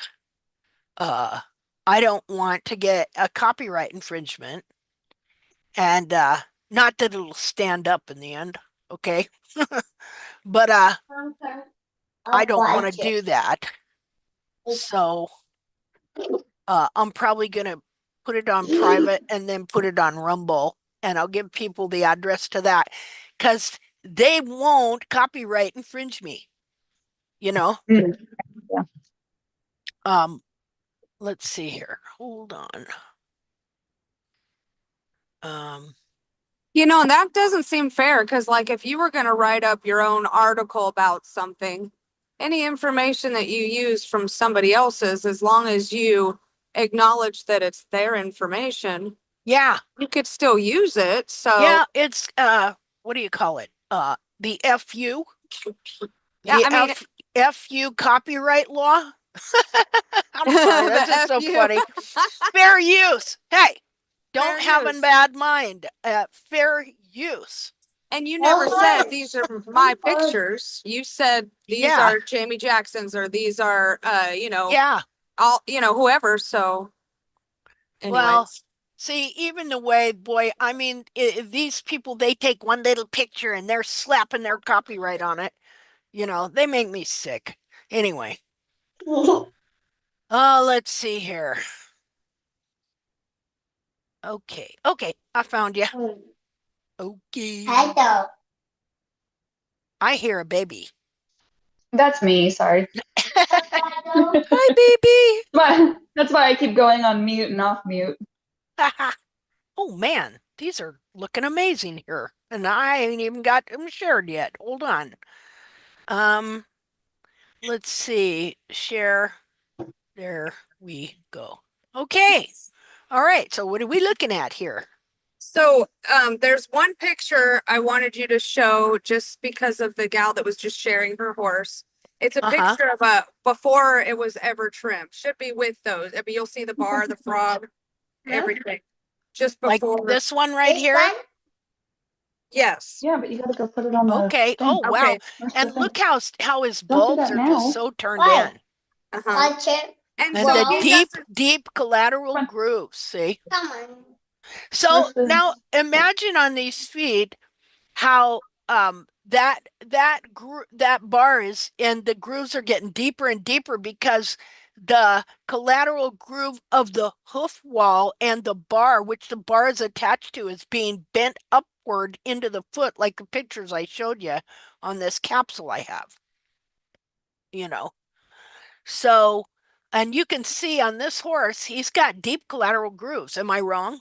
No, he does. And Okay. the only difference I would say between this one and her horse is if you could see like where the dorsal wall connects to the coronary band, it still shows connection where like on her horse it kind of indents and pushes forward where you could tell like it's wanting to separate. So her Okay. horse is kind of like glued together where this horse doesn't exactly have the glued petrified sole. So that would be Okay. the only Yeah. difference. Yeah, he's Um, got a little bitter soul. yeah. Now But it's amazing how that grew out like that. I'm like, what the heck? so this was before I ever trimmed him. And then Okay. a few chats back, I sent you pictures after. And then I just went and trimmed him a couple weeks ago and got pictures. And that's the last picture. It shows Wow. on the left are the pictures after his first trim from the previous picture. And then the ones Okay. on the right are after his trim I just did a couple weeks ago. Okay. I want to enlarge this because looks fabulous. And it's his back left hind. Let's see here. Share. But also so you could see how much I actually trimmed out of his hoof capsule, and he was significantly more comfortable afterwards. I can understand why that would be. You did an excellent job. Thank you, Linda. Yeah, it looks great. Oh, and people have a hissy fit because they see that red. That's bruising that's there because of the hoof distortion. All you did was uncover it, Yeah. you know? And that's what I was asking you because, see, I didn't see the bruising in the left picture. I did all this trim and then I go back and I'm like, huh, I got more bruising. So I asked you. And that's when you explained that perfect analogy of how, your socks run forward, but it's still connected to the Yeah, internal structures. And when you pull it up, you're still pulling it away and breaking blood vessels. So you'll see that. yeah, yeah. But When that horse's foot moves, you're going to get that. But you'll also find that a lot of times, well, and look here, you can see how his frog lips are bent and how the bulbs are curled in, bending the frog lips out, yeah. for lack of a better Greek term. And I was going to ask you, it almost looks like the bulbs are more separated on the left hand side, but I can't tell if it's that or if I just had more frog material maybe move in and fill that up. I do know it had been raining and then it's dry. So I'm like, did my hoof contract more or is it just the way that it's looking? I don't know. But I could tell that the heels look like they've moved back more. Right at this moment, I don't know. Um, so your frog apex has moved, okay? Um, that's see, it was clear up here, and you can tell that it's moved. That's why it's a little red like that. Uh-huh. Um, stuff is just moving. And you could see the on the ground view, you could really see how low the heels were on the left and how they've stood up. They've stood up. Yeah. Oh, absolutely. Let's look at this here. I hate to interrupt for a second, but Linda, when I take back or when somebody takes back that frog, can I expect soreness? Not necessarily. I've never noticed them being sore. Only Yeah, better, to not be from honest. that. No. Okay. Okay. And I'm telling you, you could see where his frog's almost translucent. So if I took a few more swipes, I would have hit corium and made him Oh, bleed. yeah. Yeah. And so the frog will tell you where to stop, because it'll change color. And don't be afraid if you do take a swipe and there's a teeny little bit of blood. Just stop. It'll stop bleeding. It's not going to cause any more pain.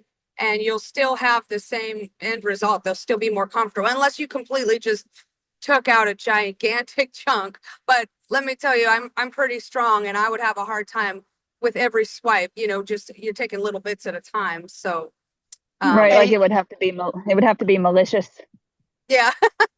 So, okay, so give me the date on this again. This what is your first trim, and when was this picture taken again? The one on the left was taken at the end of December, and the one on the right was taken February 19th. Okay. So see,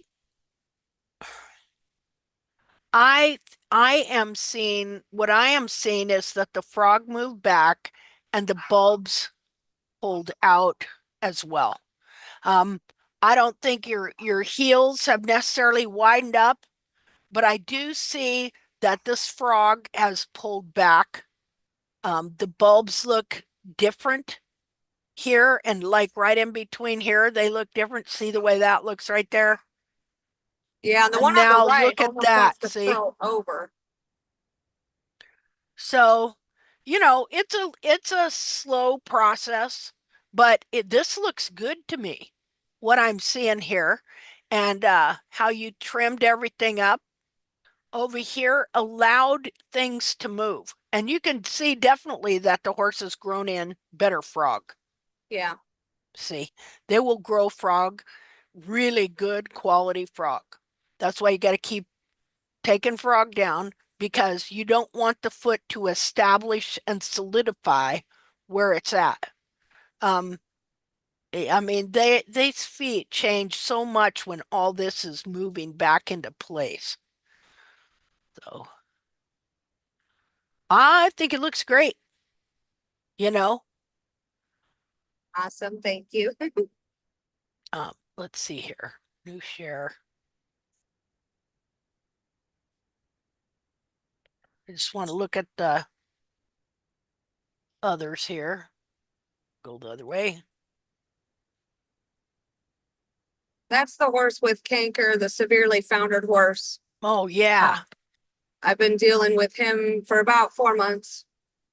And so here on the left is when you started? Yes, and the bottom, his soles were very thin. You could see on the very left middle picture, right at the tip of the very left, there you go, right at the tip of the apex of the frog was protruding out. He had like a little bit of rotation in the foot, but he had actually blown an abscess. So where you see their sole missing had actually blown out. Yeah. And you can tell on the top picture where the hoof capsule is jamming into the coronet band. Yeah. Actually increasing the swelling and pain where that wound's at. Yeah. So, but with the bottom being so weak, all I could really do is I trimmed him from the top to remove the quarters that were jamming the coronet band and try to give him some relief. Some relief, yeah. And then they got the cloud boots with the wedge pad and started soaking his feet and putting pads on. And then he came back about 6 weeks later, and I was able to trim out some bar and frog, and that's pretty much all I did with that trim. I don't have pictures of that one, I'm sorry. But the middle picture is actually when he came to me a couple weeks ago. So as you can see in the top, the wound has healed up a bunch. The the top middle picture. Mm-hmm. The wound healed up a bunch. The jamming came out of the quarters and relieved the cornet band. In the middle picture, in the middle, very middle square, is the bottom of the hoof. So you could see where now I have some hoof wall grown past the sole. So I was able to have some bar and frog be able to be removed and still have, I had some more hoof to work with basically. And then in the bottom, was after the trim. So you got the very bottom left and the middle is before and after trim. Okay. You can see all my growth rings where I'm kind of getting some more healthier growth coming out everywhere. Because he was jammed and not growing in the back. And then the very right is after I trimmed him. Very right top is the front view. So we still got a lot of jamming in the coronet band, but it's actually released enough now that we got it growing out. And you could see a lot of that abscess has come out where the middle very right picture, right very here. right middle, yep, that one, where now I'm able to clean out some bar and that you could see some healthy live soles.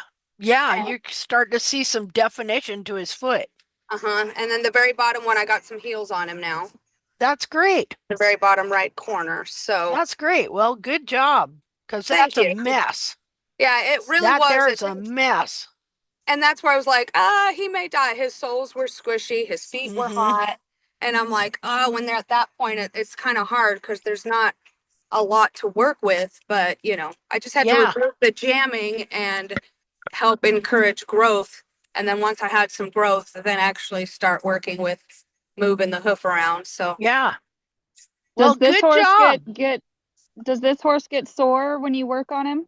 Yes. So Arthur, I'll tell you, when I started, he could barely move. So he was actually a little bit better after his first trim because I removed the hoof wall that was jamming in the quarters where that wound's at, which was actually where most of his pain was. So just relieving the jamming and of course still leaving heel and toe and even frog at that point to try to give enough stability under the hoof. So I just basically pulled his feet forward. I wish I had pictures of the before because I really just have the after where you could see where I just knocked off the outer hoof wall, where there was a lot of flaring. So he was still very sore, but he was more comfortable. But I mean, he could barely move when I first trimmed him. And then once he got his cloud boots on, he was more comfortable. And then of course, when he came out before, he was moving better, just a little stiff-legged. But he's never been worse after the trim. He might be the same as he was, but he's never been worse. But his last trim I did, I actually had a lot more foot to work with, so I could, shape it up a bit better. And he actually walked off much comfortably when he left last time because they haul him into the barn for me to work on him. So yeah, he's definitely, he's either the same or a little better every time I trim him. I never had him be worse. So that's great. Yeah. But yeah, that's Dan. He's a ginormous thoroughbred. He's like 17 hands. Wow. big baby. Ex-race horse and was a jumper until he went severely lame, which is sad. He's only 7. Oh my goodness. Yeah, he's too young. Yeah. Too young to be lame. They're all too, Yeah. Yeah, see, all these horses suffering. Okay. And a lot of these goofy broads are not helping things a bit. And I'm not talking about owners. I'm talking about all your wannabe hoof princesses. Yeah. And they don't learn everything. They learn just enough and then run with it. And then they're know-it-alls. Yep. I tell everybody, the second you think you know it all, you stop learning. And I've been doing this for 14 and a half years, studying for 15 years. Yeah. And I still come back and I learn something from even some of the new people coming on here. Yeah, I'm obsessed me with too. learning and I never stop learning. And that's what, and then if I could find something to add to my toolbox, and help these horses, that's what I'm all about. So. Yep. Well, this looks really good. This trim just looks really good. And the way you trim that frog up and everything, that's just awesome. Yeah, that's Athena. That's the mare that had the young farrier trimming and trimming for her. And Yeah. that bar, especially the left top picture, her lateral bar was much higher than the rest of the hoof. And so she would throw that Yeah. foot out. And you could see on the right side middle picture where her foot is kind of just forward and throwing out the view of her Yeah. standing. Yeah, that one right there. See, that's before I trimmed her. And I had to get her to stand square to stand on it. She kept wanting to lift that hoof up, but I wanted to Yeah. get a picture. Um, but yeah, I trimmed them bars out and cleaned her up real good. And then the bottom middle left picture, you can actually see where I removed even more bar on the lateral side, where that side was kind of pushing out. Wait a minute. I lost the picture. Oh, what happened? Did I lose it? I don't see nothing. Okay, well, I lost a picture and now they've locked me out of feed again. Days.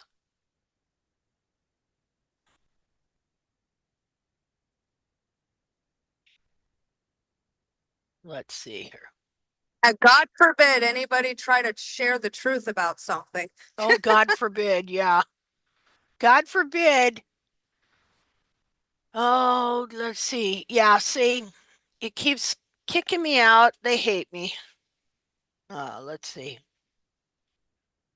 Well, it's mutual. Yeah, wish I had the money to buy Facebook. Go in there and fire everybody. Yeah. You need to make your Facebook name not Linda Harris. Yeah.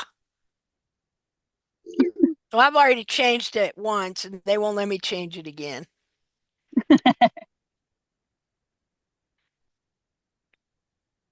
I just had my initials before. And let's see, share. Okay, I got it back. So, which horse did you say was 7? The one with the super bad feet? Yeah, the one with the canker, the swelling in his This in his, horse is only 7. that's no, go back. That one. Yeah, he's 7. Yeah, that's terrible, isn't it? How many Yeah. horses that the veterinary farrier industry who did they have doing this horse?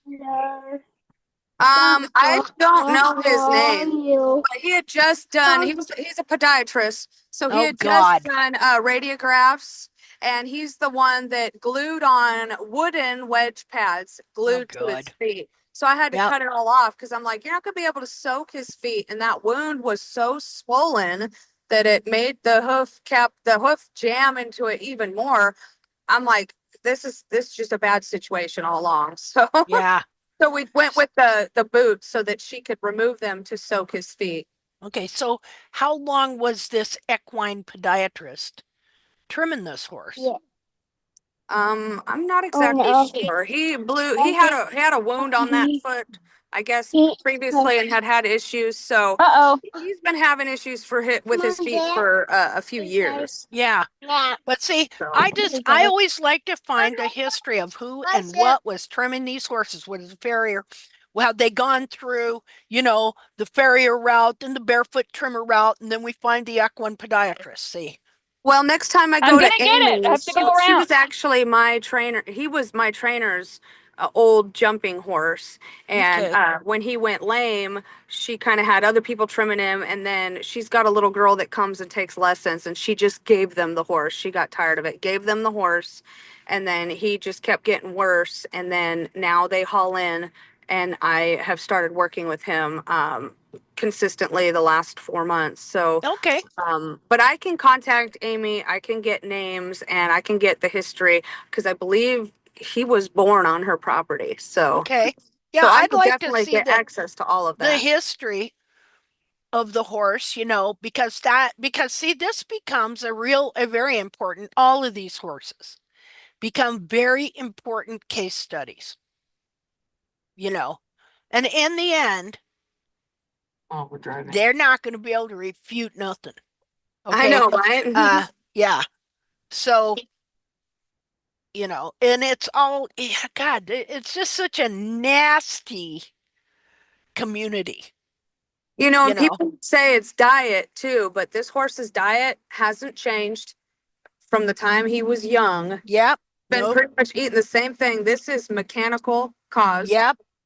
And it's getting better with him eating the same diet. So See, so there's another proof to go.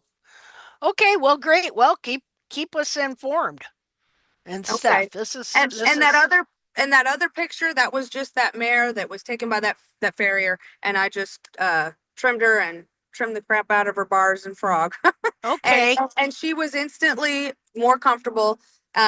If you just want to look at the bottom picture real quick, where you could see where she's standing straight on it and actually cocking her other foot, Okay.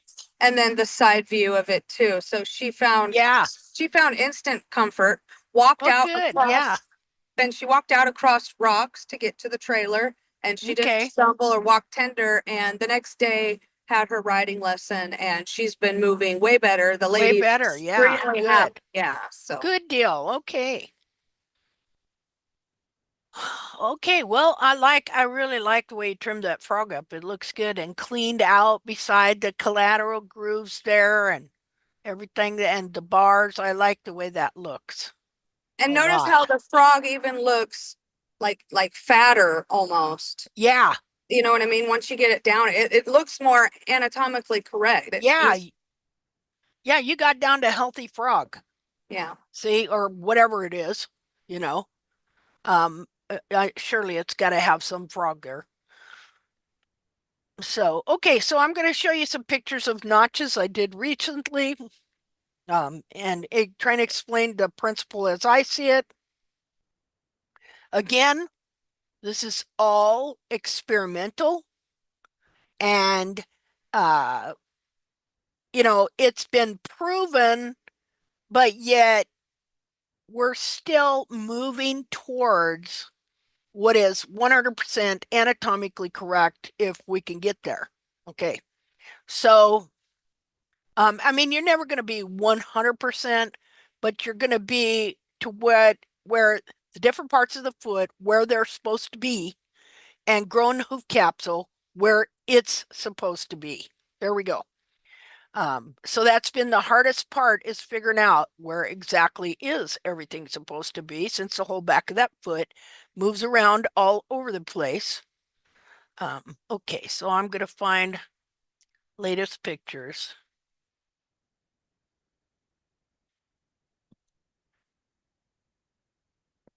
Huh. Okay. Why haven't I got Drive D? Oh, because my thing's turned off and there's nothing. There we go. Okay, I turned it on. Hold on a second.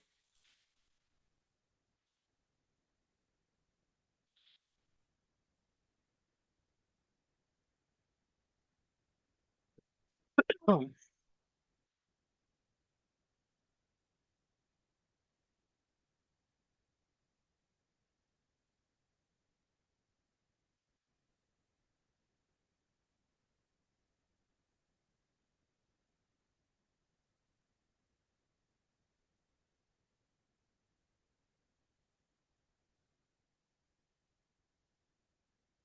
Okay, let's see here.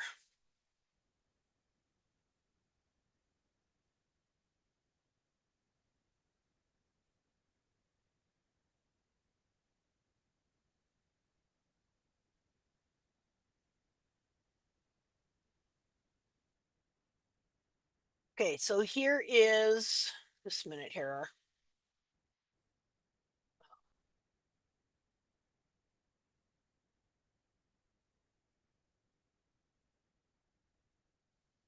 Okay, so here's before.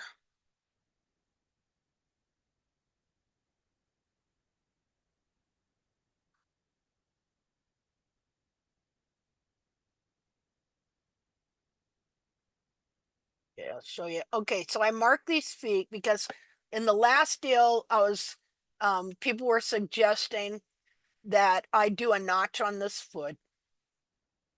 And so I'm going to do a notch on this foot, and actually I notched probably 3 feet. So that foot on both sides, I'm going to notch them. And this particular foot, well, the other foot anyway.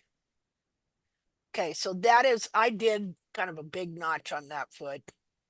And real quick, Linda, what do you use to notch? Well, I used nippers and then I smoothed it out with the rasp. Okay. So Okay, cool. So you're actually doing the notches that you talked about in last yeah, week's. Okay, yeah. awesome. So in the end, it looks like this. Just a second here. Okay, where is it? Where did everything go? I just lost everything. Okay, screen share. Okay, why does this do this to me?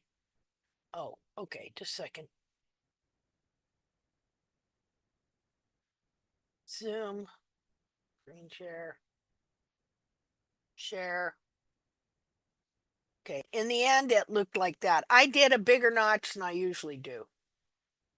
Okay, and then I booted him. And I put socks in a bag over his foot to give everything a lot of moisture and stuff. Because I also trimmed up his frog pretty good. So I did this to that foot, which I know that's kind of a big notch, but I can show you him walking when after I do stuff like this, and it never has the effect you would think because he's got so much foot there. So, but what I want is I want these horn tubules in this heel to move back under his bulbs, which have been expanding. And I'm already seeing that already his dorsal wall is also getting a little bit steeper. So he's going to have a almost a straight hairline when everything is pretty much said and done. So let me show you the other foot. And what do you use? Just like a garbage bag over your sock? No, Ziploc bag. Oh, okay. Yeah, I cut off the Ziploc, and then you can put 1 or 2 bags and then put another sock over that. What I'll do is I'll put the bag on, I put a sock or 2 on because I want it to retain moisture, and then I'll put a Ziploc bag over that and I will secure it with duct tape, and then I'll fill it with whatever mixture I'm doing, and then but it's mostly water based, not oil, and then over that I will put another sock, and then I'll either make a duct tape boot and or I'll make or I'll put a boot on. Okay. So Does the okay. boot have a wedge to it or it's No. just flat? No, for him I just have a normal boot because he's got heel. Okay. So on that rear foot, I did bigger wedges this time than I've done before ever. So whether right, wrong, and different, he's not having any problem moving around. I'll tell you that much. Just a second here. Okay, so let me show you this other foot I did the wedge on. And see, I have seen these horses break out clear up almost to the coronary band. So I'm not worried about doing something like this. Let's see. Let me get this up here. Okay, just a second. I'm lost.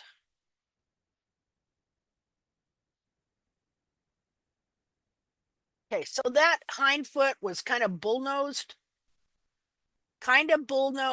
and wasn't really expanding like it should.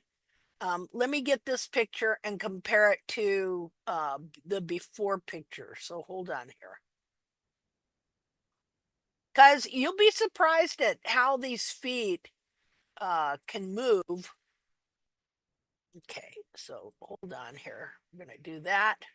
Let me get the other picture.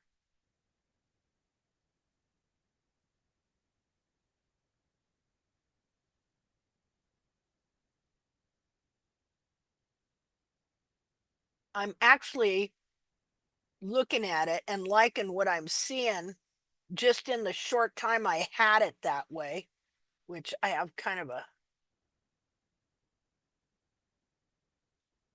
second.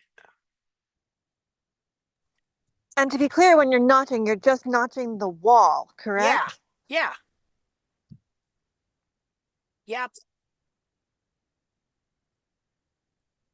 Are you going all the way through the water line or just part way through the water line? I go all the way through, Yeah, you can see clear the, to the white line.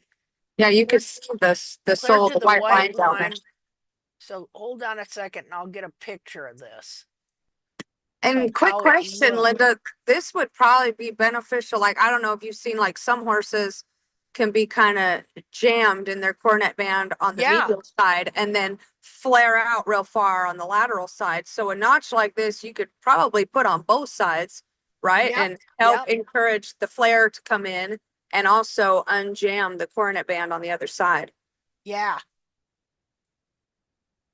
Something's going on here. My snipping tool's being funky. Why? See, I've scooped quarters, but I haven't exactly experimented with the notches, but I think I know a few hoofs that could use it.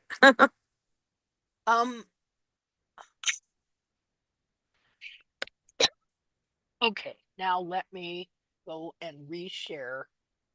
My God, this is getting confusing. Let's see. Okay, here I am. Okay, here's the comparison before and after.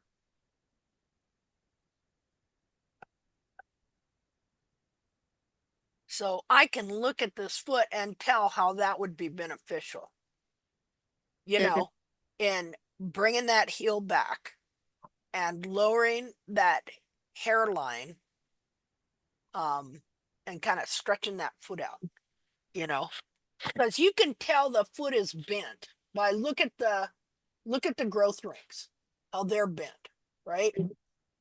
So we'll see. I'll let you know next week and stuff as well. I'll let you know on that front foot, because I've had him booted and soaking. I didn't soak this foot. But this foot I need to trim more frog on, but I just didn't get a chance. So this foot I want to expand. I am becoming more and more convinced that when it comes down to it, we're going to find that these hairlines have very little angle to them, that they are almost horizontal, with just very little angle. Because I just see his feet anyway, I see them going more and more and more in that direction all the time. But we'll see too, because his heels still need to unwrap. So, I don't know what to say. Anyway, so that's where we are there. We'll see next week how it turns out. So that's just the notch that I'm doing, but of course people don't have to do notches that big, obviously. That's I also did another Hello? one. Just a minute here. Because I'm doing this other foot too, which is the left front. So let me show you that foot. Just a second here. And it's always helped this foot, which this is has been one of my worst feet. Just a second here. Let me get up here, find a picture of it. Maybe I didn't take a picture of that foot. Anyway, this is the other foot, and this is how much I took off. What I did, technically, you might say I'm scooping the quarters. New share? I was so against that scooping, right? But I was against the scooping because the only reason they were scooping the quarters, just a minute here. New share, Linda? Okay. Okay, just a second here. Share. Okay, so this is the other hind foot. And so you almost might say that's just like scooping the quarters. But the reason I was against scooping the quarter is because they were scooping the quarter saying that the foot was naturally arched here. The foot is not naturally arched. That's a distortion. And so in this case, I've had a lot of problems with this foot, always wanting to flare out, you know, and this part here. And so I'm going to try and get these horn tubules that go forward like this back in this application. And so next week we'll see what has happened here. And then also I found the ones that want to flare on one side, you know, scooping helps, and then or doing a notch. Definitely I could see how that would probably help last even longer than a scoop. But then also underneath on the sole side, that bar will lay over, and even the frog, and kind of all shift out in that same direction. So, you know, sometimes trimming out the lateral bar out a little bit more help open it up so everything can grow out straight. What's the difference between scooping and notching? I'm not sure. Okay, thank you. I would say notching is just more aggressive, but I could see where it would help. Cause like, let's say I'm trimming a horse every 8 weeks and I scoop the quarter. Well, their feet grow really fast. So it won't take very much growth before that hoof wall's back on the ground and pulling in the direction it's distorted. So if you did a notch, you're going to give yourself probably 8 weeks and still not have that hoof wall touching the ground, which would encourage straight growth from the coronet band to last longer before you have distorted hoof pulling at your new growth. Yeah, and see, this is actually a notch, but then I just finished it off with a rasp, you know, and just kind of rasp more out. Because in a notch, when you see them, how they break them out, okay, so in a notch, it would just be kind of like this, like they'll break out a chunk following a growth ring, and then it'll just go straight down like that. See? And so, I just wound up. Sometimes rip off the whole side of their hoof. Yeah, they'll do that too, you know, and stuff. So anyway, so I just decided to do it this way this time, and you know, it kind of goes right here actually, but then I just like smoothed it out and kind of made it a little bigger with the rasp. And so this smooth notch, or this rounded notch, reminds me of the lecture you gave about arches. You know, like in Italy or in Greece. yeah, Structurally, I like this. Okay. yeah, well, and here's the thing too, uh if this foot is bent, which it is, okay, and I want it to straighten out, and I want this horn tubule that's clear over here, I want it to eventually move back to here. Okay, so I just decided to go a little more because to see if I can get it to move more, and then unbind this cartilage here, because obviously the cartilage is bound because cartilages are not round. And then look at this bump here. See, when the cartilage is round and stuff is pulled up into here, it pushes into the coffin joint, which pushes that forward and gives you that bump or bump there of the coffin joint. So, you know, I'm just trying to take the foot to where these wild horses in the anatomy says they should be. But none of this is making this horse sore. Opposite of hoof binding. Yeah, it's the opposite of hoof binding. It's hoof releasing. And they're instead of jack. Go ahead, what? Go ahead. Well, I the was just gonna quality say, of the whole chopping off of the the heel foot and gets chopping off constantly the better. toe. You know, sole gets better, frog gets better, bars get straighter, horse gets way more comfortable. And it used to be when you trim them, they're kind of tender. Oh, unless you don't take nothing off, and it just becomes one big glued on junky mess on the bottom, you know. And so now I never have a problem with him being sore. But this last time I went ahead and booted him up with with moisture and stuff like that because I really wanted to see, I'm really wanting those bulbs to come out and unbind some more and pull And the hair Linda, back. just for the new people, I just wanted you to clarify that you're booting him so that you could soak his feet. He's Yeah, not having boots because he's sore. no, nope. I'm booting him because I wanted to soak his foot. You know, what I can do too is so let's see, when did I do this? Just a minute. So this was on the 16th and it is the 18th. So I've been soaking this foot for 2 days. Not this foot, front foot. Okay. Uh I just wanted to see if I could get the bulbs to expand on that front foot more. So anyway, that's where things stand right now. Okay. Thank you. Yeah, water's our friend. Moist feet move better. They sure do. Yeah, it really, well, you consider, here, let's look at this real quick in ending. This is what we're dealing with on a horse size level. Just a second here. Besides foot binding, like Chinese foot binding.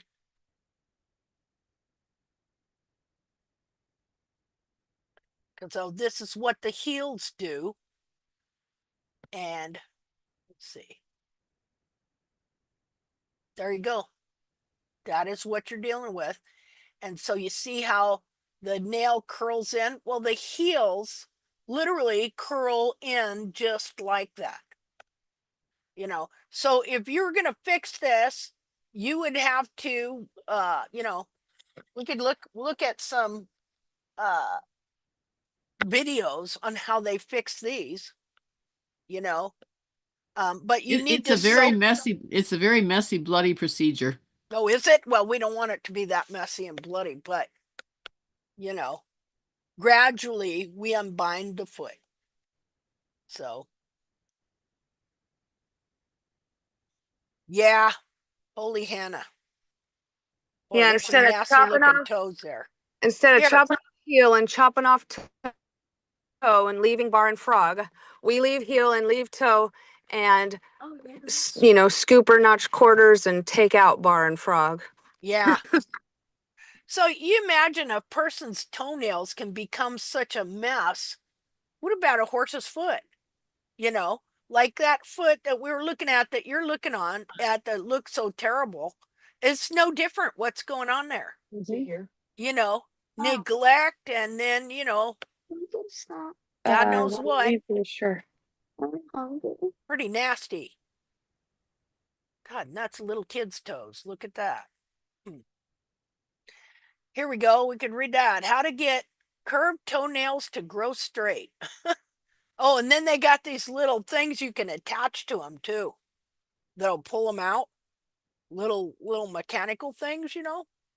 Where's that? Which is crazy if you have a really, really curled toe, like that one where it just like curls up and then around, like it's very. If you snip your toenail in the center, almost like a V. You snip Uh-huh. it in one way and in the other, it'll actually release the toenail and they'll start to uncurl. I Oh, learned that from really? That's because you're notching the toenail. yeah, basically Yeah. in the There you center, go. you're cutting it in like a V, like opening a crack. And my instructor, because way back when I was younger, I did cosmetology was my first profession. Oh, really? And she taught me how to do that on toenails. Yeah. Well, that's cool. That makes sense. So, Huh. yeah. So yeah, that you would notch the toenail to get them to uncurl. That's funny. See? That is really funny. Okay, well, that's all I got for today. I was trying to think. and looking at these toenails, I had a thought, but I can't remember what it was. Oh, okay, this is pretty cool. So I did have a problem with nail fungus in my toenails, in my big toes, right? And with getting, ingrown toenails because they kind of start to do this, right? And so I was trimming Chester, our wild horse mascot, and the first time, and he jerked his foot away and slammed it down on my toe, and I lost my toenail. And so then when my toenail grew back, that's the best toenail I got. Just thought, so that'd be kind of like this, See how his nails fell off? They'll probably grow back just perfect. Cured toenails, common causes. So you take your toenails and hit them with a hammer so that your toenails black and grow out, fall off, then you get good toenails. Nobody seemed to like that idea. Okay. Okay, so can everybody still hear me? Yep. Hello? Yes, Okay. yes. Okay. So I'm advising you to hit your toes with a hammer. Actually, there was a guy that actually did that. He had terrible toe fungus in his nails, and so he hit his nails with the hammer and they grew out correctly. How weird is that? That's so funny. I don't think so. No, thank you. Or just let the horse step on your foot. There you go. I had that happen. Yeah, I've had it happen a bunch. I have them step on my hand too. Stuff. But anyway, so hey, everybody have a great week. And I'll let you know how these feet did next week, what the changes were. And yeah. So I'm going to go ahead and sign out. Thank you so much, Linda. Hey, thank you. Thank you for having the you. courage to do what you're doing to save that horse. It takes a lot of compassion and real humanity to do that. I'm trying. He's a really, really good. He's a really good boy. It Yeah. makes me sad. Makes me sad to think about what he's been through. Obviously. Yeah, it's so fortunate to wind up with you. Somebody that it's just not all about what the horse can do for me. Yeah. The sad thing is though, is that he thinks that I'm the mean lady that's always messing with him, checking his temperature and his gums and his pulses. Yeah. And he likes my husband. He likes my husband. He's the cookie man.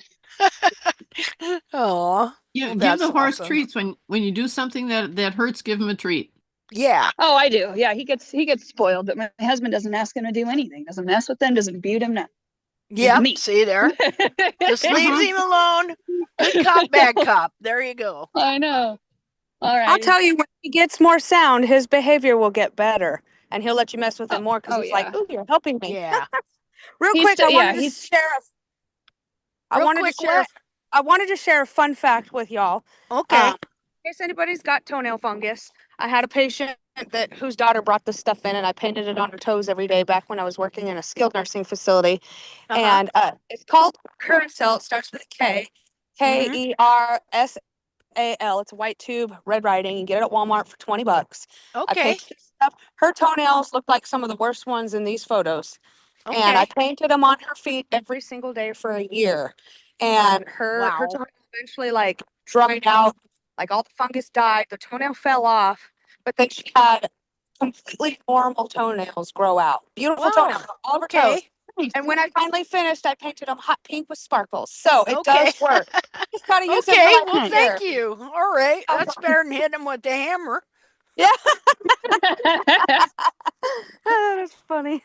Okay, guys. That's way better than the hammer, Linda. Yeah. Hey. Yeah. Thank you I'm not using a hammer. Thank you for another great webinar. Really appreciate it, ladies. Have a Okay. great Well, night. hey, thanks for being Bye, here. y'all. Thank you, Linda. We'll talk to you gals next week. Thank you. All righty. Bye-bye. All right. Bye.